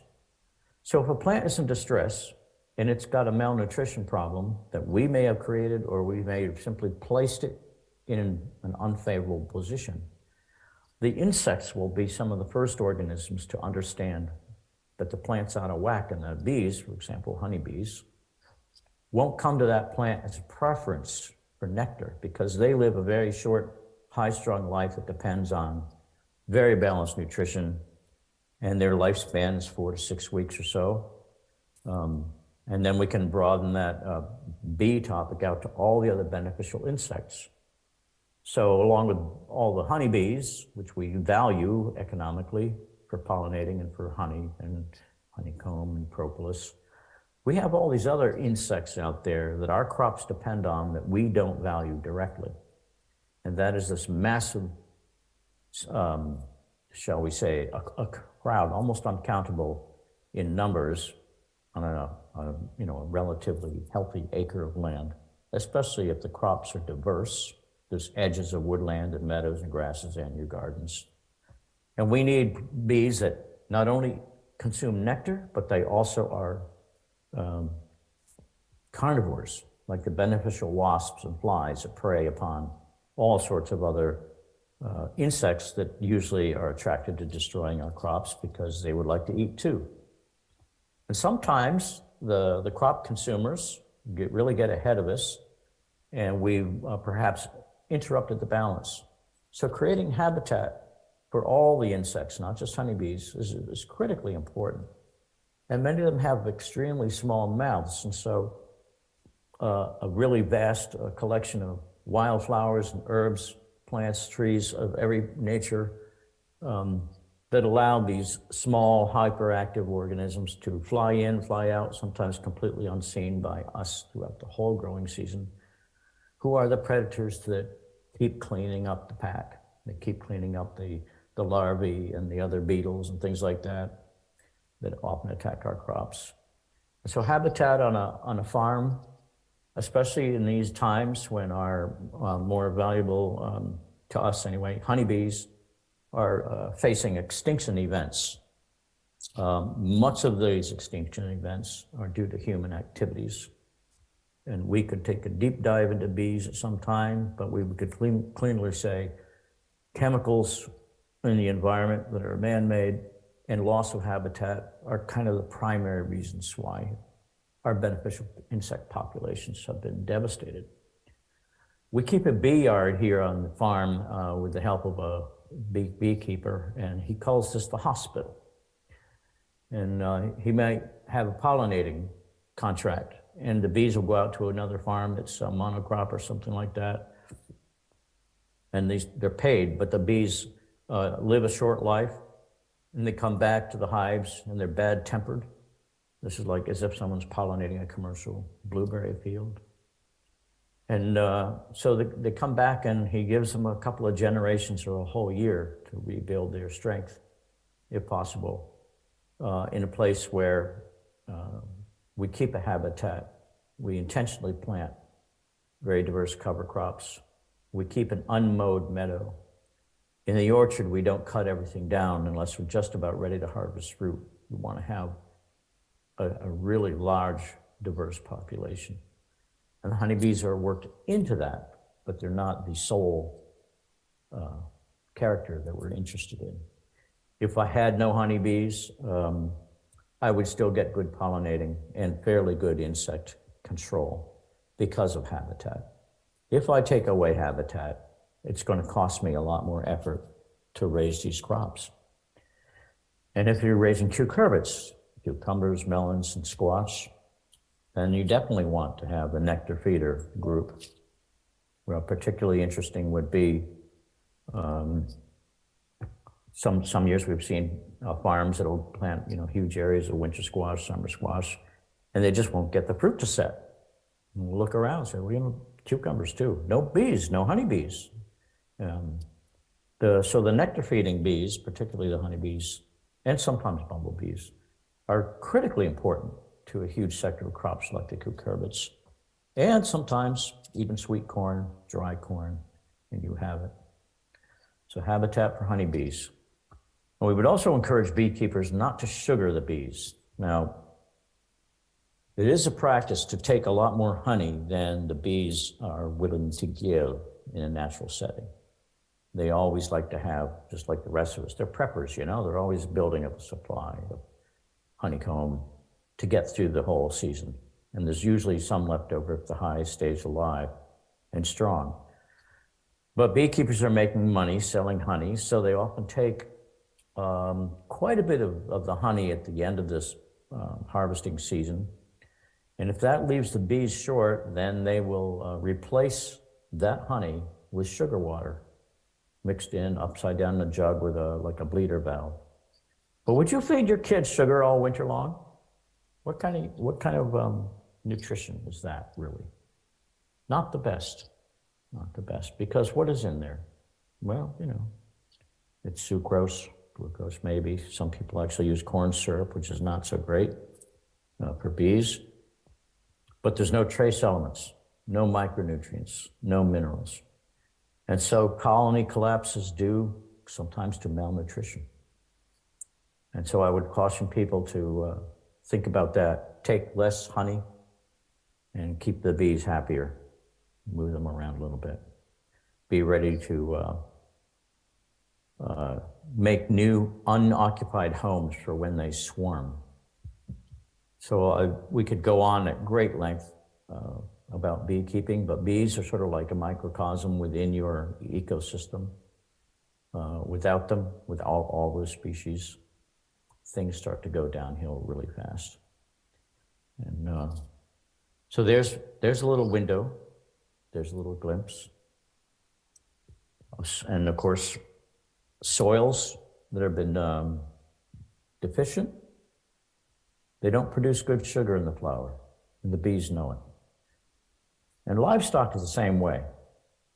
A farmer might go out and with the direction of the crop advisor from the state or whatever, or sometimes a fertilizer dealer, which I often think is a little bit of a conflict of interest. They'll go ahead and plow up, disc, till, and plant a beautiful crop of clover and oats, because that's what people have been telling them is heaven on earth for, say, a Jersey cow or a herd of cows. And it might be true if that's the only thing that the cows have access to. But when cows are given a chance, they walk right through that beautiful, lush, heavily fertilized hay crop, go right through the wire fence, electric fences, and go find some scrubby weeds to eat, because that's what tastes good to them. And for them, the flavor and the frequency of those weeds and mixed species of crops that we don't call hay are what they have to have. That's their medicine field. I see this all the time, over and over again. And so I know we're straying a little bit off the topic, but if you think about it, the bees might not be able to tell you in a language you're going to hear if things are out of whack. But a barn full of cows gets really noisy and really upset, and they get very sick when farmers do things that are no longer in the benefit of the cow, but the benefit of their concept of feeding animals. In other words, if it's a dairy farm that monocrops a lot of corn, maybe does a grain crop, clover, or commercial hay, they may place in there wood ash instead of limestone. And that would be a problem, because the cows, the limestone, the real limestone provides what the cows are looking for, but the wood ash is not the appropriate thing. Even if it creates an exceptional amount of hay, the cows know the difference. But I would encourage people to think of their farms and their gardens as an entire ecosystem. And here's another thing that gets missed. Your neighbors, your closest neighbors in the times we live in, are going to be your most valuable allies in maintaining your hub, your little ecosystem. So if it's a labor shortage, if it's a tool or equipment shortage, all of those things need to be brought together on the table. Water's another big deal. We provide water for several households with one well. Hopefully that'll be something that comes solar, so we're not dependent on the power company to produce fresh, clean water. And I would say that communities need to act a lot more like they did in the 20s, 30s, and then even previous to the 1900s. They were interreliant in a very small region. So that human agricultural ecosystem was food sovereignty. Yeah, a good example of food sovereignty in action is if you open up your refrigerator and do like a fearless moral inventory of everything that you're buying and purchasing, you can pretty much boil it down to there's not that much in your refrigerator that came from nearby. And you may be forced to change that in the near future. And in the pantry, you might have bread, you might have beans, you might have all these things. These are the dry commodity goods. And not that many people, even though they grow gardens, go into the world of dry commodity goods. Grains sort of is in that territory. So long ago, we jumped into the grain thing and realized this is a very steep learning curve. And it's very hard in the Western world to find tools and grain equipment because of all the extra steps required. For example, compared to, say, a wet root crop like potatoes, with grains, anybody can plant them. How many people have the tools and equipment to harvest it? That's the first thing that stops people. And then it needs to be cleaned and dried and cleaned again, usually twice. And then it has to be stored in a hermetic condition so that insects and molds, beetles, they can't get into that. And then there's the milling part. But these are things that everybody eats. And these are things that need to be part of a food sovereign community. And so we've worked quite a long time with people in other countries and domestically to access or create small-scale grain equipment and hubs so that we can round out that local food system and start covering the bases. We even have seen where people have pulled it together to have oil presses. And it is always important to consider that we're not just talking about vegetarian eating or vegan eating, but also people who like a full diet and like to work with livestock. I always remember Joel Salatin telling us, he said, if you're going to raise livestock, make their lives a real pleasure for them. And every day should be a good day except the last. And I often think that should apply to plants as well. And these are just things to bear in mind. I think to put this down to a narrower framework, do learn to raise bees or cooperate with people who do. Do learn to raise livestock cooperatively so that you are not trapped to be a herdsman or herdswoman, if possible. That's where the community sovereignty comes into place. If you need to process dairy products and meats and grains, figure out all the infrastructure required and try to set it up in a small and efficient, hands-on way, and count on your neighbors who are going to be consuming this stuff as part of your labor pool. If there is infrastructure, which is always infrastructure problems, try to solve the infrastructure problems as locally as possible. So with farms that have their minds to all of this, they wouldn't be caught dead without a generator, for example. They often are now installing alternative ways to do their field work. The really smart ones are no longer using tillage and herbicide, by the way. They're learning to plant crops one crop right in on top of another as a constantly rotating wave, which is kind of like how nature does things. One plant will start to go to seed, another set of plants that was seeded by nature months before takes advantage of the senescence of the first crop I mentioned, and you have a wave, a constantly regenerating wave. And that's like going out into a hayfield and seeing what organisms and plants are present every week of the year and how they slowly wave in sequence. And we're learning to grow grains like that now. We actually have perennial wheat, which we've never had before, to my knowledge, on this planet up until recently. Now people are working on perennial rice. And a perennial landscape is wonderful because it's not so mechanized. Imagine planting, you plant an orchard once in maybe 35, 40, 50 years. You lose some trees along the way. You plant with something else in the space in between. Or you co-plant, even better yet. So mix up your vegetables, row crops, grains, legumes, forage for animals, and tree fruits in a much more wild edge-type pattern so that you can benefit from all the things that nature does to help protect its own interests.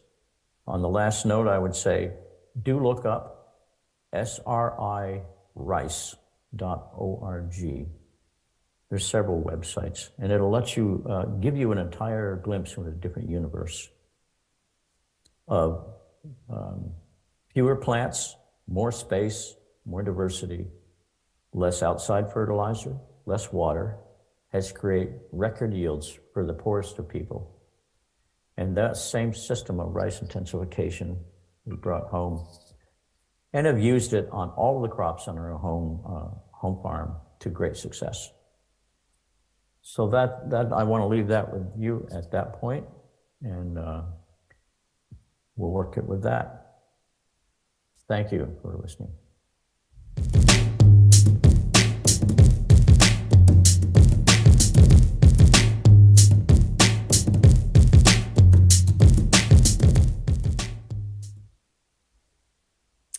Can we call Mark a plant whisperer?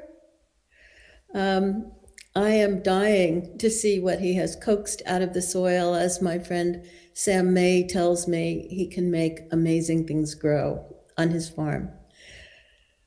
Our next speaker is Bonnie Mallard, who is a professor of immunology at the University of Guelph in Canada.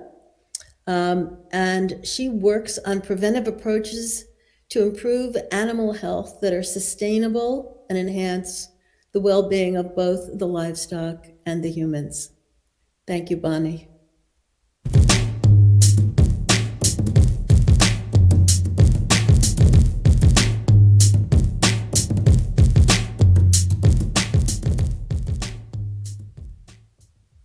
Hello, everyone. My name is Dr. Bonnie Mallard, and I'm going to talk to you today about the new era of veterinary vaccines. And we'll also discuss some alternative strategies to ensure livestock health and promote food security. So let me get the slideshow going, and we'll get started. Okay, so just a little bit of background. I've been a research and teaching professor in the area of immunology and immunogenetics for the last 30 years in the Department of Pathobiology at the University of Guelph in Guelph, Canada. I've been very fortunate to work with multiple species over the course of my career, which is pertinent to zoonotic diseases such as COVID. And I've also had the privilege of winning many awards for the work that I've done in the area of immunology. So unknown to many is the key role that veterinary species have played in the history of vaccination. So I called this from variolation to cowpox vaccination.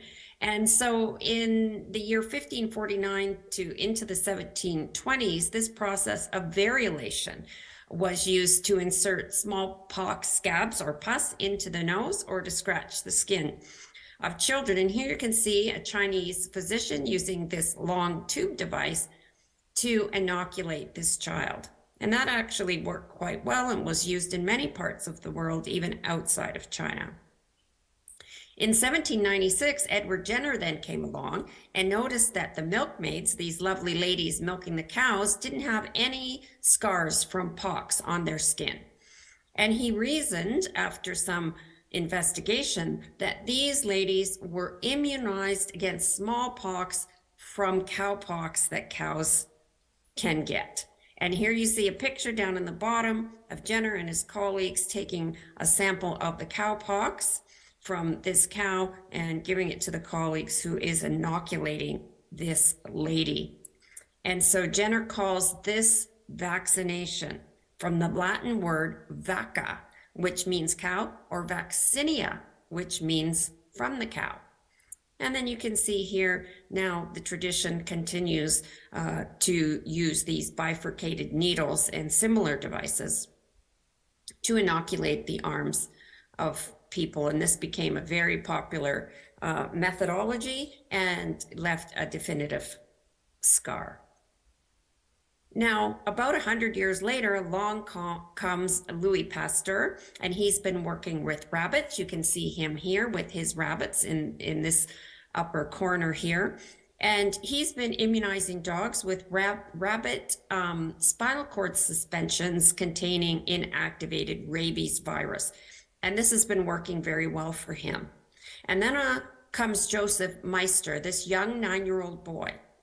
And he was bitten by a rabid dog 2 days before being brought to Louis Pasteur. And they begged him to try this protocol on this young boy. And after a lot of soul searching and realizing the boy was going to die, he took a chance. And he gave this boy, and you can see him giving the injection here, this suspension over a 14-day period. And of course, as we all know, he gained lifelong immunity for that. And several modified Pasteur treatments are still used today, along with more modern recombinant vaccines that reduce the risk of the neurological sequelae, which was known to accompany this vaccine. So cattle have also played other key roles in vaccine development. For example, the first BCG vaccine for tuberculosis, the BCG vaccine, which stands for Bacillus calmette-guerin, used Mycobacteria bovis strain. This is still used around the world today. And also the first biosynthesized foot and mouth disease virus was developed for cattle. Now, veterinary vaccines, as well as human vaccines, even the traditional ones, are not without problem. Just listed a couple of ones here. Foot and mouth vaccine reactions are reported with increasing frequency following the large numbers of animals that are vaccinated in the spring and fall. And you can see a report here from the World Journal of Vaccines, which occurred November 2018.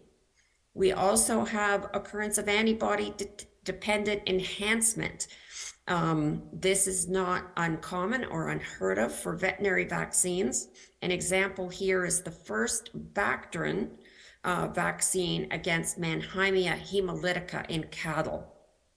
This pathogen causes pneumonia, and many animals died because of antibody-dependent enhancement, and thus the formulation was changed to a leukotoxin, which is much safer and used around the world today.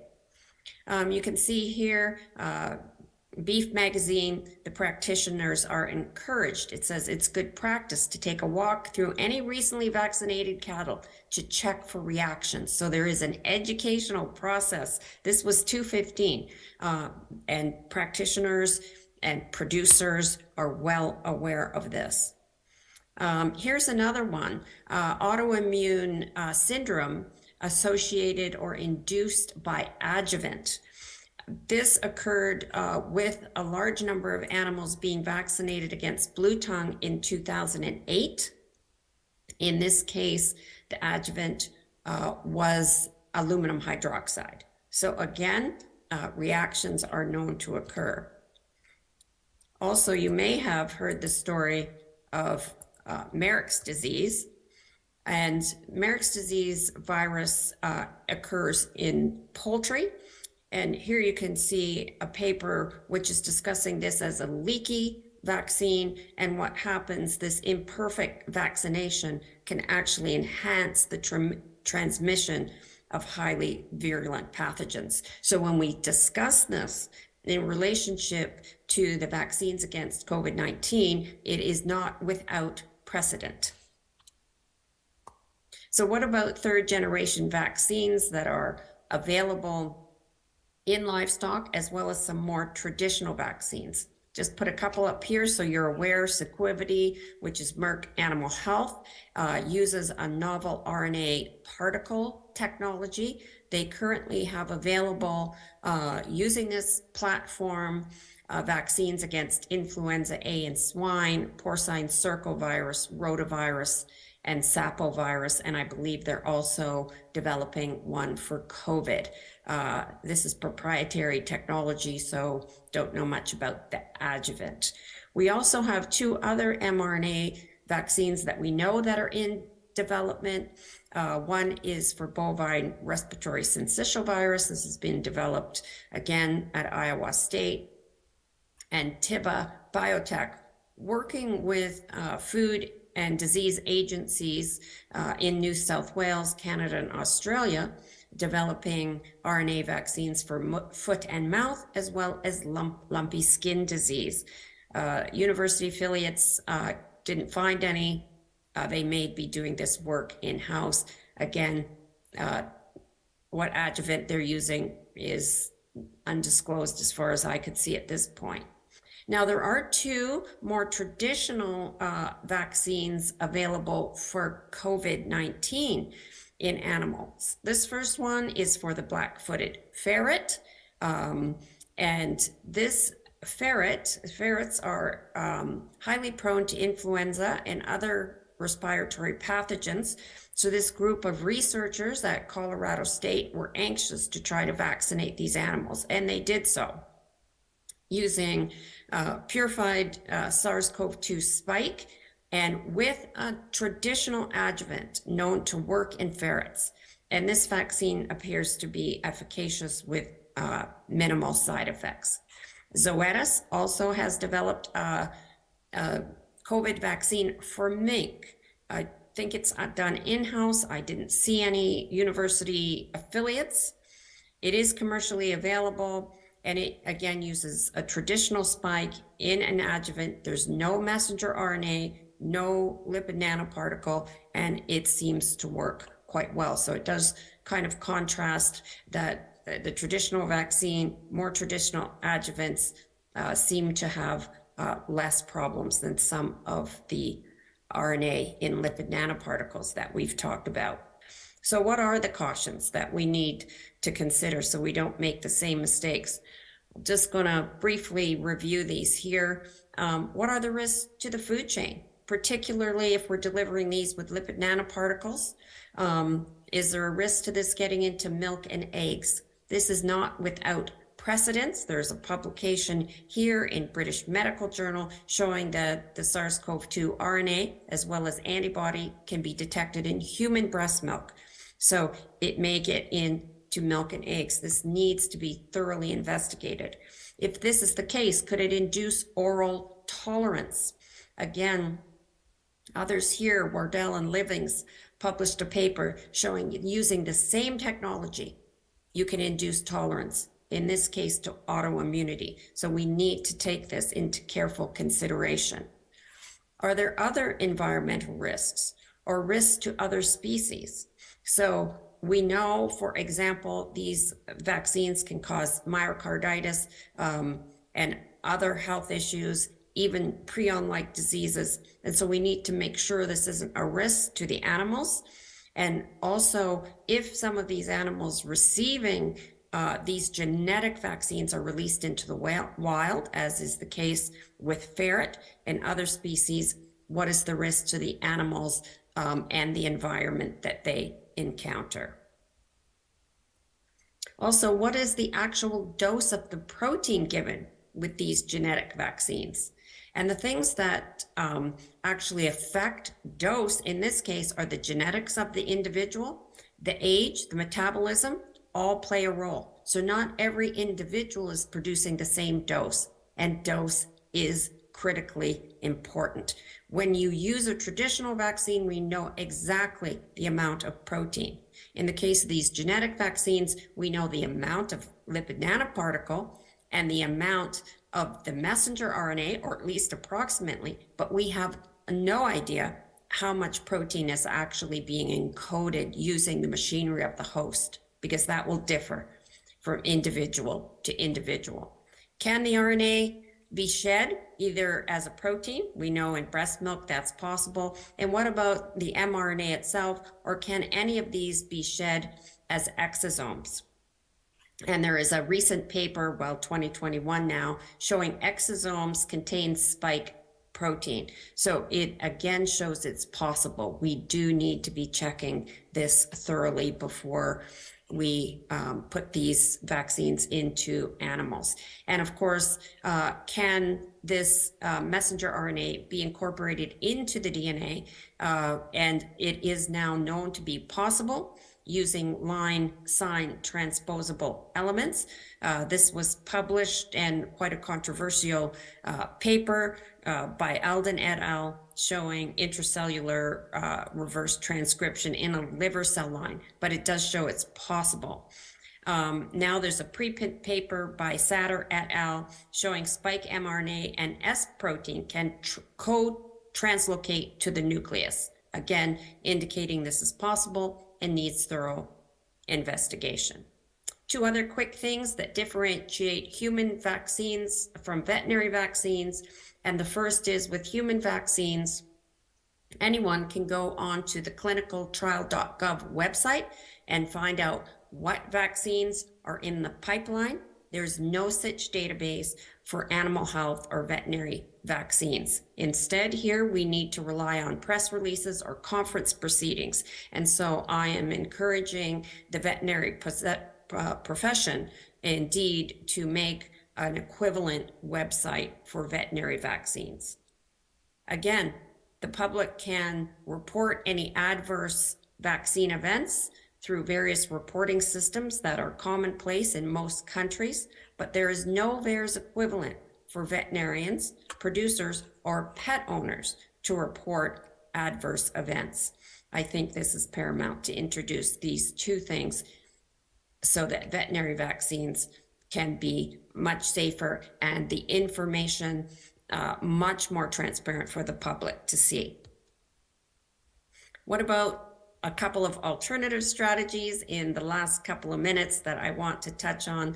The first is natural breeding systems for enhanced immunity. An example here is the high immune response technology. This is marketed in over 80 countries around the world under the trade name Immunity Plus. This was developed by myself and other colleagues at the University of Guelph to identify animals which had the most robust and balanced immune systems, and to identify the genes responsible for that, so that animals could be bred, the high immune responders to the high, passing those beneficial genes on to future generations. It's a non-GMO technology. I was very conscious of the fact that consumers did not want GMO in the food chain. I think that has not changed.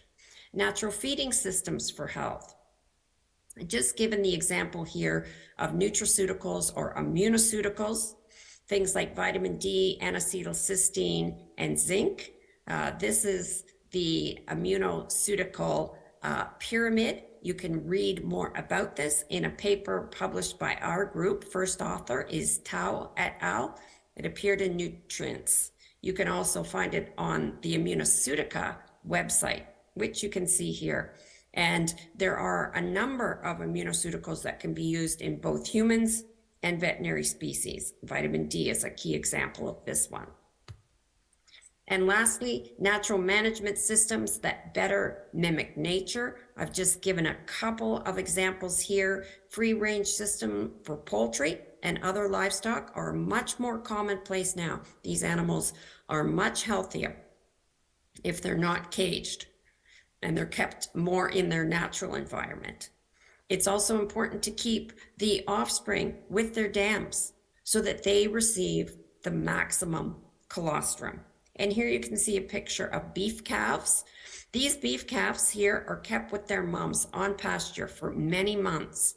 They receive maximum colostrum this way. They're nursing from their mums for a prolonged period of time. And while these animals are on pasture in their natural environment, it is rare to find any disease. It's not until these animals are shipped to feedlots where they're commingling and they're stressed that you find diseases such as shipping fever. Now, in dairy cattle, the calves are usually taken away from their mums and bottle fed. But dairy producers are starting to think more about this, more about keeping the calves with their mums so that they receive that natural, wholesome colostrum. So all these solutions are simple and safe to apply. They result in a much more harmonious, sustainable food production.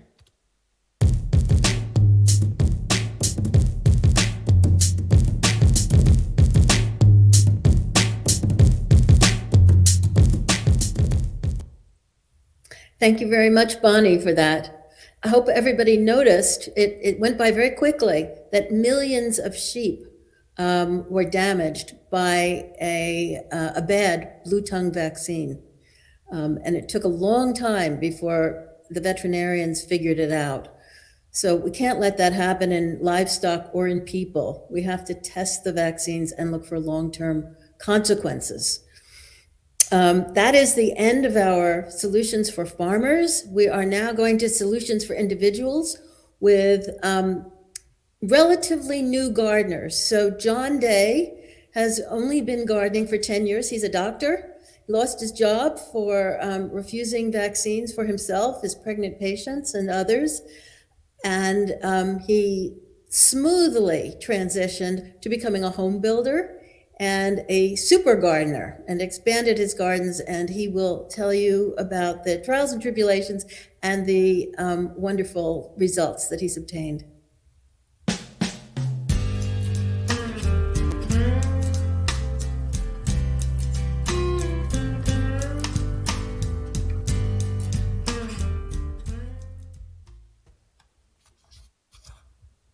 Hello, everybody, and thanks for that introduction, Meryl. John Day, MD. It's, as Meryl said, I've been gardening, vegetable gardening seriously, and I'd like you to be able to do it too. And what I put together is a presentation to help you to do that without making mistakes that I've made along the way. And anyone can make those. Anyone can make gardening mistakes. But you have to know, I mean, there's not a green thumb. People need to know that you have to get the plants what they need, and it's really predictable. And so your kitchen garden should be as close to your kitchen as possible. You'll see what's ready to harvest and cook, and you'll see weeds that need pulling and what the garden needs. It's also really nice to look at your vegetables growing. So to successfully grow vegetables to be a substantial part of your diet, you should ideally have 400 square feet or more, which is more than 20 feet from a tree. I mean, it's important to be far from the tree roots because the owls suck the water out of your garden. Perhaps further, even from a large tree. You should have a southern exposure to get adequate light for your plants. And light builds our food through photosynthesis. Less light makes less food. Fertile soil, which doesn't pool water, but you're also able to keep well watered, is important. A drip watering system with a timer works well in Central Texas. And we'll get into each of these things and how to make sure that you're able to do it right. Some areas might have fertile soil and regular rains, but you need to be certain that you can always give the plants what they need to live and grow. If you're considering the sun exposure of another site that's not close to your home, you can look at Google Maps and pick the overhead view with overlay, which will show you the north at the top of the screen, south at the bottom, trees, houses. And this can be a big time saver because you can say, well, this place might work. It has a good southern exposure and no big trees, or that place won't work. Your house might not have a south-facing open area without nearby trees. You might not. Some people will choose to build raised beds to avoid tree roots. But tree roots seeking water will find their way into the beds unless there's a thick, unpunctured, waterproof layer. And these layers are easily punctured when you're working the garden soil. So just things to keep in mind. Some places may have community gardens. There might be a waiting list. There might not be good access to water at the community garden. And it's also much more of a chore to travel to a garden that you don't see. It's really a kind of a difficult way to start. Having it close to you is a good way to start, because out of sight, out of mind. So in the past, allotments, victory gardens, or dachas in Russia have been a big support to people who were, basically dying young of not having enough nutrition or being marginal on that, or just having, carbohydrates and fats or something. So when hard times and for food security, having your own vegetable garden and already knowing how to work it is really, really helpful. You might have a neighbor who has a good location for a garden who'd like to garden with you there, but be careful because territorial and food allocation disputes can easily arise, especially if you've not already cooperated closely with that person on projects. Now, your area, wherever it is, probably had agriculture before it had a city. You might be able to locate an old USDA soil survey from a century or more ago, which detailed what crops people readily grew without irrigation. I found this, and there's a link for it, for Lavaca County, Texas, from 1905. And it's a detailed view of post-Civil War agriculture. And you can find also current USDA maps of soil types at the Web Soil Survey. And there's a link for that too. And all of these links are on the 3 blog posts that I put together as a support for this, because this is really a way to get into doing it. It's not just a talk. This is a way to get into it. It's good to check the soil survey and maybe talk with local, nursery people about what soils are good for gardening in your area. And you can collect a soil sample from your prospective garden site and send it to your local agricultural extension service for analysis. I usually find that the basic test plus trace minerals plus organic matter gives me a good idea of what is in the soil and what amendments might be needed, or what should be even avoided, because my soil in Austin has a high phosphorus content, so I'm trying not to put phosphorus into it, which changes some of my decisions about compost. So the soil analysis list by state is there as a link. You can determine if your soil is clay, loam, or sandy by feel.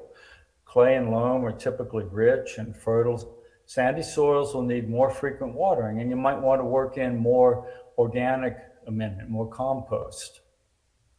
Clay soils often crack when they're dry, and water may pool after heavy rains. So again, you want to be sure of what you've got and then do the right thing with it.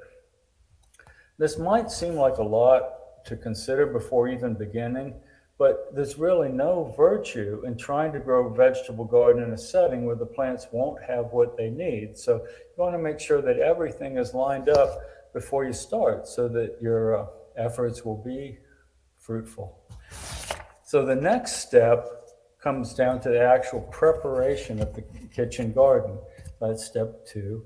And after you've located a garden area that'll have adequate light, a good southern exposure, you can dig all the way around the perimeter with a sharp shovel to determine if there are any tree roots entering your garden patch. If there are, and you can cut through them with the shovel, they'll probably grow back next year. You might want to put deep edging in, but that might not keep them out. But if there are large roots that you can't really cut through with a shovel, you may cut through them with a pickaxe, but they'll come back too. And that usually indicates that some tree is getting a lot of water out of that area, and it'll tend to over-compete against your annual vegetables. It's hard to fight a tree root. If there are a lot of rocks in the soil, there'll be a lot of work to remove. And in my Austin garden, I removed about 3 truck beds of rocks, one at a time. It took many days, weeks, hours, a lot of work with a broad fork, a lot of hands and knees digging of these rocks from clay soil. And you might not want to do that. And you might have to pay someone else a lot of money to do that. And it might or might not be worth it to you, but it's good soil here. The soil in Yoakum, which the bigger garden pictures of that, oh, it's wonderful soil and didn't have many rocks in it either. So dense clay soils may benefit from working in some sand as an amendment. Sandy soils will generally benefit from working in rich compost, and they'll need regular watering since they don't retain water. It's good to send off your soil for analysis before you choose your amendments so that they can match your needs. And it's also important to consider how you'll get your amendments carried to your garden and how you'll work them in. A 400 square foot garden will need 2 to 4 cubic yards of composted mulch on top of the bed. So that's a nice thick layer of mulch to help keep the moisture in, and it'll sort of seep nutrients down and help keep weeds from growing. And so that's 2 to 4 loads in my little 25-year-old Ford Ranger with a 4-banger. But I can only really carry half a yard of sand in that because it's so heavy. So things to consider. I said, sometimes the companies that provide this will deliver it to your home, but they'll typically dump it on your driveway, and then you'll need to get your wheelbarrow and carry it to your garden and shovel spread it carefully. And having a nice, carefully leveled layer is good. And if you're going to work your amendments in, then getting a layer there, you can see that I had taken the black plastic sheet off of the area, broad forking it in. I've put some amendments so you can see the different colors of bed that I'm working there. And so I look good in that picture. Anyway, so when you have to carry all this back to your garden, that's, you need a wheelbarrow, and you may get, sore wrists, sore arms. It's a lot of shoveling, and you want to carefully spread things around. There also tend to be a lot of weeds in any soil, weed seeds. So the covering with the bed with a sheet of black plastic for 4 to 6 months of sunny weather helps sort of cook under there, sprout the weed seeds, smother out grass and other weeds that you don't want. But you'll still need to work that soil. And I do pretty much no-till gardening, as I think the next presenter does, but after a couple of years of really working in amendments. So the black plastic, is pretty good, and there's a link to it, for being resistant to sunlight. And so you may cut it up and put it between your rows where you put your pavers, or around the perimeter of your garden to help keep weeds out. It doesn't have to be thrown away. It's at least reusable in that way. So a light surface tilling for weeds might be enough if you have rich garden soil. But you'll still need to have like composted mulch on top of that. But light surface tilling is not enough to work nutrients down deep into the soil, which is why I use the broad fork, which works things down about 10 inches deep. And then I'll do a heavy rototillering Oh yeah, there's the broad fork, and that's that's sort of satisfying work, but not everybody likes it. So after broad forking in, after putting my amendments down, then I'll do a heavy rototilling. And at that point, then I really consider the garden to be ready for planting. They'll often put that surface layer of mulch over it too. And so you may or may not want the pavers around. I like the pavers because, you know, this is my garden, and I'll have 30 or 36 inches width of a row between these rows of 12 or 14 inch square pavers. You see the pavers in my granddaughter Tyler there. And so it's really nice to have that steady footing, to be able to straddle a row. So you may want, you know, a narrower row than 30 inches or 36, but being able to step over a row and straddle a row is really nice in working it. And the rows of pavers there mean that even when it's in really busting out for summer, like you may see there, that I have room to walk between the rows. And so it's your garden, and you want it to welcome you through the years. And so a lot of people don't put pavers, they just rototill.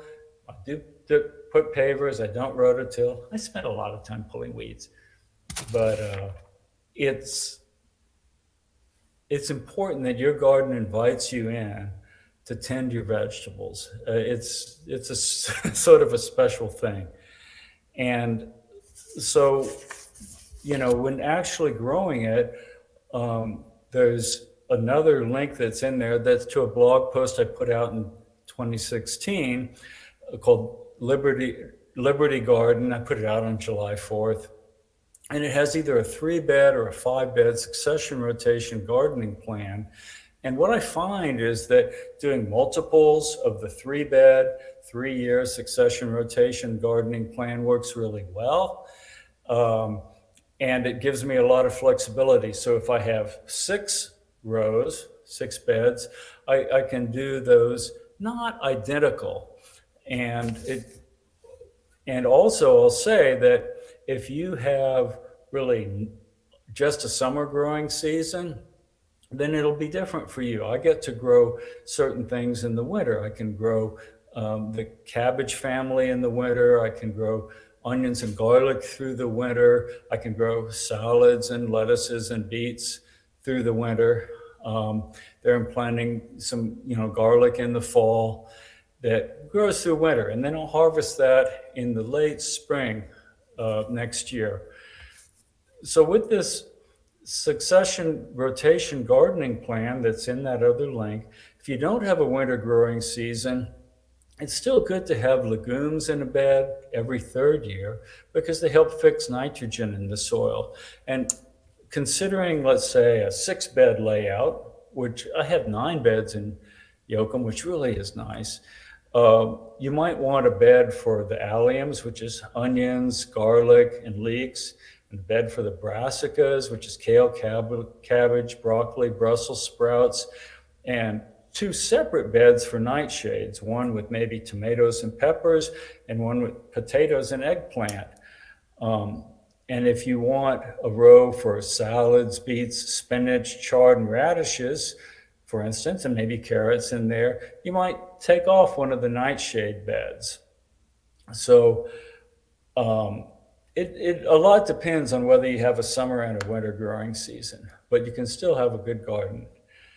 And the reason to keep the beds in rotation is to avoid the buildup of pests and fungal disease in any one bed that you would get if you planted the same thing every year, and to even out the nutrient extraction in the beds over time. So some vegetables are light feeders, some are heavy feeders. And if you're working things through the beds and constantly rotating them on this schedule, you even out the nutrient extraction from the beds. And so that when you just spread your composted mulch, then, you know, the nutrients stay pretty stable over time. Sweet potato beds are different. Once you plant sweet potatoes in a bed, they're really going to stay there. And even if you harvest everything in the fall, you'll find they're coming back in the spring. And you don't want to use the sweet potatoes that are ornamental. You want to get the ones that are the rich orange or dark red sweet potatoes for food. So you have to be careful to get the right slips, or to buy sweet potatoes around Thanksgiving and then sprout them in water over the winter. And there's a link for growing sweet potatoes there.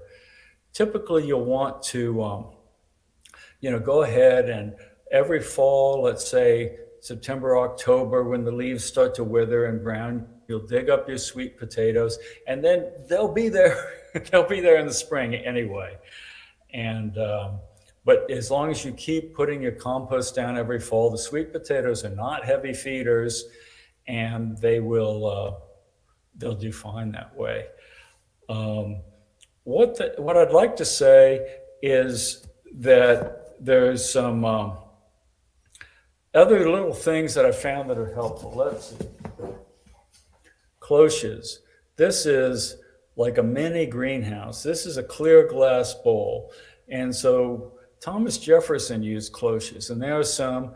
And so before a hard freeze, I trimmed a lot of the cabbages, the kales, and the spinaches, and put these over them, and they came through fine. And also at end of December for our area, I planted little tomato seeds under them, and those have come up fine. And it looks like we're out of a freeze risk right now. So I've taken them off, and the little tomato plants are coming up. That's last year, but we get tomatoes here. And another thing that I'll say about these is that they chip and crack easily, so don't stack them. Somebody had left a comment on the blog post that I put up, or that are supportive to this lecture, and it's about this stuff Grazon, Grazon. And I want to call it gray zone, but I think it means graze on. And it is an herbicide that doesn't hurt grasses, but it's actually pretty persistent. So someone had problems with their garden having little stunted, withered, twisted vegetables, having used what they thought was organic dairy cow manure compost. But this stuff was very persistent. So if you get little stunted, withered things growing after something that had grass in it along the pathway, you may be having a problem with this aminopyrrolid gray zone defoliant. And so it doesn't hurt grasses, which is like corn and grasses, but all the broadleaf plants, it's bad. I've probably gone over my time. Thank you for watching. I hope this is of service to you. I hope this enables you to actually grow a real vegetable garden.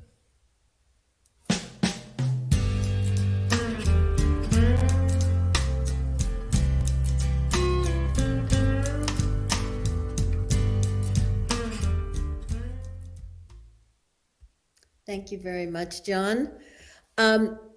We didn't see enough pictures of the amazing vegetables he grows, but he does have a blog.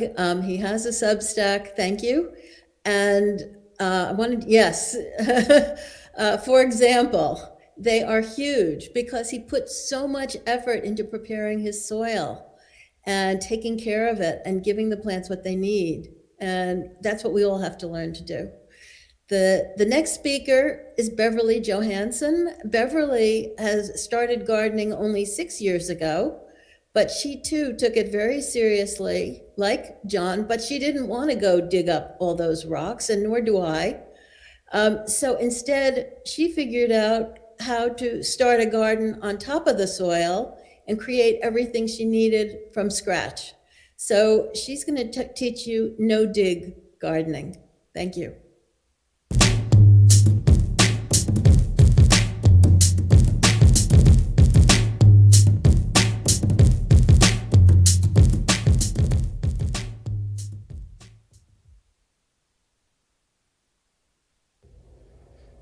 Hi, my name is Beverly Johansson, and today I'm going to talk about the benefits of no-dig gardening and how to start off your own no-dig vegetable garden.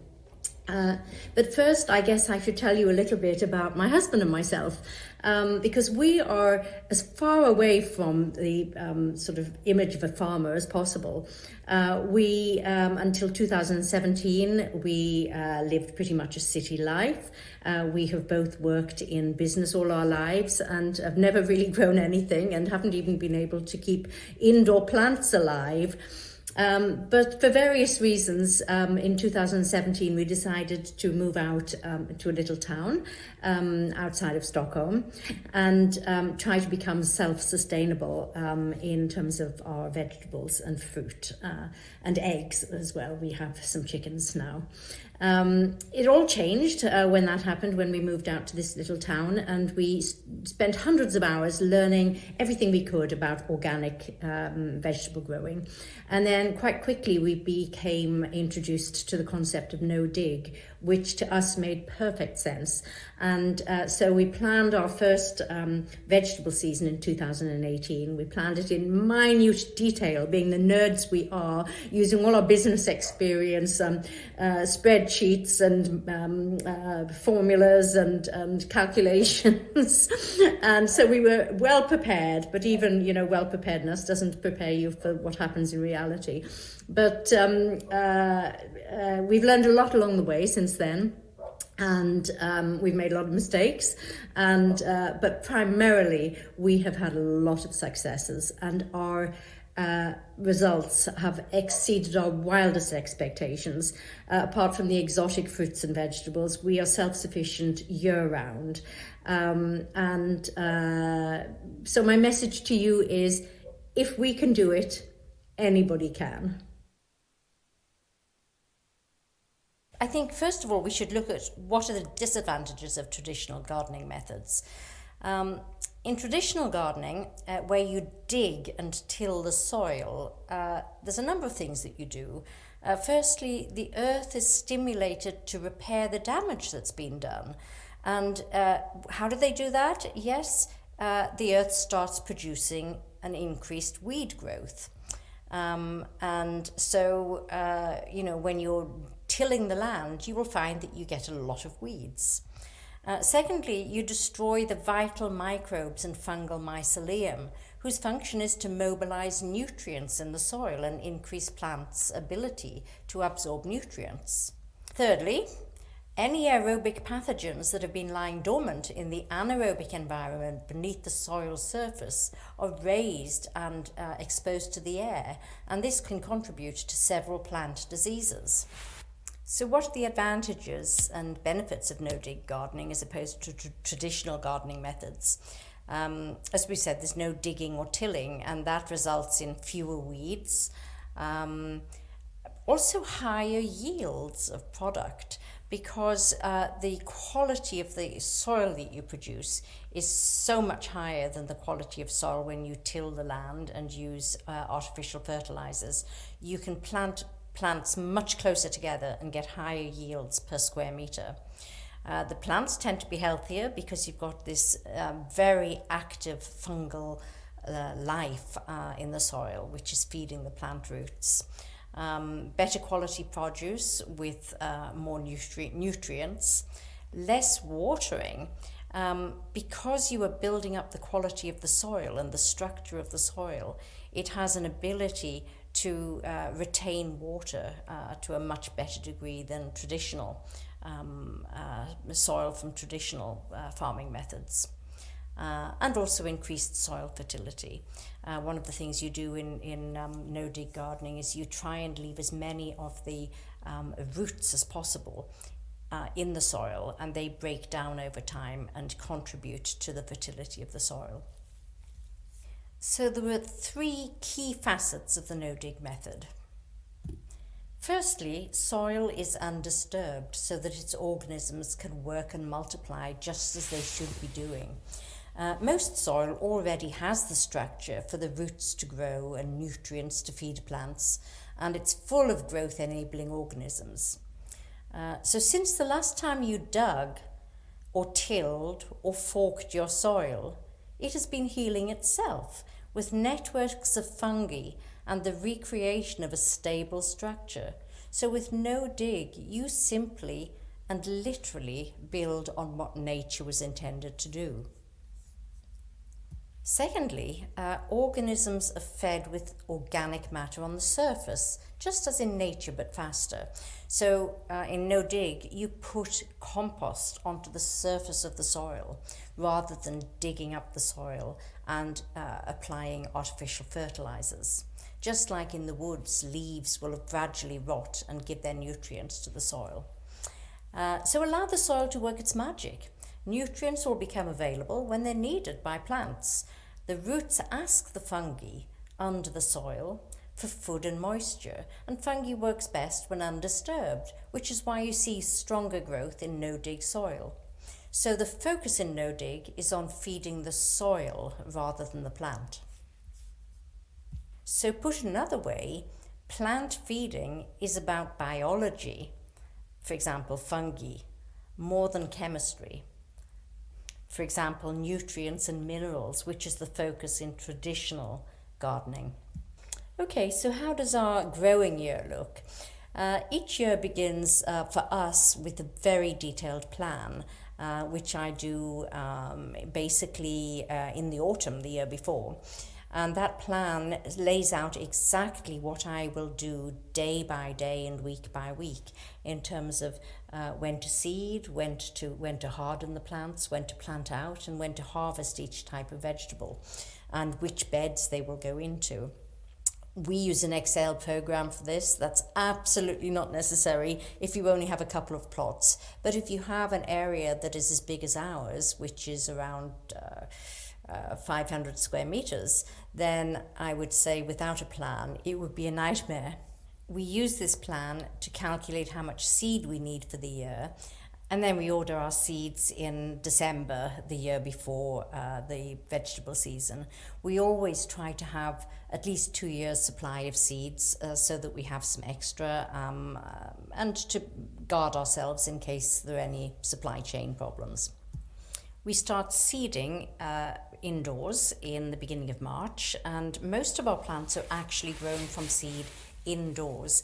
And the reason for that is that we have such a short growing season in Sweden that we really need to use every opportunity to get a head start on getting the plants started, so that when we plant them out, they are robust and can become mature in time before the autumn comes.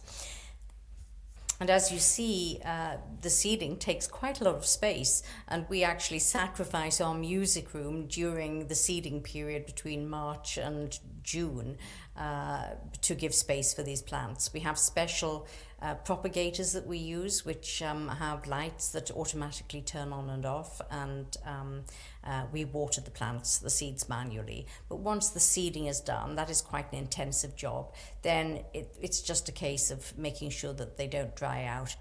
So how do you get started with your no-dig garden? Well, the first thing you have to do is you have to plan your beds. You can pretty much build your beds directly onto the grass or the soil or light weeds, no problem at all. There is one exception.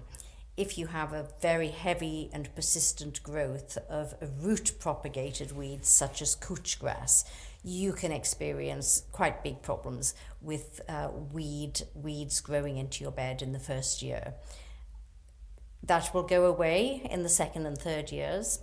But in the first year, if you want to avoid that, then I would recommend that you cover the ground with thick plastic the season before you want to start growing.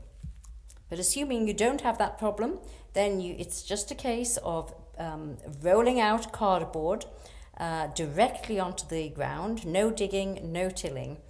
You can plant on top of grass or light weeds.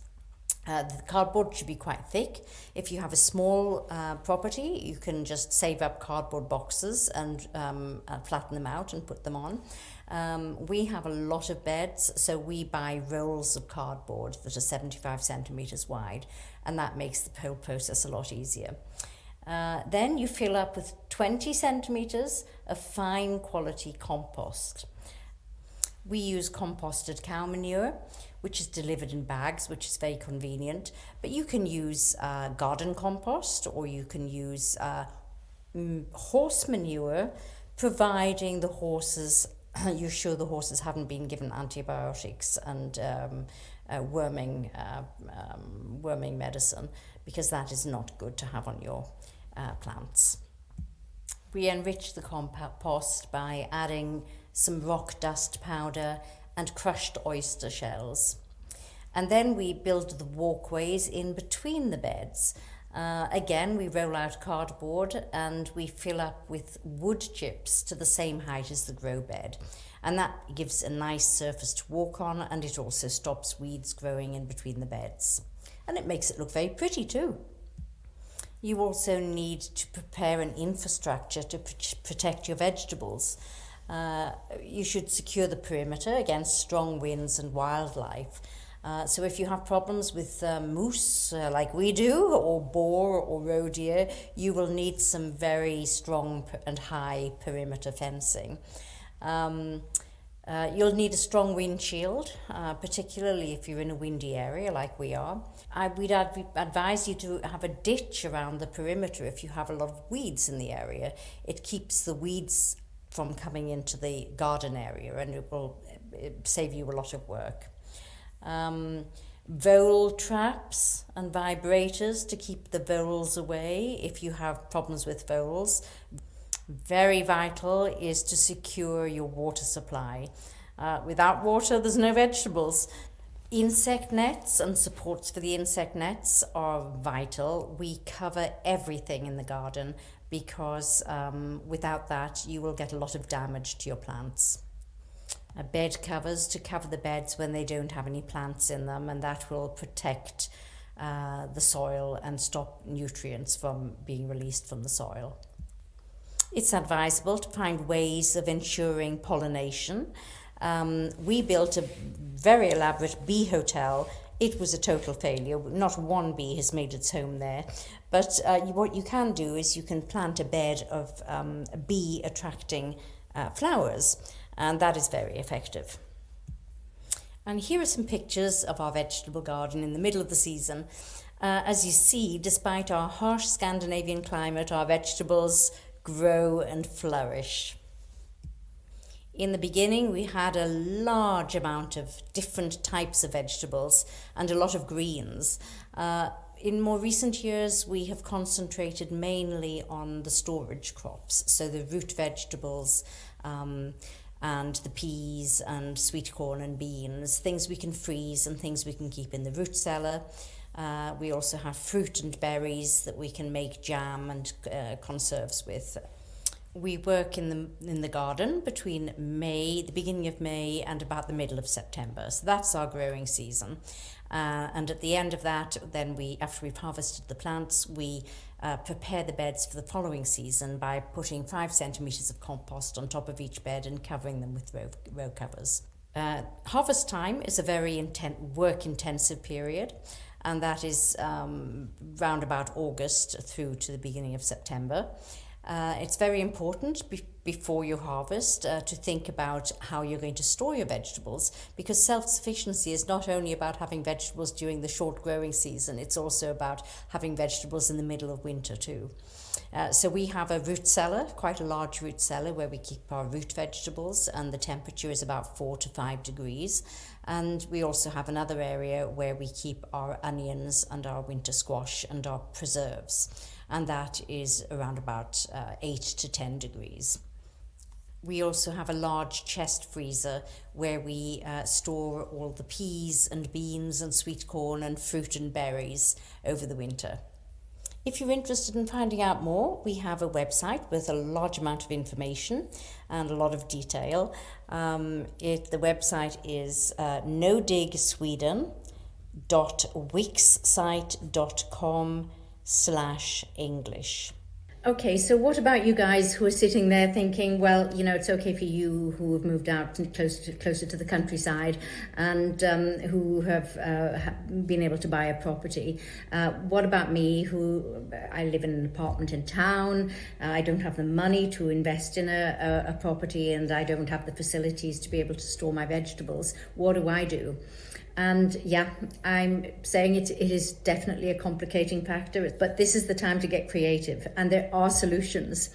Getting together with other people, doing various things, and we're going to try and update our website to give you a few ideas. I'm not saying it's easy, but looking at the way society is developing now, I think it is probably worth a few short-term pains for the long-term gains.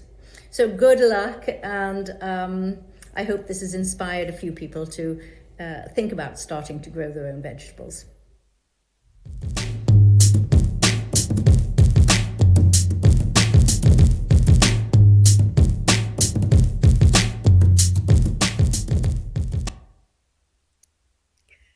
Thank you very much, Beverly. Very interesting. So when she said she had a 500 square meter garden, that's almost 5,000 square feet. So you're looking at 100 by 500 or 450 feet that she has as a garden. So quite an endeavor. Our next speaker is Zen Honeycutt. And Zen is the founding director of Moms Across America. She has raised general awareness about GMOs and other toxins in food. And she instituted the first consumer-funded glyphosate testing in America and got glyphosate out of school lunches in certain areas.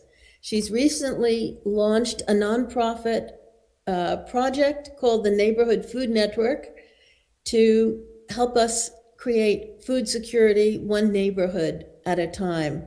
So now we're going to talk about working with your neighbors to become food secure. Thank you, Zen.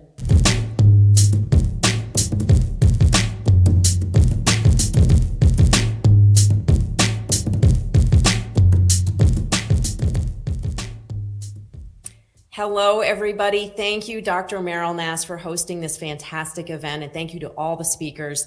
My name is Zen Honeycutt, and I am the founding executive director of Moms Across America and the Neighborhood Food Network, which is what I'm going to be focusing on today, and community food solutions, because that's what this is all about. Thanks for being with us on the Attack on Food Symposium. Okay, so we all know that the current food supply, to have a little reality check here, is toxic, and it's government-sanctioned poison that's in our food supply right now. They know it's there, they're allowing it. This food supply is making us sterile. It's an increasingly short supply. We're dependent on distant and foreign sources just to feed American people here. And it's not regulated for safety. GMO manufacturers are able to regulate themselves, and pesticides are certainly not being regulated accordingly. Prices are going up, and the government controls distribution, for example, the baby food debacle. Genetically modified organisms are also not labeled in the United States. Not only are they not being regulated, they're not labeled. They're in about 85% of packaged foods in the United States. And if you're not eating organic, you are definitely eating genetically modified foods, which can cause inflammation, all kinds of gut issues. I'm sure everybody knows all about GMOs by now. And of course, most GMOs, 80% of them actually, are engineered to withstand Roundup or glyphosate. We've heard a lot about that today. And glyphosate does not wash, dry, or cook off. It is in the majority of GMO foods and also sprayed as a drying agent on non-GMO foods as well. So Moms Across America, we did some testing. We wanted to find out what was going on in school lunches, and we tested for 43 school lunch samples for glyphosate, pesticides, veterinary drugs, hormones, heavy metals, and nutrients in school lunches. And the results were abysmal, folks. Horrible. 95.3% of the school lunches contain carcinogenic, endocrine disrupting, and liver disease causing glyphosate. 74% of the samples contained at least one of 29 different harmful pesticides. And those pesticides have synergistic effects, folks, right? We don't know what they are all doing together, and nobody is testing for the synergistic effects of all of these different pesticides on our children, one of the most vulnerable populations. There were 4 veterinary drugs and hormones that were found in 3 school lunch samples at levels up to 130, which is very high parts per billion. These are drugs also that cause lactation and can affect the reproductive systems and hormones of our children. 100% of the school lunch samples contained heavy metals at levels up to 2,093 times higher than what the EPA allows in drinking water. And these heavy metals are neurotoxic, folks, and can cause long-lasting, even lifelong damage. And of course, with all of these agrochemicals going on in our food supply, the majority of the samples were abysmally low in nutrients. And this is tragic because our children's brains do not operate properly when they don't get proper nutrition. So I'm just sharing this with you because you've got to know how toxic the food supply is and how important it is for communities to take action. And we're so grateful for all of the children who got the school lunch samples and the parents who helped mail them in to expose what was going on in the school lunch sample and in our food supply. So what's the solution, right? We've got to start wondering for ourselves, you for yourself, me for myself, what are our particular and unique attributes that we have where we can say, I'm the one that's going to take on the food supply and transform the food supply. That's what I did about 11 years ago when I was working on the Prop 37 labeling initiative. There was a woman in the front of the room who was leading all of the volunteers, and I was sitting in the back of the room. And I just thought about it for a second. Wait, why am I sitting at the back of the room? Nothing wrong with that. I did pass out flyers, but I wasn't a leader. So I asked myself, what if I was a leader? What if I took on being, saying, I'm the one that's going to transform the food supply? Not by myself. What I meant by that was just, I'm not going to wait for Jeffrey Smith or Robin O'Brien to do it, right? So what's the solution? So I invite you to ask yourself now, what can you do to transform the food supply? Well, number one, you can grow, buy, and eat organic. Organically grown, real organic project, regenerative organic, biodynamic, USDA organic. These are all fairly good labels. The best one is growing yourself.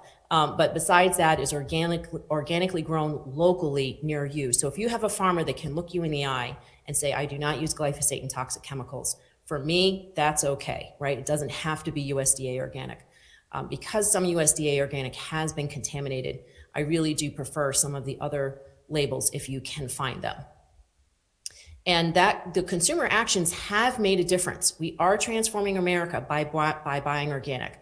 I would suggest USDA organic and non-GMO verified together. Every time when you're in the grocery store, your dollar is a vote for healthier food that is not poisoning us, right? So the organic market is growing 3 times faster. Non-GMO project verified labels have exceeded over 40 billion. That's in 2021. But non-GMO alone is not enough because non-GMO does not mean no glyphosate or other toxic pesticide. They only test for GMOs, and that only means 0.9% or less of the product contains GMO ingredients. And USDA organic doesn't allow GMOs or toxic pesticides. However, they don't test for them. There's very little testing done. So together is really the best you're going to get in a grocery store if you're not buying, growing it yourself or purchasing from a local farmer's market. Now, 82% of US households, this is a stat from Organic Trade Association in 2018, now buy some organic food regularly. So we are making a difference. And organic farmers are making more money when they grow organic. And it's more profitable for them versus conventional. And consumers are spending less money on healthcare when they switch to organic. And I personally know that from my household. Most of my kids I have three children, and 2 out of 3 have not been to a doctor in over 5 years for any kind of sickness or anything like that. One has gone to a doctor for a syndrome that he has, but it's not related to his gut. So we have saved tens of thousands of dollars every year by eating organic. All right, so consumer actions are effective, but the government is taking way too long with their policy to follow up with, with policies that will protect us. So it's time to take matters into our own hands, folks. And so what we propose is creating a parallel food system with the Neighborhood Food Network. I'm so excited about this. This is our new initiative for Moms Across America, but it is now its own separate nonprofit. And the Neighborhood Food Network is based on the Neighborhood Crime Watch program. That's why you see the little eye down here in the corner. The Neighborhood Crime Watch program is when you ask 50% of a representative from at least 50% of the households to come together, the policemen come out, and they train you and your neighbors about how to prevent crime. Well, we propose that you invite hopefully 50% or some of your neighbors anyway to get together maybe on a Saturday morning for bagels and coffee or fruit and you come together and you talk about growing your own food. So we invite you to inspire and excite your neighbors to grow food together on your street, on your side, front yard, your backyard, side yards, rooftops, the walls on the side of the house, balconies, wherever. And we support you in that with flyers and all kinds of planning materials. So through these in-person gatherings, you can invite, inspire, and excite your neighbors to grow food locally, creating national food security one street at a time. And what we have are to offer you through the Neighborhood Food Network are Monday night free coaching calls and Q&As with experts, resources for planning, planting, and pest control and preserving. So for those of you who want to learn how to do fermenting or how to put up garlic or potatoes, things like that, things that your grandmothers did. Your grandmothers and your grandfathers did these things. They had these skills, but somewhere along the line, we forgot about them. So we're inviting you to remember the skills that your great-grandparents had and to provide them and to pass them down to your families and support having local meetings on your street. And we support we have seasonal support with flyers, data, and actions. For instance, we have planning on our website, all kinds of great planning sites, some of our favorite newsletters to support growing food like Morning Chores and the Creative Vegetable Gardener, Megan is one of our advisors.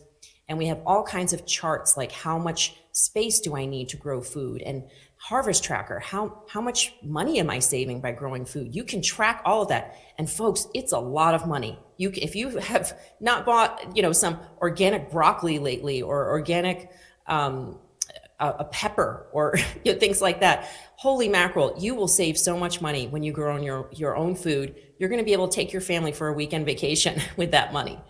So also, we have a monthly planting reminder by zone. This is my favorite. I don't think any other website out there has this.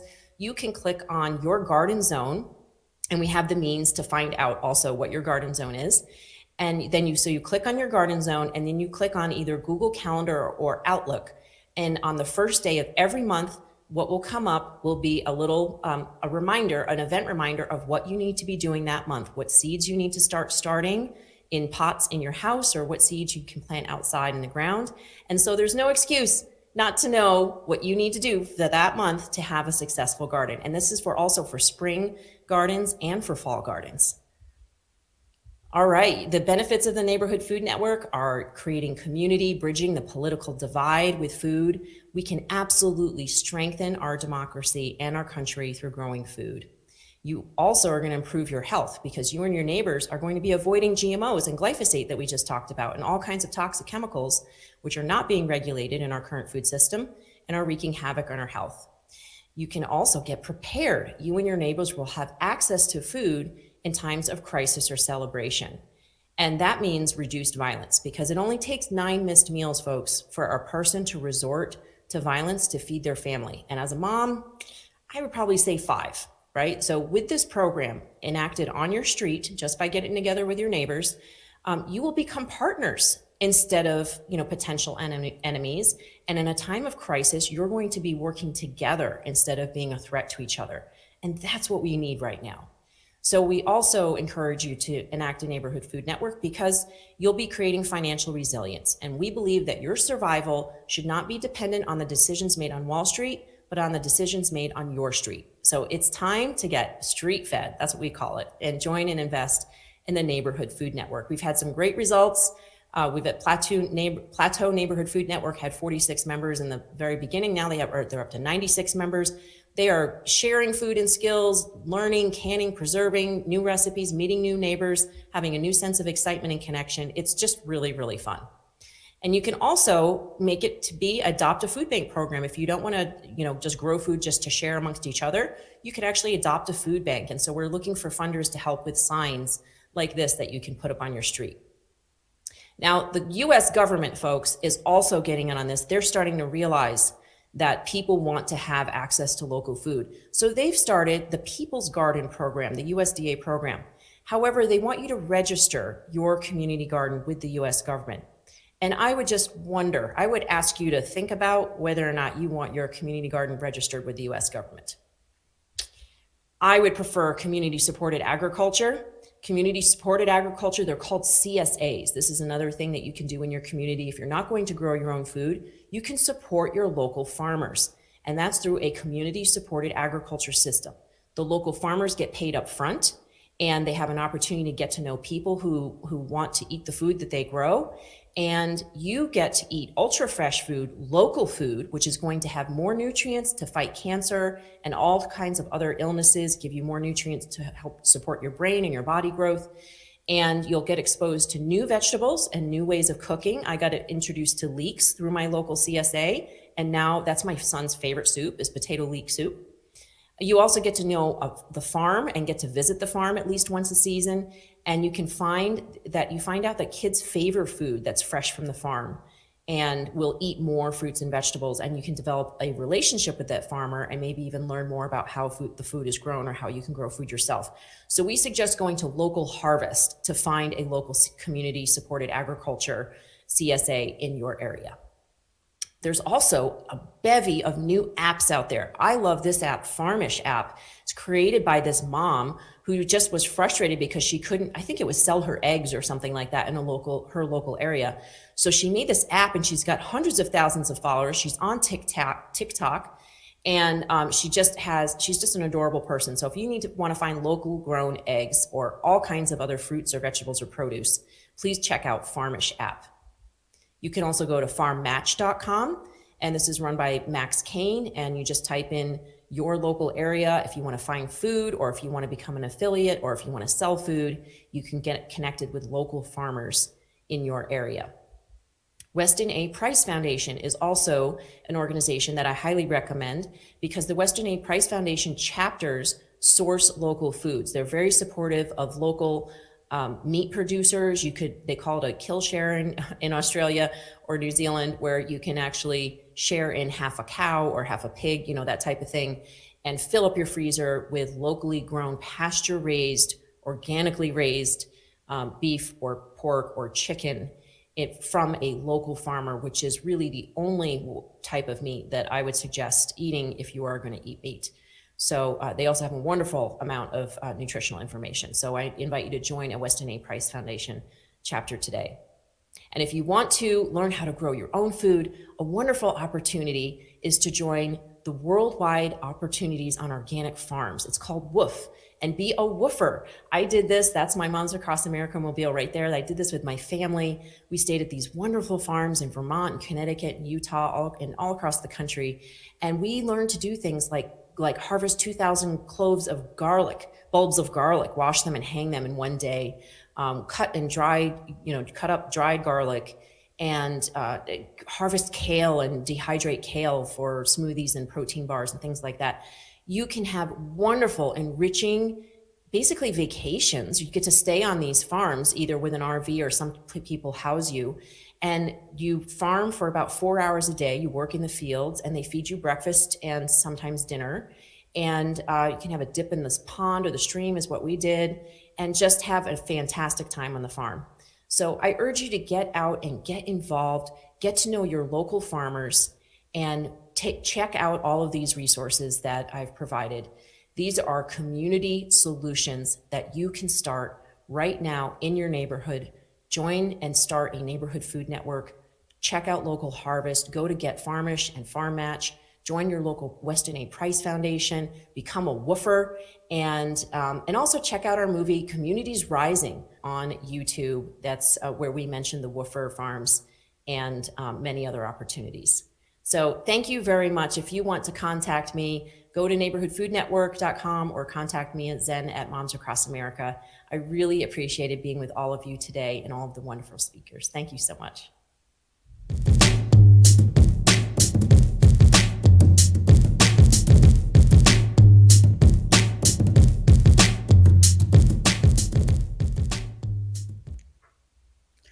Zen, thank you so much.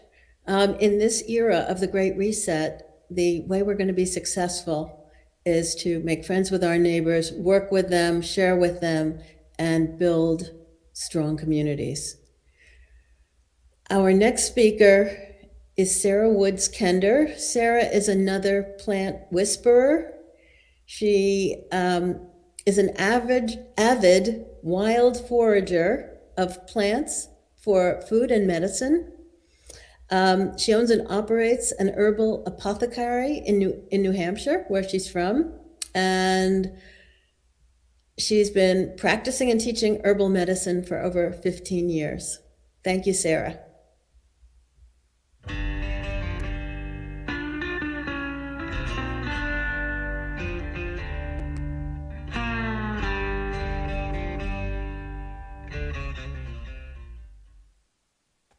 Hi, thank you, Meryl, for that wonderful introduction. I'm so honored to be here with all these amazing people. This is my jive, this is my love, to teach people the plants. It builds resiliency in our local communities, not only for yourself and your home and your family, but for the people all around you. Obviously, I love to go to my shop every day and help people find the plants and find health and healing. Most of these plants, of course, that I sell in the shop are in jars, but as Meryl said, I love to wild forage, and you know what, it's free food. And the wonderful thing about foraging for medicine is that it's free, and it's absolutely more nutrient dense than our cultivated plants. Although I do realize that opportunities are reduced for people who live in high populated areas, even for a garden, but certainly for wild foraging. You know, and my love also is to connect people back to the earth. And when people understand where their medicine comes from, because there's a lot of people that use herbs in jars, but do they realize the work that it took to get into that jar? And that's also one of my loves, is to show people from that small little plant that grows on the forest floor to this wonderful plant that we can use for food and medicine. I think it becomes a realization for them viscerally and inherently. And I always say, finding that inner witch in every one of us. You know, and I think I also just wanted to say too, is that humans, we try to replicate nature. And even we try to do that in the gardens, but mostly, you know, talking about pharma and talking about monocrops, but nature does it best. And when we can mimic nature as much as we can, or just let nature do what it does best, and I think that really serves us the best as human beings. I also want to just mention that I work with Dr. James Lyons-Weiler with IPAC EDU. I do a lot of classes online. One in particular right now is called An Herbalist Perspective through ipac.edu. And through my own website as well, you can find out all that information. And that information is on the beginning of my slide here. I do a 7-month herbal apprenticeship every year. I do intermediate and advanced courses in my area in person, and more I'm doing online, because the more and more people are interested in the plants, the more I want to tell them about it. So, and I've kind of set up my talk today. I'm trying to advance my slides here, but oh, there we go. Into some key points to begin with. When you're trying to wild forage for plants, it's really essential that you follow some guidelines. One that I didn't list here necessarily, but one that's probably the most important is to find areas where it's clean to forage. So you never want to forage on the sides of the roads, nor do you want to forage in old orchards, things like that. I mean, or train tracks, because the pesticides that are applied in those areas, well, for one thing, you don't know. And like with train tracks and orchards especially, they use DDT and things that really break down slowly in the environment. So you want to be mindful of that. So forage cleanly, please. And also you want to find somebody that can help you ID the plants. Books, number 2, obviously guides, Peterson's guides and wildflower guides are really important too. But buddy up with an herbalist, buddy up with a wild forager that has experience. You don't want to make a mistake with a plant, although it's less likely that, you know, there's very few poisonous plants out there, but but there are poisonous plants out there, so you want to be mindful about knowing what plant you're foraging, and making sure you have the right plant. So first and foremost, and then never eat something that you're not sure what it is. Obviously, I mean, these are basics, but because foraging, and especially for mushrooms, and herbal medicine is becoming more and more popular, we really need to be mindful of lookalikes. There's so many plants that look like another that may be not quite as good for the body. And I mean, mushrooms, that is for sure something you want to be mindful of. There's a lot of poisonous lookalikes in mushrooms, but for plants, the same applies. So just, be mindful of that. And know how to prepare wild foods, because wild food is not like your garden varieties, okay? Usually you need to cook your wild foods, not always, okay? If it's a mushroom, you always want to cook a wild mushroom. And that's just what I've learned along the way. And there's a lot of people with sensitive constitutions. And so even for myself, I know I can't eat some mushrooms even if they're cooked. So you just want to be mindful of that. You always want to cook your wild food, or know what it is and if you can eat it raw. There are some spring greens that come in that are fine raw, but be mindful of that too. And also sustainable harvesting. Again, especially for mushrooms, especially for some of these delicate forest plants like ramps is one that's being over harvested. Anything you take the whole plant of. So for instance, a ramp, it's in the allium family. It grows on the forest floor, and it's very easily over harvested because we're actually, more people are harvesting the whole plant and taking the root right out. You can use the whole plant. Another example is a chaga mushroom.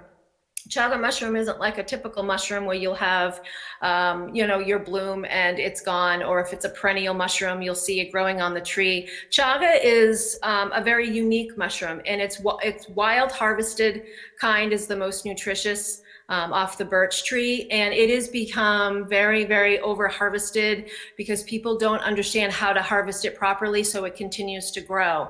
So I'm not going to be able to go through all these different plants and mushrooms in this talk right now, but these are some major points that we need to just clear out, and hopefully people can understand these basic things. But first and foremost, find an herbalist and buddy up to an herbalist, because usually herbalists are trained in wild ID, wild plant ID, and can tell you what plants even grow around you. I do that a lot in my practice.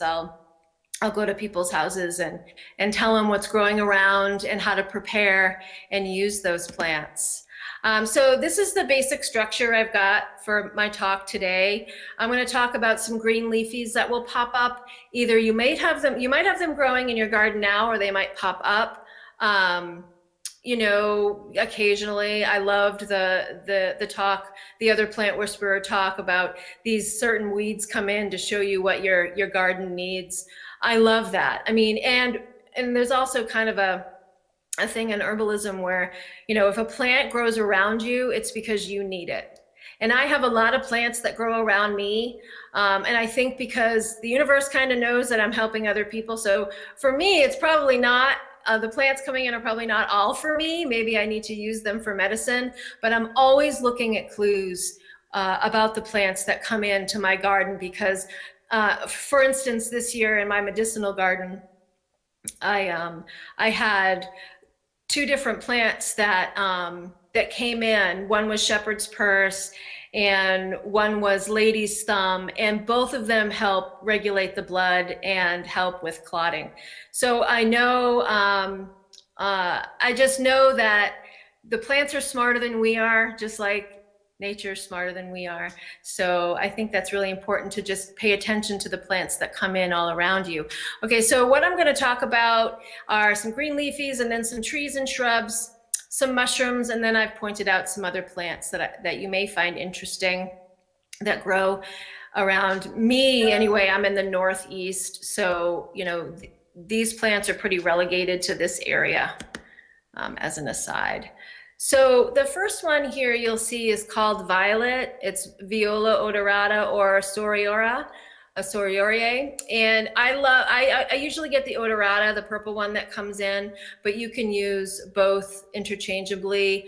The Sororia is more of a white flower with a little bit of purple in the middle, but you can eat the flowers raw, and it's totally fine raw. This one you can eat raw. I love violet leaf. I put it in salads all the time, and I make tea with it, actually, and tincture with it. And so making medicine with this plant and eating it is a beautiful thing. And this is one of those plants that is more of a tonic plant that you can eat for food. Not all plants are like that. Today, the green leafies are like that. So you'll be able to use them for medicine or for food. So violet leaf comes in my practice a lot. Of course, it's high in minerals, vitamin A and C, and many other minerals, and of course the chlorophyll and some plant proteins as well. The medicinal uses for violet is really important in my practice. I use this a lot. It's a wonderful lymphatic cleanser. So what does that mean? It moves the lymph. We don't have a heart in our lymph, right? It's this fluid center, tubules that go through all your body, and you need movement to move your lymphatic system. Well, plants can do that for you, or do that to help you, not necessarily for you. So movement plus these plants can help move stubborn lymphatic fluids. Wonderful for cough, so it has a nice gentle expectorant quality to it. It's considered an alterative, which means it cleanses the blood. And anything that cleanses the blood is going to help the liver, and that's your major organ of elimination. That's got over 500 jobs, so you need to support your liver. And so violet leaf can do that for you. And where I use violet leaf mostly is its anti-tumor quality. So I know I've heard some anecdotal stories about using it for colorectal cancer. I actually use it for uterine fibroids and uterine cysts, which are very, very common in women. It's wonderful as an astringent that way, and will shrink up the tumors as well. So you can eat it, you can use it in tincture, or you can drink it in tea. It's a mild laxative, and it's very demulcent. So what does that mean? It means when you eat it, or when you use it in tea or tincture, it's actually going to soothe the inner membranes of your, the tissues of your digestive system. And it is just amazing for digestion. And that's kind of how it has that mild laxative quality to it. It's also very nutritive, of course, because of all the minerals and vitamins in it. So it's something that you can eat every day. I try to in the summertime anyway. There are many types of violet. There's several different species of violet. The odorata or the Sororia are the ones that I use mostly for medicine and food, but that doesn't mean you can't use others. I had a sand violet that kind of volunteered in my garden. I live kind of on a gravelly area, and it loves this sandy soil, and that came in, and that's kind of tasty, but I like the odorata the best, or the Sororia, because it's not quite as, it's very succulent, and it's, and it's really easy to eat, and it tastes really, really good. The flowers make a wonderful wine. Pair it with dandelion flowers. You can make a dandelion and violet flower wine, which is really, really nice as well. So the second plant here is called plantain leaf. And so you may have heard about plantain. It is not the banana that grows in the tropics. This is plantago. This is where we get one species is where we get psyllium seed. This is not the psyllium seed variety that would grow in the Northeast. This one is literally everywhere. You probably have walked over it 1,000 times. This is it's a food, and it's a major medicine as well. High in vitamin C and minerals. Medicinally, I use this a ton. I can't ever forage enough for this plant to keep up with my apothecary, because I use it as a demulcent for the digestive system. It also has some antimicrobial qualities to it. So I would use it for SIBO. I would use it for diverticulitis. Any digestive issue, I used plantain. It's slightly expectorant. And topically, you can use this as a tissue healer. Love it combined with comfrey leaf, amazing tissue healing qualities, eczema, psoriasis, just your basic run-of-the-mill cuts and wounds as well. Really, really lovely as an anti-inflammatory, and of course it's nutritive. You can eat this every day, and it doesn't, it doesn't build up and it doesn't cause any problems because it's a tonic and it's a nutritive. I also wait in the fall, and when the seeds get brown, I take the seeds off. You can certainly save some, which I do, and I just spread them around my garden.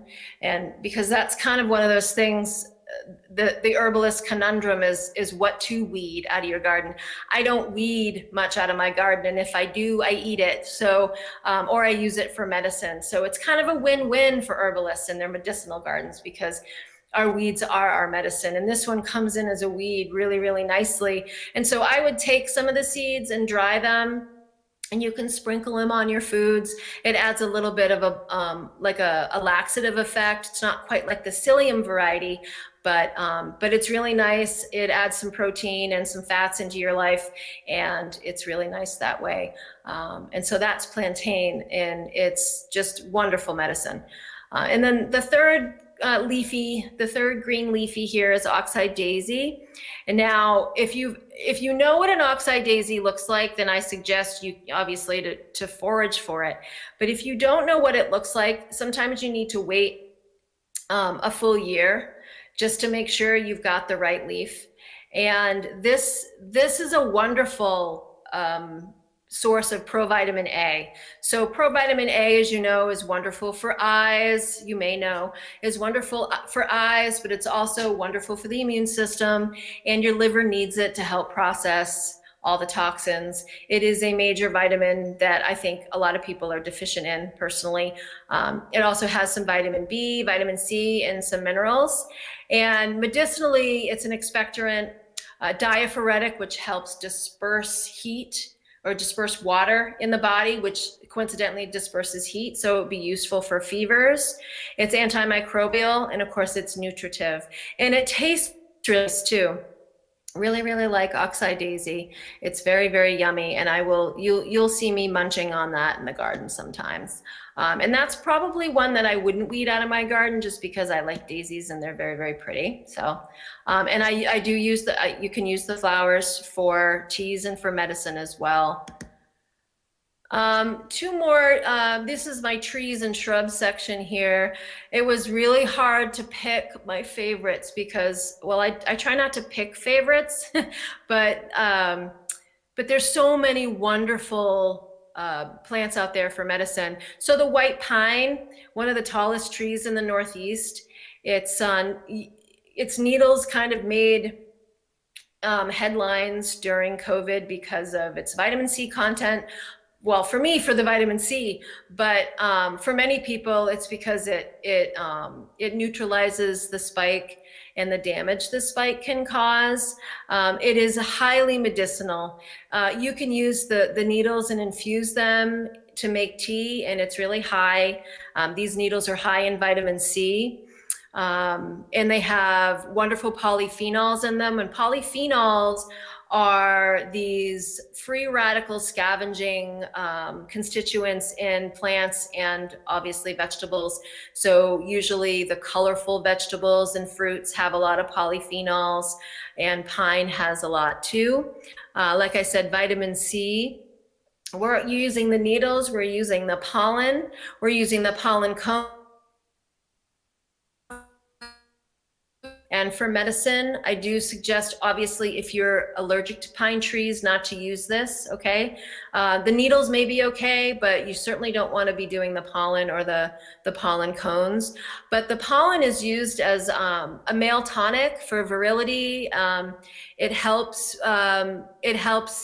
just kind of increase energy, and especially during menopause, when men have that slight drop in testosterone, it can help that.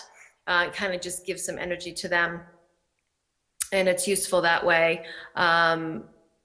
It's expectorant as well. So I make a pine syrup with this for upper respiratory infections because it has a slight, it is antimicrobial because it has a lot of what we call terpenes, and those are the smelly parts of the plant. And so between the polyphenols and the terpenes, you have this powerhouse of medicine. So upper respiratory infections, it's nutritive, and it absolutely will reduce inflammation and scavenge all those free radicals out of your body. We also use the resin, and traditionally the resin has been used for lots of different things, including just like you can use it as a Band-Aid if you wanted to. The Native Americans use that a lot.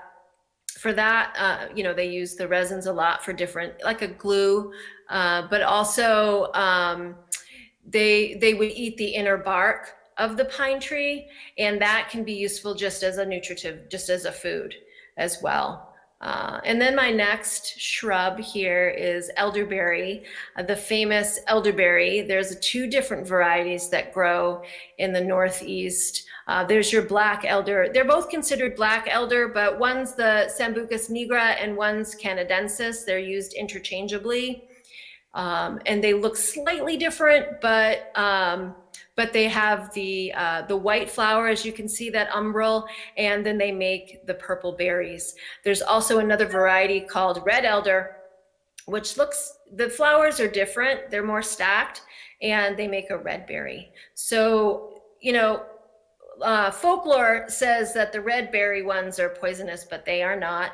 I only you make medicine with the black. It doesn't mean you can't with the red, but elderberry syrup is obviously very popular. People have used that as an antiviral for the flu specifically. It's high in vitamin C, provitamin A, calcium, iron, potassium, and it has a wonderful array of polyphenols. Wonderful sugars in there as well. And so very powerful medicine if you want to make some elderberry syrup. Always dry your elderberries and you can cook them. You never want to eat elderberries raw because they can be irritating. You can have a sensitivity to them and become allergic to them. I've seen people who've eaten them raw and they break out in hives. So it is known that you need to dry them or cook them or both. I usually buy or will process dried elderberry and then I cook them to make syrup. So that's something that's pretty important about elderberry. Antiviral, it's an immune stimulant, it's diuretic, it's diaphoretic. So diuretic is gonna support the urinary system, and diaphoretic is gonna help with fevers, and so it kind of can help with fevers 2 different ways. So that's why you see diaphoretic and febrifuge. They're both kind of displacing the water and the heat in the body, and wonderful for fevers, mostly the flower there. And then using it for sinuses, that's your anti-catarrhal, that's your sinuses. That's gonna help release mucus from your sinuses. So elder, we're using the berry and the flower, and it's wonderful medicine. And then lastly, I thought I would give a shout out to the mushroom world, just because, one, it's very popular. A lot of people love mushrooms. They're being harvested all over right now. I think it's wonderful. But again, just want to make that point about harvesting sustainably. Now, mushrooms are kind of an interesting organism because they're really closely related to humans. So if you harvest a mushroom, you can actually leave it in the sun, like this wonderful reishi to the right. You leave it in the sun, actually can increase the D content. So the skin of the mushroom is very similar to the skin of a human, where it makes vitamin D. We're closely related to mushrooms, actually, genetically, and which I find very fascinating. But so you don't really have to worry about harvesting reishi sustainably, or even lion's mane, because they're more like a bloom on a flower. You're not going to disturb that organism. But with the chaga, the first one I'm going to talk about, that's the one on the left. That one can be easily over harvested again, like I mentioned at the beginning. So when you're going to harvest chaga, you're going to leave a little bit behind. And I also suggest to people in general, when I teach my classes, don't harvest more than you're going to use. And if you see a colony of something growing beautifully, never take more than 2/3 of that if you need it all. And you're always going to leave some to prosper and to grow more. And also you want to leave some for the next person as well, and for the next generation. So don't be greedy when you're harvesting. And that certainly goes with chaga. So chaga mushroom contains lots of antioxidants, terpenes, which are the smelly parts again, polysaccharides, which are these sugar complexes that when cooked, the more and more you cook mushrooms, the more medicinal they are. And that's just that intonodiol is a terpenoid. Sorry, it's hard for me to read because it's very small. And that's a terpenoid molecule. What that basically means is that these terpenoids are very anti-tumor, anti-cancer, very antimicrobial. And then the polysaccharides are very immune stimulating. I use chaga for prostate cancer. I use chaga for prostatitis or BPH as well. It will reduce inflammation in the prostate, especially the chronic inflammation of the prostate. I have many gentlemen on this. It works wonderful. And I usually mix it with other plants like saw palmetto and pygeum bark, but really, really effective at reducing the inflammation. And then they can get some sleep at night, which is lovely. So this chaga is less a food, more like you could dry it and use it for tea. That's kind of how I use it. I make a double extraction with chaga. And so that means I'm tincturing some and I'm cooking some, and then I take those liquids and I marry them, and that's called a double extract or a double extraction. And that's the most effective way, because you're going to get all those terpenes and you're going to get all those sugars, and you're going to get this beautiful, beautiful medicine with it. Chaga is also antiviral. It's anti-inflammatory for the whole body, and it actually is a little analgesic, so it will help reduce the pain. It's because the action of it being a COX-2 inhibitor, and like I said before, for BPH. So chaga is amazing. You can have a cup of chaga tea. I usually have people mix it with their coffee, especially if you're trying to wean off coffee. It can give you a little bit of energy in the morning, and it's non-addictive. So that's really great too. As a coffee substitute. The next mushroom here is lion's mane. And there's several types of lion's mane that grows.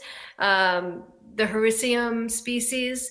This one is, this is the one I use. It's actually called lion's mane. There's another one called old man's beard, or, there's a few other species. This is the one I like to use.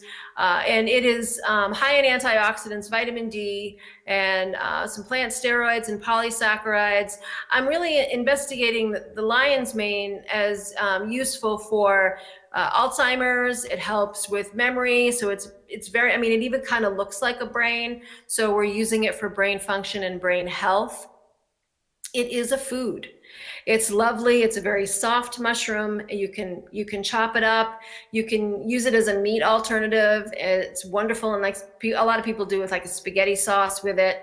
I've had this wonderful, you slice it and you cook it with a balsamic glaze. It's just amazing. And so it's food and it's medicine for the brain. And again, it looks like a brain. And so that's kind of how we sometimes look at plants in the herbal world. It's called the doctrine of signatures. The plant will tell us, or the mushroom will tell us what it's useful for. And so chaga kind of looks like a cancerous growth off the tree. So there's your clue there. And lion's mane, it looks like a brain. And then the last mushroom here is called reishi. This is when I plucked off my a tree on my land. It is, this one's in particular called, the species is Ganoderma tsugae. And tsugae is the genus of the eastern hemlock. So this reishi grows exclusively on the eastern hemlock. I happen to have many eastern hemlock trees on my property, and it will grow on dead or dying hemlock. So if you want to find this beautiful reishi, you can look in a hemlock grove. Look for that, especially about July. You're going to look for that roasted marshmallow kind of coming out of the tree. It looks just like a roasted marshmallow. And come back in a month and it will probably look like that. And what I do is I take the mushroom and I'll slice it when it's fresh, and then I'll dry it on a cookie sheet, and then I make medicine with it. Reishi is another mushroom that's not necessarily food, but it's medicine. It's considered an immune modulator, so I would be comfortable using this mushroom for autoimmune, if someone has an autoimmune issue, whether or not that's rheumatoid arthritis or lupus. I really love this mushroom for lungs. It has a wonderful affinity for lungs. So if someone has asthma, the more you take reishi, the more stronger your lungs will be. So reishi contains polysaccharides, vitamin Bs, vitamin C, D, and it has some terpenes in it, zinc, manganese, really nice minerals in there, iron, copper, and some plant sterols, which are considered like plant hormones. And the medicinal uses, again, is an adaptogen. So adaptogens tend to modulate, they're specific for stress. But again, I would use reishi for someone with an autoimmunity to help kind of balance that out. It's analgesic. It's also considered a cardiotonic, and it's hepatoprotective. So what does that mean? It means that it's going to help the liver and protect the liver, just like milk thistle would, if you've heard of milk thistle. Wonderful medicine reishi is. And again, I would use this one for BPH as well, for the prostate. It's antiviral and it's considered a lung tonic, as I said before. So I use the reishi in place of chaga for people who have issues with caffeine and can't process the caffeine. Reishi doesn't do that, whereas chaga can be very stimulating. And there's a constituent in there that the liver, some people have issues processing that constituent, so it can keep them up. Just like if they drink coffee, it can keep them up. So I would use reishi instead. And then some just fun plants that grow around. And I also want to point out the bottom left here is an invasive. And so the invasives are major medicine. You know, we get this rambling rose. It's also called honeysuckle rose. I think there's a multiflora rose. There's a million common names for it. It's Rosa multiflora. And oh, there's a typo there. Sorry. I get autocorrect all the time when I do plant slides because this program doesn't know Latin. So it's Rosa multiflora, and I would harvest the flowers just like that. You can make a wonderful honey with those, or some kind of syrup. Flowers make wonderful syrups. And that would probably, what I normally do is I wait for it to go to seed, which is your rose hip. This rose hip has the most vitamin C of any hip. It's an amazing vitamin C source. More than the pine needles, although together those would be wonderful.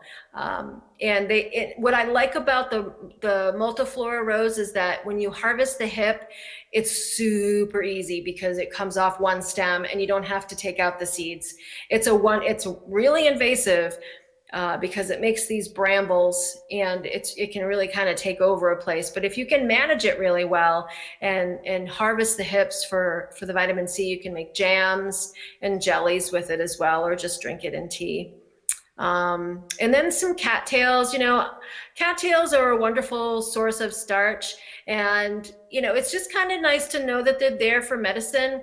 The part of the cattail you're going to use is you actually have to dig down deep, and you have to get the very bottom. You know how sometimes you can see, because it's a big grass, you know how sometimes you'd see the grass growing and you pull up that stem from the grass and then you'd eat the little tip that's on the end? Well, that's what a cattail is, but it's much bigger. And it's like I said, it's a great source of starch. It's considered like a starchy vegetable and very nutritive as well. Then there's groundnut, which is not not super common, but look at the flower. It kind of looks like a brain.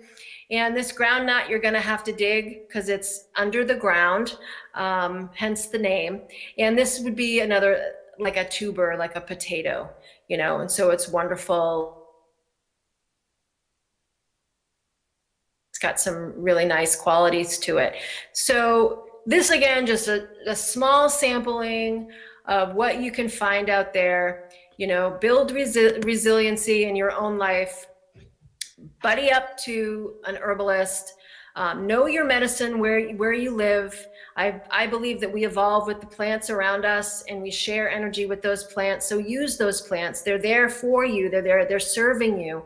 Also, in terms of just the overall resiliency piece, is buy local, and buddy up with neighbors and other people that may have an abundance of one thing, and then you can share what you have and they can share what they have, and set up small food swaps. I think that's a wonderful idea as well. It's been kind of floating around in my head for a while now. We need to become more resilient. We need to diversify. We need to get rid of this top-down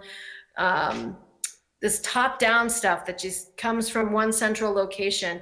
We don't need them to tell us what we have to do with our food. We as humans know what it is to grow food. We just have to remember what that is. We have to know what it is to find food, and we just have to remember what that is. So find an herbalist in your area. And again, I'm so happy to be part of this amazing lineup. And thank you so much for allowing me to, give a plug to the plants and have an herbalist at the table and share what I have, because there's so much out there that is so wonderful for you as food and medicine. So thanks again. I appreciate this time.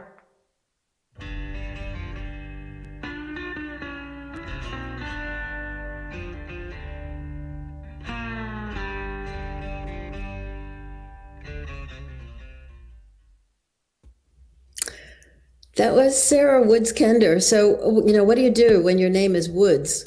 You go out in the woods, and Sarah has been learning about plants since she was a child. That's what she wanted to do, and she found her niche. That's the end of session 3. Now we go to session 4, which is what we can do sort of organizationally at the local, state, and national level to try and turn this around.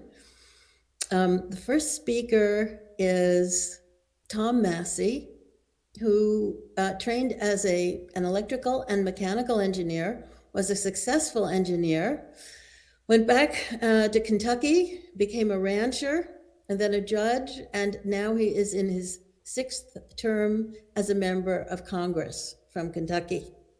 He is drafting a food sovereignty bill, and I have to tell you, he has more common sense than almost the whole rest of Congress put together.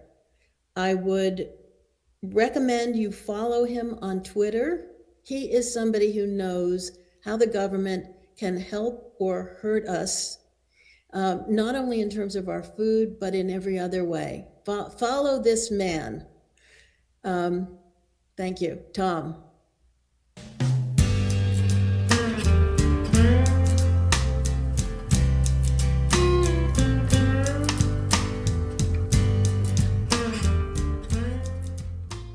Hi, this is Congressman Thomas Massey. I'm excited to talk to you today about food freedom and my fight for it here in the halls of Congress. I'm a small farmer. My wife and kids and I live on a farm in Kentucky that my wife grew up on, and we raise beef cattle there, grass-fed beef cattle. I think it's so important that we have a reliable and sustainable food supply in this country, one that's not completely controlled by corporations, one that's locally provided for and robust during times of crisis.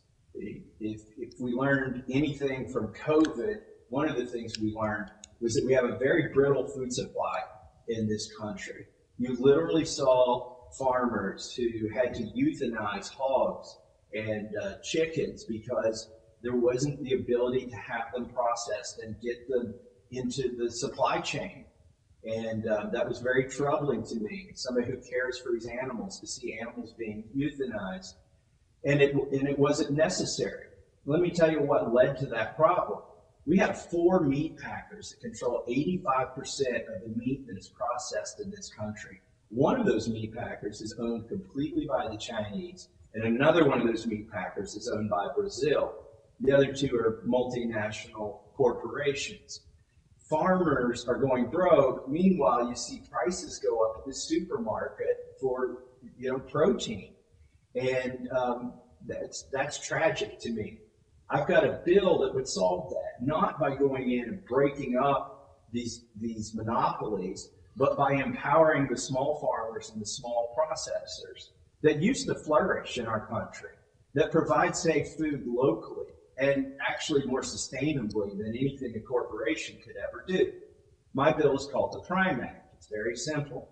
It says if a farmer wants to sell pork or beef or lamb to a consumer, as long as that consumer and that farmer and the processor are all in the same state, they're not crossing state lines, they keep the federal government out of that transaction. In other words, if the processor is following the county health department guidelines and the state guidelines, then the processor doesn't have to have a full-time federal employee on site like a big corporation would. The regulations on the little guy right now are just as onerous as the regulations that are on the big guys. They're scale prejudicial, and this makes it harder for a farmer to sell meat to their neighbor. In fact, you can sell them a whole animal or half an animal as long as they buy it while it's alive, because the government hasn't yet stopped you from having your own animal processed. But that's the only loophole that exists for beef, pork, and lamb. So I've been fighting on that. My bill's called the Prime Act. If you would let your congressman know they should support it, I'm going to reintroduce it again. During COVID, my bill went from 24 co-sponsors to 50 co-sponsors in the House. And we have roughly 9 co-sponsors in the Senate. By the way, in the House and the Senate, we have co-sponsors from both parties. In fact, Angus King, ironically, the name is ironic to me, is the sponsor of the Prime Act in the Senate. So tell your senator or your U.S. congressman, please back the Prime Act. I've got another bill that deals with raw milk. I think we should call it fresh milk. I've been drinking fresh milk, and my family has for a very long time. We get it from another farmer, can't say who, but it's ridiculous to me that the federal government will raid a farm, pour out all the milk, confiscate all of their equipment, a small farm, if they commit the unforgivable crime of selling somebody fresh milk, and that person is in another state than the farmer is. And that's actually the FDA that does that, not the USDA. My friend Joel Salatin calls them the FDA and the USDA, if you wanted to pronounce those acronyms, because what they do makes you go, duh. The FDA doesn't even have a law that enables them to, prosecute farmers, but they do anyway, because in the 1980s, there was a court decision, and the FDA said it wasn't worth their time. There were so few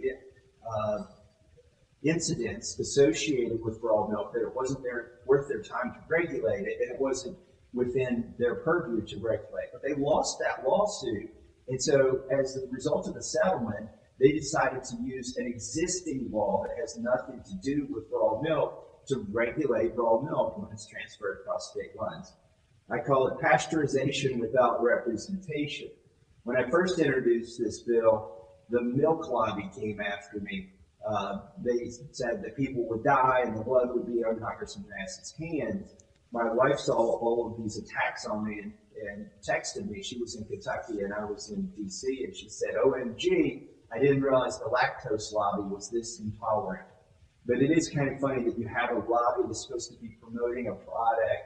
Meanwhile, they're trying to tell the public that this product could kill people. The reality is, you can buy raw beef, you can buy raw oysters, you can buy raw seafood, you buy raw vegetables, you can buy anything raw except for milk. I find it ridiculous, especially because milk directly from the farm can be consumed by a lot of people who think they're lactose intolerant. I was one of them. I thought I was lactose intolerant, and until I tried fresh raw milk and realized, wow, it's just the fact that this has been homogenized and pasteurized, and the nutrients and all the helpful biotics that are in it have been taken out through the processing of it. And so once I tried fresh milk, not only was I able to digest it, it was helpful to my body for a lot of other health reasons. So those are two things that I'm fighting for. My bill on the raw milk issue is called the Interstate Milk Freedom Act. I may change the name of it this Congress, but if you can talk to your representatives, you've actually got one U.S. representative and 2 senators, so you only need to make 3 phone calls. Please ask them to back Congressman Massey's raw milk bill and Congressman Massey's Prime Act. I'm hopeful to get some form of the Prime Act in the Farm Bill this year. Ever so often, the Congress brings up a bill called the Farm Bill. Unfortunately, it's mostly all about food stamps, which ironically you can use to buy sugary soda full of cornstarch and not good for you. So we're subsidizing the purchase in the Farm Bill. We're subsidizing the purchase of pop or soda, but we outlaw the purchase of healthy beef. So I'm going to try to change that issue for the beef and pork and lamb so that you can buy it locally. By the way, it's a lot greener. You don't have to transport these animals across state lines to the Midwest and feed them corn and then transfer them back to some East Coast state where the cow started, just because of these regulations and save on all the fuel and everything else. So anyways, that's a little bit about what I'm doing for food freedom here in Congress. I would also encourage you to help get the laws changed in your state. Some of the states have issues. And this is so important because you are what you eat. And I know this from raising animals on my farm. In addition to my cattle, I have chickens and ducks. The time you get sick animals when you don't feed them nutritional feed. If I get bad hay, then I notice my cattle don't do as well. And there's no amount of medicine that would be healthy to give animals to make up for bad nutrition. And it's the same for people. We need a lot fewer pharmaceuticals in this country. Hey, maybe that's why they don't want you to get good food. But we need a lot fewer pharmaceuticals in this country if we had more healthy food that had the nutrients that your body needs. So work at the state level, make phone calls here in Congress. Please support me on these bills. I appreciate everything that you all are doing. This will make our country more independent. It'll make us safer. We'll be more robust during times, pandemics, for instance, and people will just be healthier. So thanks for what you're all doing. Thanks for joining this event, and I'll see you on C-SPAN.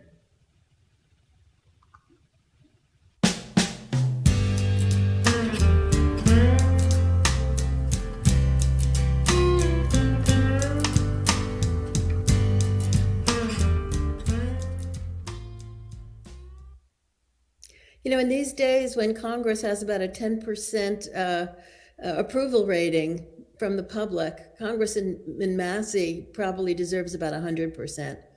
The guy is sharp. He's an MIT grad, and you know, he knows what we need. We need to give him a lot of support. Now, he mentioned the Farm Bill, and Ronnie Cummins also mentioned it.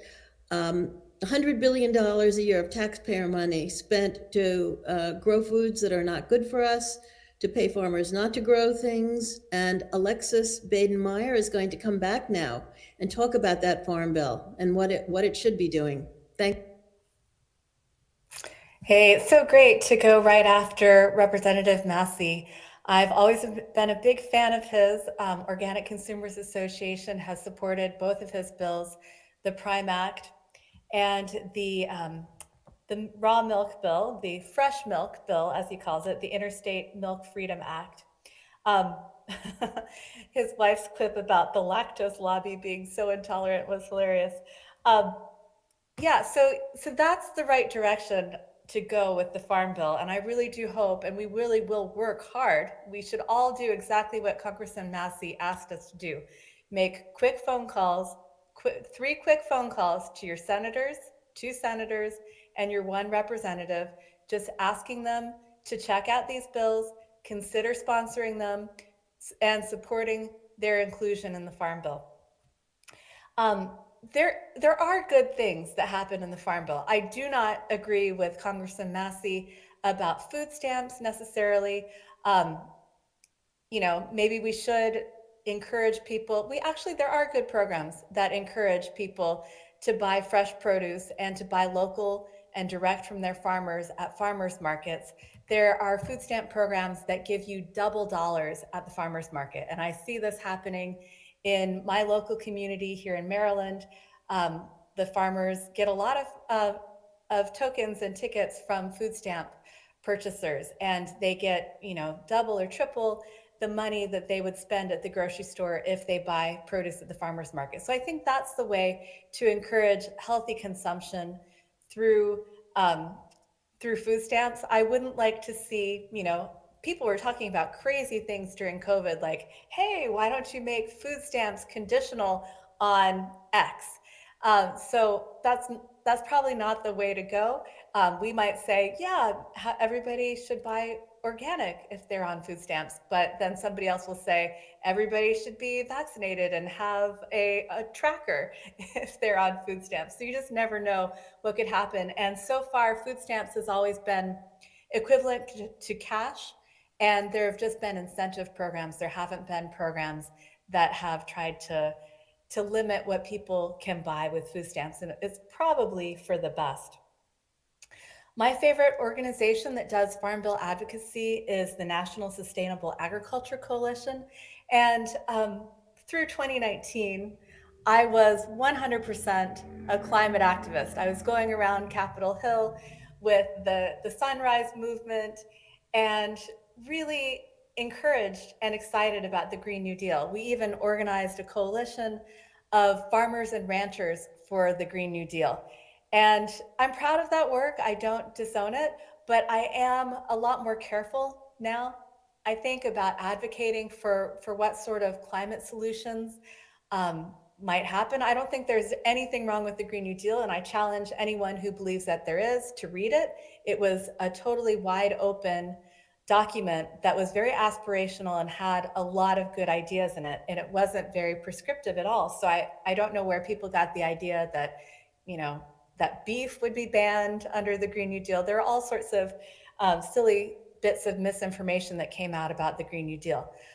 But I think that we have to be real specific now when we're talking to Congress. We can't have wide open documents like the Green New Deal that leave it to people's imaginations about what should happen.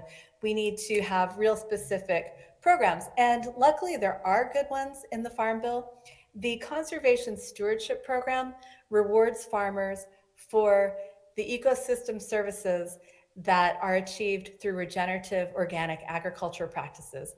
I know this program works because I know farmers who are, you know, excellent, superb regenerative organic practitioners that score extremely high. And one of the cool things about the Conservation Stewardship Program is that it doesn't have any like provision for scientifically measuring or you know, getting in on the farm and making farmers do tons of paperwork. It's probably easier to get payments through the Conservation Stewardship Program than it is to get certified organic. And so anybody who's already getting certified organic might as well apply for the Conservation Stewardship Program. The trouble has always been that, you know, like 3/4 of farmers who would qualify for it are left out of the program. Almost all Farm Bill programs get administered by the state level, at the state level. So we have to do advocacy at the state level as well as the federal level. Once there's a good program, you have to find out how your state is administering it and make sure that your state is making sure that there's access to everybody who qualifies.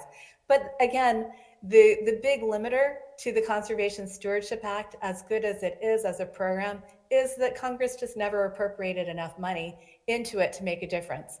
The Conservation Stewardship Program is associated with land set-aside, letting land be fallow so that it can rest and recover. And when one great innovation, I mean, that's not the most of it. Most of it is for regenerative organic agriculture practices on working lands. But the land recovery, set asiding land to recover, letting land go fallow, was part of it. But a really good innovation that was advocated for by the National Sustainable Agriculture Coalition was to allow grazing on cropland that was set aside to recover. And that makes that, and also planting trees. So it makes the program much, much better. We do really tear up agricultural land, and setting it aside to be covered with weeds, as a couple of our speakers have talked about, is not the worst idea. But it is even better if you're taking that land and instead of plowing it again and covering it in chemicals and fertilizers, if you're regenerating it by putting in a permanent pasture and allowing animals to graze, or creating an orchard or another type of regenerative agroforestry system. You can't harvest it while you're in the program if you're in the land set aside portion of it. But a lot of these programs get a bad rap. The only issue I have now, I think, is that I am more concerned about programs being yanked at opportune times or misused by the federal government. I'm a lot more sensitive to that now than I was prior to COVID. The Commodity Credit Corporation that I spoke about in my initial talk at the beginning of this program today was initially created so that we could have a grain reserve and buy grain from farmers when they couldn't get a fair price in the market. That program doesn't exist anymore. It hasn't existed for a couple generations now. But the Commodity Credit Corporation still exists. And it's basically has the potential to be an enormous slush fund that would allow Agriculture Secretary Tom Vilsack or any other leader of the USDA to basically start printing money out of the USDA. It's that crazy. Like, people have talked about there being the capacity for $6 billion a year, even more, to just be, at the whim of the director of the US Department of Agriculture. And that's a little scary. Nobody had done that prior to the Trump administration. And during the Trump administration, they decided to use the Commodity Credit Corporation to compensate farmers for losses during trade disputes. I'm not saying that's bad. Personally, I think that any program that keeps independent family farmers on the land is okay. We have to worry when the programs are used to pick winners and losers, and when programs are yanked at inopportune times, and the reliance on the program, when it's taken away, causes farmers to lose their land. And that's a big risk. I have always, whenever I've done Farm Bill advocacy, and I've been working at Organic Consumers Association on this since 2005, so I've been through several Farm Bill cycles now. It comes up every 5 years. 2023 is the year that the Farm Bill expires. They don't normally pass a new one the same year, but it means they're going to be working hard on it starting this year. And the Farm Bill subsidy programs have always been something that I railed against. The very first meetings that I went to, I said, why are we subsidizing the worst type of GMO pesticide agriculture? And, people would turn and look at me like I had just sprouted an extra devilish head. It was just like a non-starter.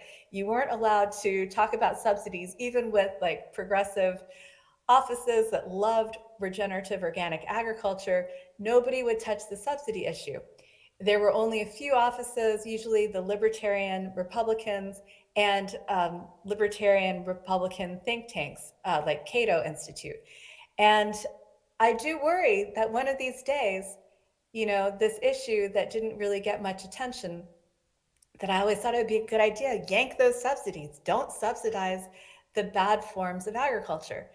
But it's going to happen when it's not good. It's having independent family farms, even if they're rich and big, it's probably better than Bill Gates or whoever else, whatever other billionaires and corporations or Chinese conglomerates might come in to take over that farmland. Or as we saw from James Corbett's talk, we might just be in a serious great reset moment where the whole idea of the corporations is to crash agriculture as we know it. Agriculture as we know it is definitely not perfect. It's got so many problems, but the answer is not to destroy agriculture, period. And we might be in this situation where the idea is to destroy agriculture by any means necessary, including using our own arguments against us.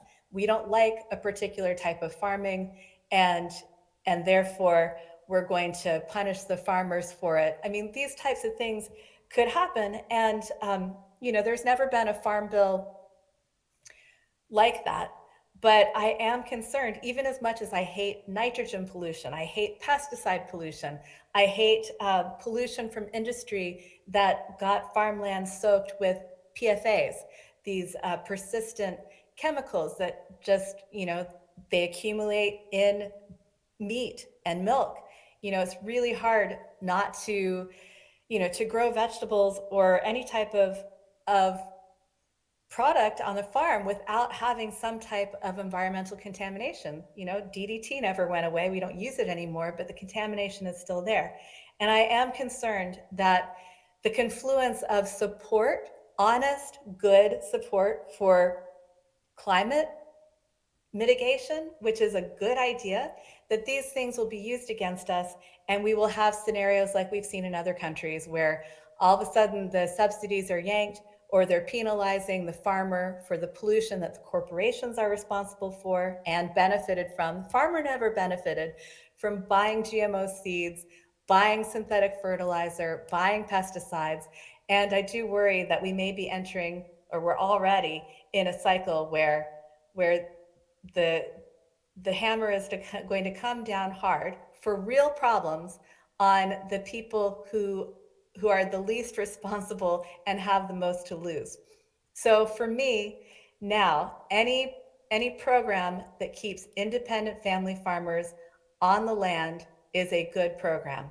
And we can't be yanking programs willy-nilly just because they don't support the type of agriculture that we like. We have to be a little bit more clear about the outcomes that we want. And especially we need programs that strengthen local food systems. So Congressman Massey's Prime Act and his fresh milk bill are great.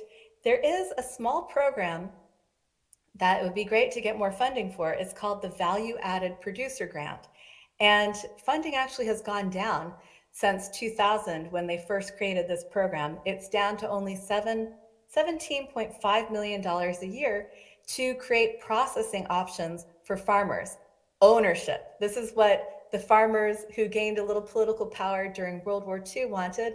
They wanted to own their own grain elevators and cash their receipts for their grain in their own banks. Now, the Farm Bill doesn't cover banking, despite the Commodity Credit Corporation being a big slush fund that allows the USDA secretary to print money. We still have, the farmers can't have that, all of their economic troubles solved by the Farm Bill. But this is actually a very good program, because if we give farmers ownership over processing in their locality, then that cuts out the middleman. It allows the farmer to market direct to consumers.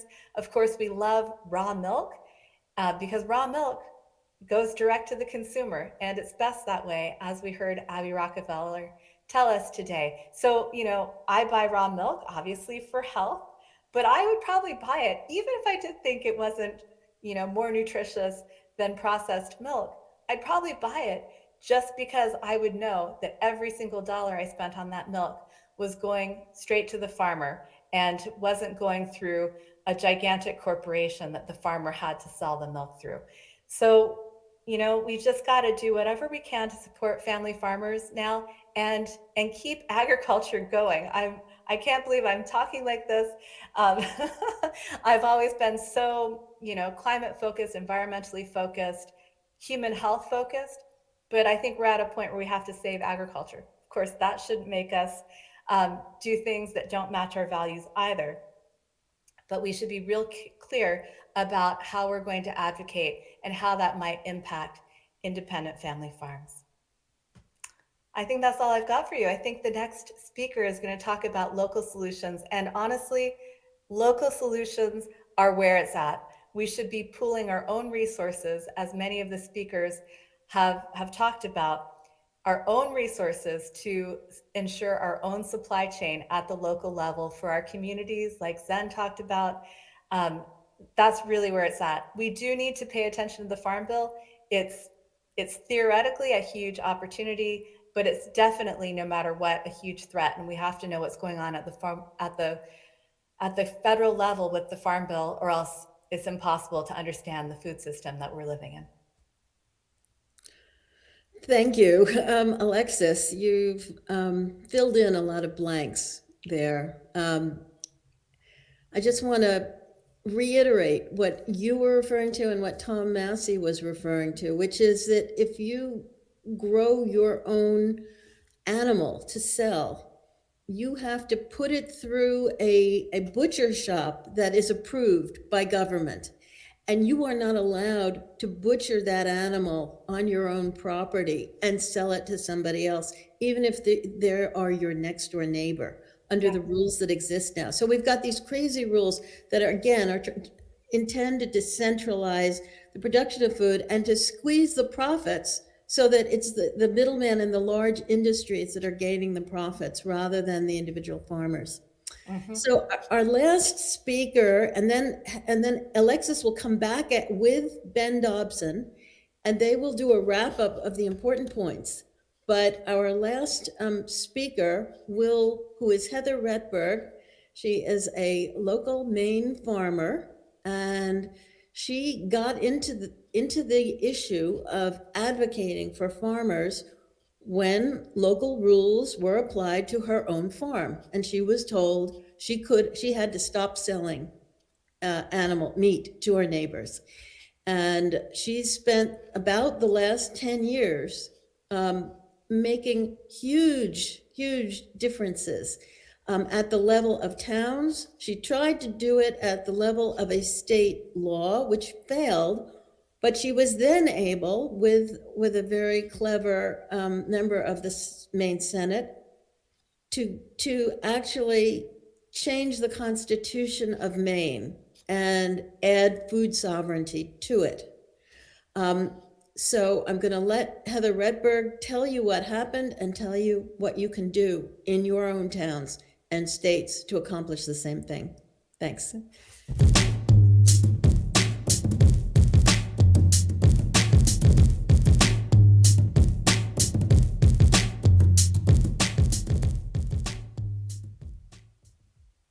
Hi, everyone. Thanks for having me today. I'm excited to be talking to you from Maine, the first state in the United States that has brought the right to food to this country. I just have been asked to share some of the story about how we came from here to there.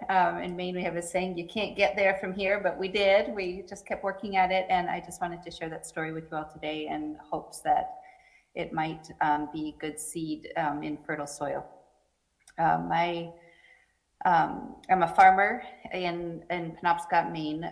We have about 100-acre farm where we raise primarily dairy now, but we consider ourselves grass farmers and are really working on cultivating soil first and foremost, and allowing animals to harvest food that we can't eat, to harvest grass and turn that into meat and milk for our community.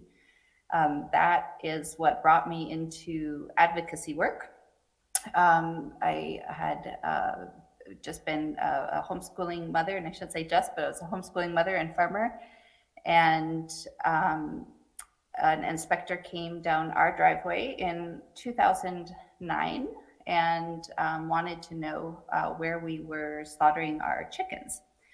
We were slaughtering them at a neighbor's farm, a fully inspected facility. And the inspector let us know that he wasn't really allowed to share that facility with us by the USDA regulations. And then he came back a couple weeks later, having noticed that we also sold fresh milk, and was letting us know that the department in our own state was redefining what we were doing, redefining what category we fit into. And we wouldn't be allowed to do that anymore unless we could add significant infrastructure improvements that were well beyond the scale of what our small scale diversified farm could manage. So at that point, we had been working for about a dozen years, both farming and working off the farm to support the farming. And we had just made a leap into farming as our full livelihood, and saw that the rug got pulled out from underneath us, and that wasn't going to work anymore unless we could afford to make these significant improvements. So the inspector actually said to us, well, why don't you go to our state capital? Why don't you gather your people and offer testimony? These poultry rules aren't finished yet. So I didn't know who those people would be and how I was supposed to gather them, but I wrote a letter to our customers, and I said, listen, this thing is going on. There's a squawk about poultry and we need help. And the week of Christmas, some 50 people showed up to Augusta and testified that there was nothing wrong with the rules as they were. We all liked having a direct farmer to patron exchange, and there was no food safety issue that needed to be corrected for. So what we learned in that process was the state legislators and the regulatory agencies told us that their hands were tied, that they were bound by rules at the federal level, and they had to implement these structural requirements that didn't make sense for the newly burgeoning small scale farm community-based food model that was growing all over Maine. And then we found out with the issue of raw milk that there was no public hearing process, there was no regulatory input, there was no feedback from the public. They were simply redefining us as processors and not producers or farmers, and that put us into a whole different category, again requiring a scale of infrastructure that was well beyond the 3 cows that we had that were selling directly to our neighbors and our farm patrons. So at that point, it became clear to us that we were not really dealing with a statutory problem. We weren't dealing with a regulatory problem. What we were dealing with was a democracy problem, that there was no way for those of us who eat food and those of us who grow food to be stakeholders or to be have input in the decisions that were being made. About how we exchange food, about what our traditional foodways were, about the relationships that we had in our community. So we started asking questions, who was making the rules? Who was benefiting from the rules? Who was losing in that process? Who was absorbing the cost? And what we found at that point was our state veterinarian, who was in charge of making the meat rules, in charge of interacting with the federal government, with the USDA, said, nobody ever thought that when they made a 1,000-bird exemption for poultry or a 10,000-bird exemption, nobody ever thought that anybody was going to grow chickens under that, because the industry had already been consolidated. So they gave the rulemaking to Purdue. And so now that all of you are showing up and these things don't fit, some 30 years later, there's already this structure in place, and that structure is tied to cooperative agreements with our state regulatory agency, which has funding attached, and we must write the rules in this particular way. We started asking further questions. Well, who's all of a sudden in Maine, we had been able to sell milk directly to our neighbors up until that point legally. We had reached out and asked those questions before we began, and it had all been legal. And at that point, we realized that there was a whole new trajectory that was coming down from the Food and Drug Administration. And it was tied closely to a CDC Healthy America 2020 plan, which had as one of its goals to increase the number of states that would eradicate the sale of raw milk. So there was, again, this larger picture that was putting downward pressure on our local food system and on small-scale diversified farms. As context, around that same time, around 2009, there was a bill called S510, or now known as the Food Safety Modernization Act, that was going through Congress. And as part of the process, they were very upfront and said, you know, part of the trade-off for this is that small-scale diversified farms will not be able to comply, and some of those farms will be lost, and that was an acceptable cost to them. Again, we were asking the question, who's making these rules? Where is this coming from? Clearly in our local food system, we don't have this food safety issue that we're seeing in the industrial food system. So if there's no problem, what are we solving for? And at that point, we learned that Michael Taylor, who had been the agribusiness, industrial chemical, agriculture executive, had written the white paper on Roundup, on glyphosate, and he had numerous positions in the food safety inspection system at the federal level, and also would eventually become the food czar of the Food Safety Modernization Act. So this was really putting the future of our local food systems right in the hand of Monsanto executives. So at the same time, you might all remember around 2008, there was a big failure of the economy and a recession. And at that time, there was a mantra that the banks were too big to fail. The federal government had to invest to save the banks, to save the automotive industry. And it just seemed like a really stark contrast to me that the banks were too big to fail. The automotive industry is too big to fail, but the small scale farms were never too small to disappear. And we saw that what was happening to our farm could happen to a number of different farms all across the state of Maine. And then we started hearing about really aggressive actions by the FDA on farms in different states, especially Amish farms in Pennsylvania, Vernon Hirschberger in Wisconsin. There were raids against co-ops in California, and we were talking about things happening at 4 or 5 o'clock in the morning with drawn guns. And so it just really seemed like all of these big pressures that were happening outside of Maine, we were beginning to see those, the trajectory marching in Maine in that same direction. And that the farms were just going to be collateral damage, and our local food systems as well. So again, we kept asking questions, and when we got as far as we could at the state level, they were really saying, you know, these cooperative agreements that are in place are rooted in Federal Meat Inspection Act of 1967. That's what authorized these cooperative agreements that allow our commissioner in the state to enter into any kind of contract with a corporation or the federal government agencies that most of the time the public can't see. And it also cedes the jurisdiction for our state meat, and then definitely our local and our regional meat. It cedes the jurisdiction for every piece of meat to the USDA. So of course we were, you know, this very small farm in Maine, and you know, what can we do? We didn't want the food system that people were painstakingly building up to disappear. Our relationships with our friends and neighbors that we'd had for years were threatened.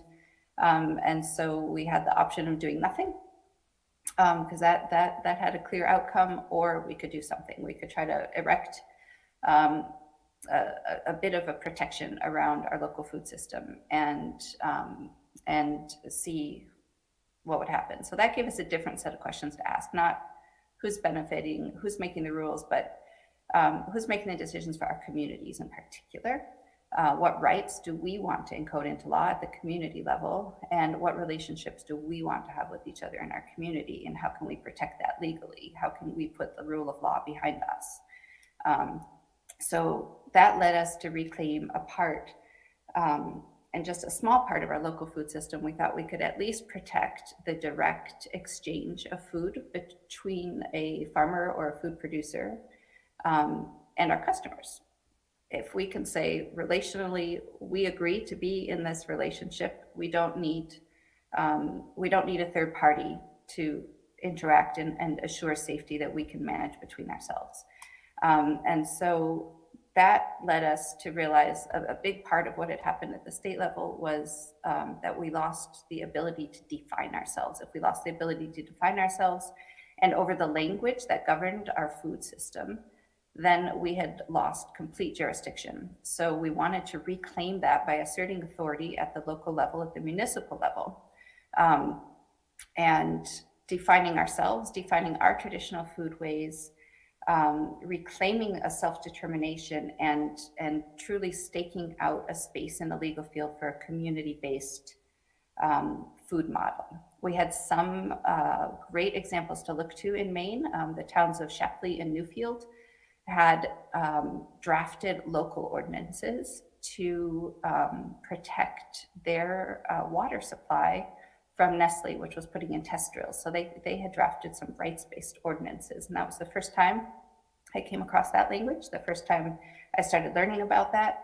And then a little bit closer by, in a very small town of Montville, Maine, they had also drafted a rights-based ordinance to protect their local crops from GMO contamination and to keep GMOs out of their town. So we had these templates at the local level. And then we also had some language at the time. In 2010, both Wyoming and Florida were working on what they called food freedom legislation to protect the me to the hand-to-hand, face-to-face food exchange. And so we started mashing those things together and also adding language that was very particular to Maine and our experience. That process all began in 2010. By 2011, we went to our town meetings in Maine, which is a really lovely vestige of sort of direct participatory democracy still, where the people in the town are the legislative body and we can still vote on things that are, as our Constitution says, local in character. So we had drafted these ordinances. We introduced them in 5 towns in 2011, and in 4 it passed at our town meeting. And you know, town meeting can be just as contentious as the legislature, and we can debate all sorts of things for long periods of time, including, you know, funding the local library if that's worth our town dollars. And we had just sat through about a half an hour debate on that, and then the local food ordinance came up. And for the first time that I'd ever experienced it before or since, the people of the town applauded themselves after voting in this local food ordinance.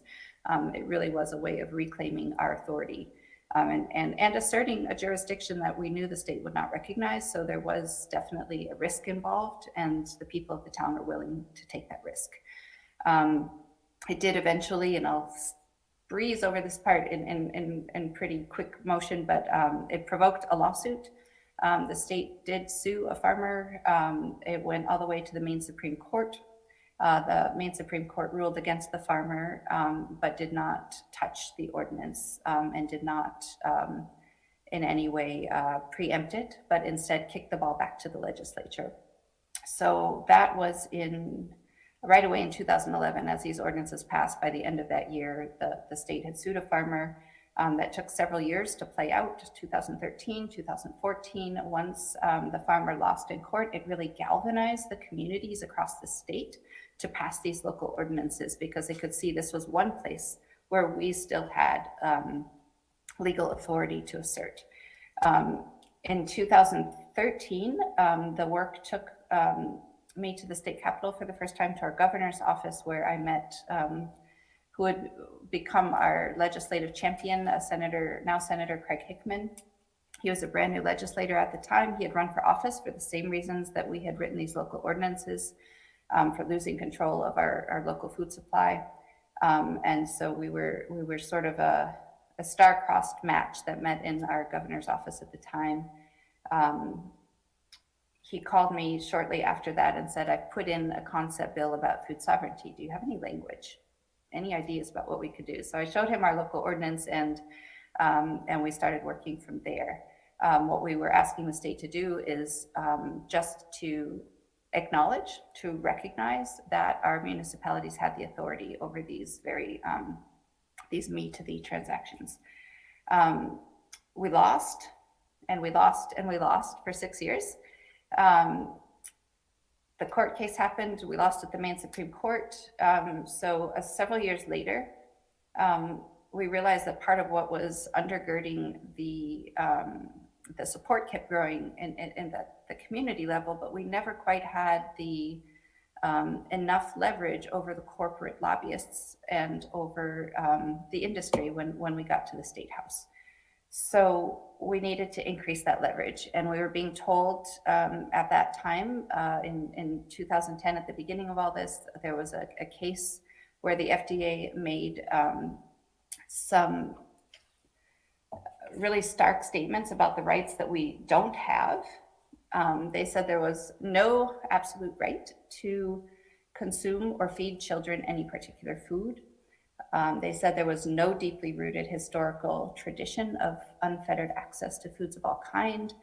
And they said that the assertion of a fundamental right to our own bodily and physical health is unavailing because we do not have a fundamental right to obtain any food we wish. So at that point, Senator Hickman and I put our heads together and, fairly bruised from defeat, but also realizing this was no place to stop, decided to go big. Let's put it in writing. If they're saying we don't have the right, let's say we do have the right. And we began working on a constitutional resolution to add to our Declaration of Rights in our state constitution that would assert affirmatively that we do actually have the right to foods of our choosing for our own physical bodily health and well-being. But at the same time, Maine was also seeing increasing rates of hunger, of food insecurity, and whenever the proposals came to our state level government for policy, the food and farming things were in one camp, and the hunger and food insecurity and how do we feed people was always in another camp. And so we also, in the language of our Right to Food Amendment, for the first time articulated a human rights statement that we all have a right to food, period. So we put those two things together, the food sovereignty, the food freedom, the human rights, and proposed this amendment. We got close. There was a lot of political theater. We lost again. In 2015, that was our first attempt. 2 years later, our legislative sessions here are 2 years in the running. 2 years later, in 2017, we said, let's have another go at the Maine Food Sovereignty Act. Towns across Maine kept passing these local food ordinances. At that time, there were 20 towns. It had quadrupled since 2011. The pressure kept growing, and we have a small representative legislature here in Maine, so it's not uncommon for us to see our legislators in the supermarket or out in the community at community events. So every town where these ordinances would pass, their legislator then became very interested in what's my community doing that I need to pay attention to. So we were growing the leverage of the community-based food production model in the state capitol, in the halls of the state capitol. By 2017, the Maine Food Sovereignty Act was again put forward, and it passed, and the governor signed it. It was enacted into law. It was originally called an act to recognize local control regarding local food and water systems, because of course there's no local food without water. And Maine is also under a great deal of pressure by Nestle trucking our water out of the state. And that's another big issue. So that was stripped out of the bill immediately. That was a real lightning rod, as we had expected. And the Nestle representative actually said, local control threatens our parent company. So they were very upfront about why this could not go, water sovereignty could not be included in this bill. When that law was signed by our governor, it had 90 days to go into effect. At that point, our Commissioner of Agriculture went into overdrive. Got on the phone with the USDA at the federal level and said, this is a problem for Maine's meat inspection. This is a problem because of that 1967 Federal Meat Inspection Act. So the Secretary of Agriculture said that if our law was actually going into effect, they would effectively come in and take over Maine's meat inspection. So we had an emergency session of our legislature to amend it. We were forced to take out meat and poultry in order to recognize all of the other pieces. of the local jurisdiction of food. And ever since then, towns across Maine continue to pass this local ordinance. And now I think there are more than 130 towns across Maine. We only have 500 municipalities. So that is effectively 20% of Maine's population now lives under this system of food sovereignty, and also 20% of Maine's municipalities, both towns and cities. Not just our town meeting level of governance, but also city councils and town councils have voted to enact food sovereignty. So in 2019, the next legislative session, we realized that we needed to make another push to enshrine the right to food in our Constitution and the right to foods of our choosing. So we did make another push. We got very, very close, but that legislative session went into 2020 and our legislature shut down for the pandemic. And so our legislative champion termed out the proposal laid on the table, and thankfully the next session, the torch had been passed to a Representative Billy Bob Falkingham, and he was determined that we would get this across the finish line and bring along the Republican caucus as well. In order to have a constitutional amendment become part of our Constitution in Maine, we have to get a 2/3 supermajority in both chambers. And then it goes out to the ballot for the people to vote on, and then it can pass by a simple majority. So it's a very high bar, and we were able to clear that bar due to just an extraordinary level of collaboration and cooperation. Both of our legislative champions for the right to food were from different parties. A Democrat and a Republican both fought leadership, their own leadership, in their parties at different times to bring along their caucus, and worked with each other and with us as community advocates. So that went, we got more than a 2/3 supermajority. We got close to 75% in both our Senate and our House. That put it on our ballot November of 2021, and it prevailed by 61%. So a landslide victory for the right to food. Now our challenge is educating and spreading awareness about what it means to fully realize the right to food, in addition to having this a constraint piece. So I thought it might be helpful, having kind of done a quick romp through the story of how these things came to be, is to take a step back and talk a little bit about the definitions, so we have some context. Like what does food sovereignty actually mean? It's very similar to a term that is more often used in food circles of food democracy, but it's really reclaiming a decision-making for the people who eat food and the people who grow food. It's very simplest, but I do just want to read what it means. When we first engaged in food sovereignty, we didn't know it had that term. We did it because it was necessary. And thankfully over the years, learned that there are small farmers, small scale, diversified across the globe, who were responding to similar pressures with slightly different tools. But the most effective that we came to cross paths with and to learn to know were a group called La Via Campesina, the way of the peasant. So in our country, we don't really like the term peasant. It's sort of derogatory, and we should graduate from that class of citizen. But if we can roughly translate it to small scale farmer, I think that it makes more sense in our own cultural context.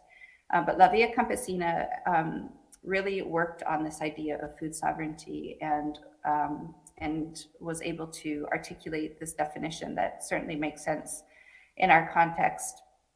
And I want to, if I can, just ask you to listen for what the rights are that are included here, and then what are the principles. So it is, as articulated in 2007, food sovereignty is the right of peoples to healthy and culturally appropriate food produced through ecologically sound and sustainable methods, and their right to define their own food and agriculture systems. It puts the aspirations and needs of those who produce, distribute, and consume food at the heart of food systems and policies, rather than the demands of markets and corporations.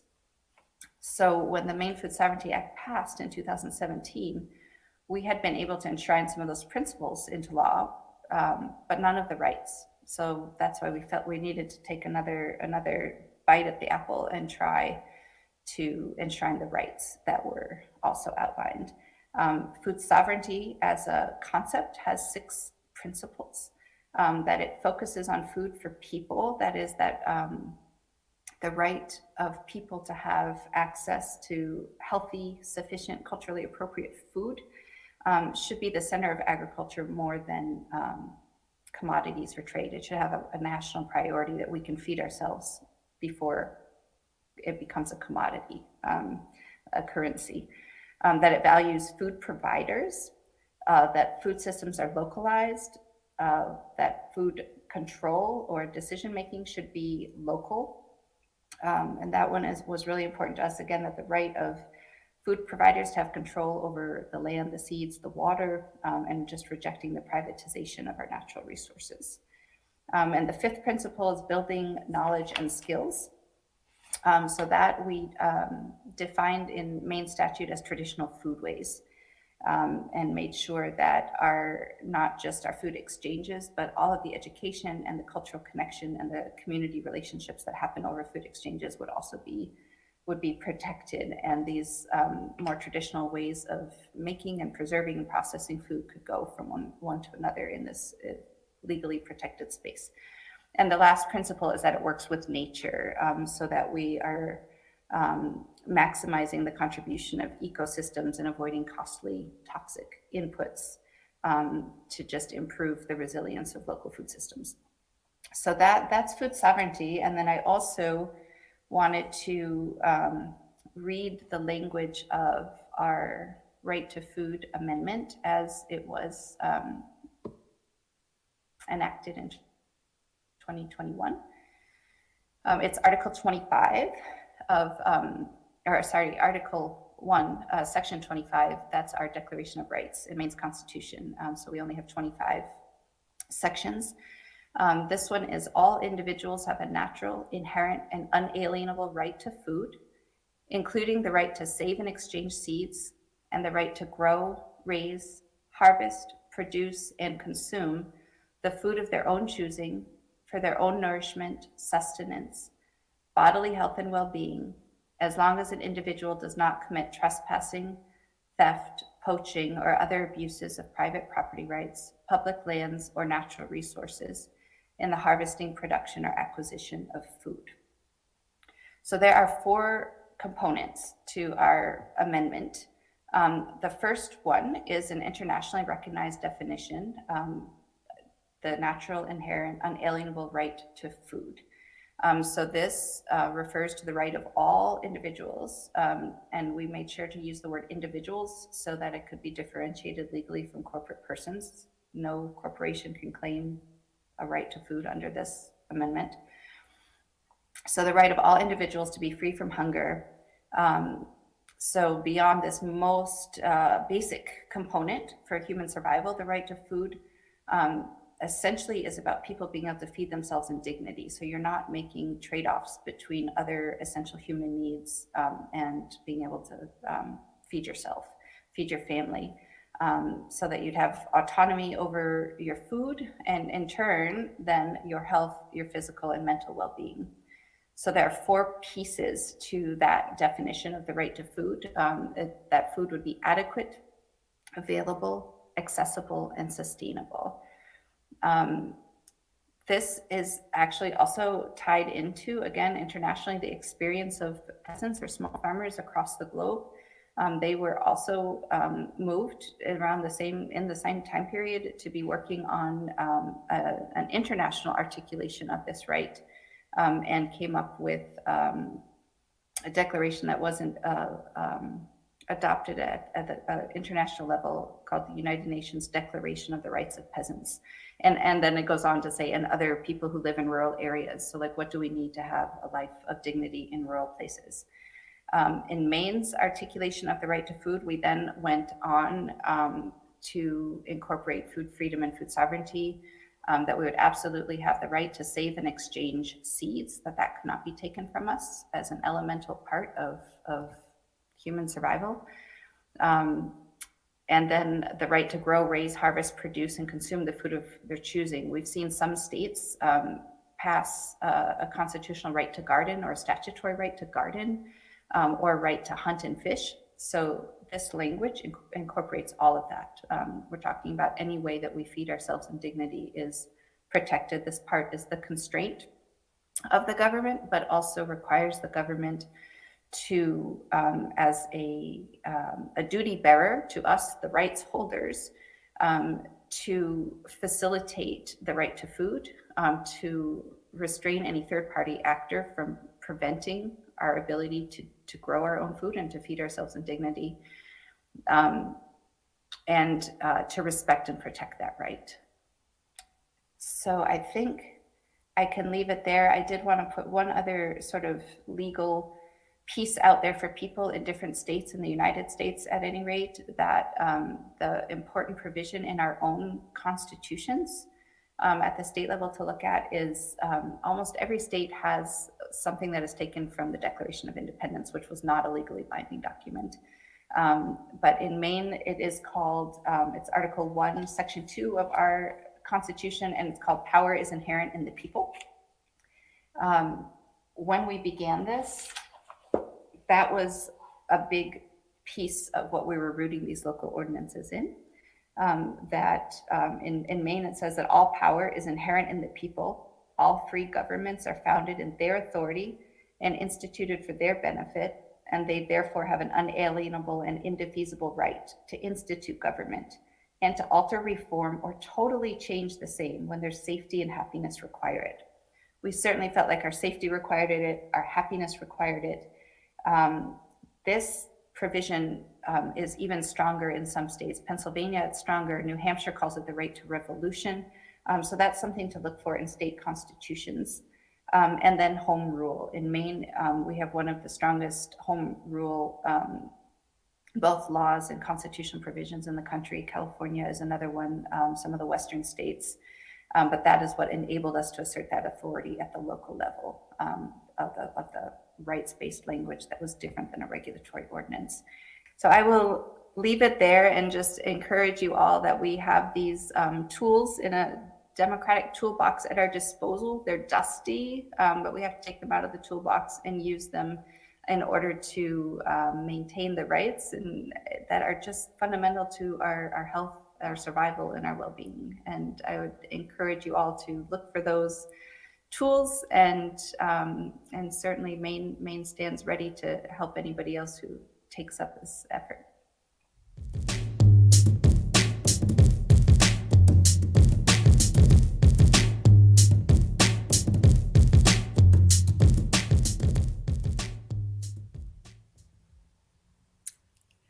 Well, thank you for hanging in there. It's been 7 hours. I think Heather is one of the most inspiring speakers you're going to ever hear. And this whole program, actually, it was birthed when I ran into Heather 3 months ago at our car mechanic. And we knew each other, but we couldn't remember, who is this person? I haven't seen them in years. And we started talking, and things grew from there. So Heather's amazing. But what she said in the end is really important to me as well, which is that there are some tools, they're dusty.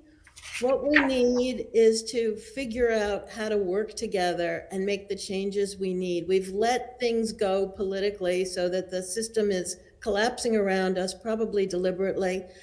But there are tools that we can use to protect ourselves and to rebuild the system, and not as a great reset, but as a proper system where the people are in charge.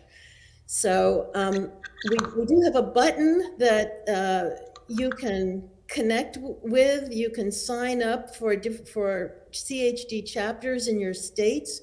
You can become members of the Organic Consumers Association or the other organizations that we featured today. And, I hope this will be the beginning of people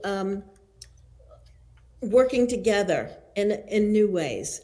Now, I've asked Alexis Badenmeyer and Ben Banks-Dobson to try and go over the important points of today and wrap up this program for us. So I'm going to say goodbye at this point. Thank you very much for tuning in, and let's give them the last word. Thank you so much, Dr. Nass. Dan, you want to get started? I summarized the first half of today, and so we started up again with Dr. Stephanie Seneff. You've probably heard Dr. Seneff speak about Roundup before. Did you learn anything new from that program? I presented in 2015 to the EPA with Stephanie Seneff to try to prevent the renewal of glyphosate.